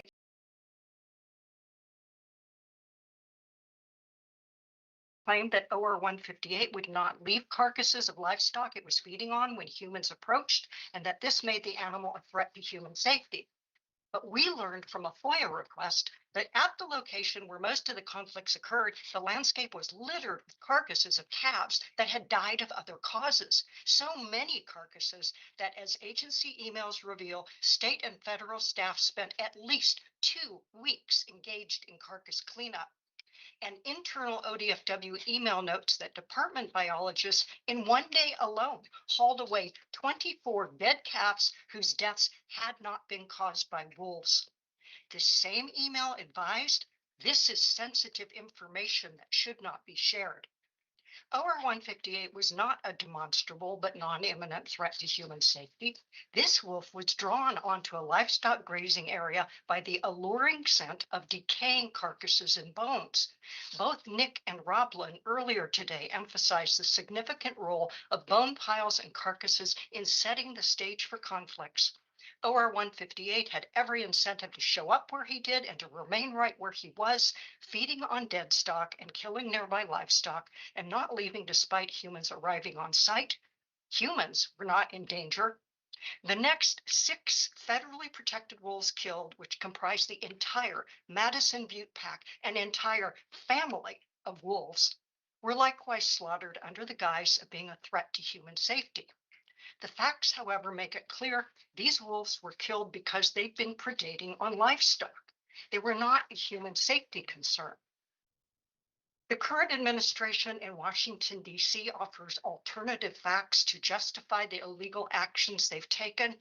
In Oregon, we expect agencies to conduct themselves openly and lawfully. Thank you. Thank you, Almaroop. And we will go next to Travis Moncrief, and then Bill Monroe, and then Tim Suarez. Okay, can you go to Bill Monroe? Yes. And then Tim, and then the last person is Story Warren. So we have 3 people. Oh, well. Hi, good afternoon. Can you guys hear me? Yes. Okay, thanks, Chair Wall, Vice Chair Hatfield Hyde, and Director Colbert. Hello, my name is Bill Monroe. I'm coming at you here from Astoria today. I'm going to bring a breath of fresh air to the room, and we're going to switch gears on a little temporary basis here, and we're just going to bring up something about fishing and the recreational fact thereof. I would actually, this afternoon, want to point out a couple of things about the Fall Chinook run and what we are do about how, you know, it just invaluable and priceless the buoy 10 fishery is to overall fisheries here in the Pacific Northwest. And with that, I want to see about possibly opening up the door now about some Oregon action that we can do to eliminate what would equate to the Youngs Bay bubble being eliminated as far as an exclusion zone for recreational fishermen. We have a Youngs Bay here, and just outside, starting about at Astoria Bridge, coming across all the way the green line from buoy 33 to a point right over here on Tansy Point. That is now an excluded area for recreational fishing in the summer and fall. And we would like for that to be, well, removed. We think that we have some pretty strong support, not only from recreational fishermen, but we also have some support now from the local commercial fishermen now that the safe zones are alive and doing very well. What we have noticed, though, is that, you know, when all these things went into effect back in the days about recreational fishing, and we had some gillnet wars back in the days, we realized that we came up with some tit for tat things, and Barbara's hooks and this Youngs Bay exclusion zone were one of them. And if we are obviously coming up to a point where barbed hooks are going to become a dual state issue, maybe we can do this one Oregon state issue to advocate and see if commission can come through and maybe give something a win for the recreational fishermen here. And we would like to see that Youngs Bay bubble removed. It really is a safe haven for small boats. When the wind comes up throughout the day, it is a precious area for fishing. We really have figured out a way to kind of get along with commercial fishermen in this area. And I think it would be a really good something for the people who buy licenses in the state to be able to go fishing. It's just a small little thing. And here I am, a small little guy asking this big commission here today in the middle of a major wolf presentation for this. And I appreciate your time. And we appreciate your definition of a small little thing. Thank you very much. And we will go to Tim Suarez and then to Story Warren, and each will have 3 minutes. Okay, then Story, would you like to go ahead? And that will be our last person for. Commission, are you there? Oh. Yes, could you say your name? This is Galen List. I don't want to take away from Story. Pardon my voice. I'm just a typical blue collar dude with a cold, but I was told I could be able to speak today. So you said that she's going to be the last one, so I don't want to step on her, but I just wanted to get something with you fine folks if that's possible. We don't have your information yet. Can we go to Story and maybe you could talk to our staff and figure that one out? But Story, could you go ahead? Okay, thank you guys. I appreciate it. I've just been waiting all day. Sorry. Yep. Sorry. Hello, Chair Wall, Vice Chair Hatfield Hyde, Director Colbert, and members of the Commission. My name is Story Warren. I live in Bend, and I'm a wildlife program manager with Humane World for Animals, formerly called the Humane Society of the United States, which is a member of the Oregon Wildlife Coalition. I want to thank ODFW staff for their efforts to engage with the public and the media regarding wolf sightings and wolf behavior, including several high-profile wolf sightings here in Central Oregon in recent months. Just like other wildlife, wolves sometimes share spaces with people and they can be curious of us. Any wild animal can become habituated, but simply seeing a wolf or a wolf not fleeing immediately does not mean the wolf is automatically a threat.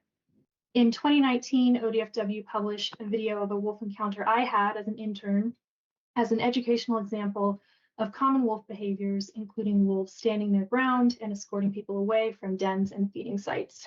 That video has been viewed more than 20 million times. As social media seems to increasingly sensationalize wolf sightings, arming Oregonians with facts is essential to quelling unnecessary fear and to growing tolerance and ensuring both residents and recreationists understand wolf behaviors in context. So I applaud that ongoing work from ODFW staff. Regarding Wallowa County, there are undeniably significant challenges with wolves and livestock, but as discussed by staff and panelists, significant progress is being made in preventing and reducing conflicts. There will always be wolves in Oregon, and the key to reducing conflicts is through the ongoing collaborative work of producers, NGOs, ODFW, and federal agencies, as well as the new resources coming from HB 4134 to proactively minimize livestock vulnerability. Research has shown that public wolf hunting does not significantly reduce wolf livestock conflicts. Indiscriminate wolf hunting and trapping means any wolf can be killed, including breeding adults, risking pack disruption and dissolution, and potentially leaving vacant territories for new wolves to move in. For the sake of time, I would ask that you refer to the Oregon Wildlife Coalition letter submitted a few days ago regarding wolves and ungulate populations, but broadly, ungulate populations are influenced by factors like habitat, nutrition, and drought more than predation. There isn't sufficient data to blame population struggles on wolves, and killing predators often does not improve ungulate populations because it doesn't address those underlying factors. The Northeast Oregon wolf population is stabilizing and even decreased last year in the East Wolf Management Zone as wolf packs occupy available territories. Northeast Oregon is still an essential source population for wolf recovery across Oregon, especially as Idaho seeks to slash their wolf population. Wolf hunting is also overwhelmingly opposed by the Oregon public. A pilot program to kill wolves would slow wolf recovery statewide, would not solve wolf livestock conflicts, would not improve ungulate populations, and would be against the values of Oregonians. Thank you for your time. Thank you, Story. And to the gentleman that was online for a minute, we thought you were under game birds. We'll give you a bit of time then. We will get to that soon. We have. Okay, thank you. So sorry for the mix-up that on our end. We're going to take a quick lunch break. We will be back at 2. It's almost 1 now. We'll be back in a. Yeah. 1:30. Can you do 1:30? Yeah. Okay, 1:30. We have a lot to cover this afternoon, so let's right at 1:30. Good job.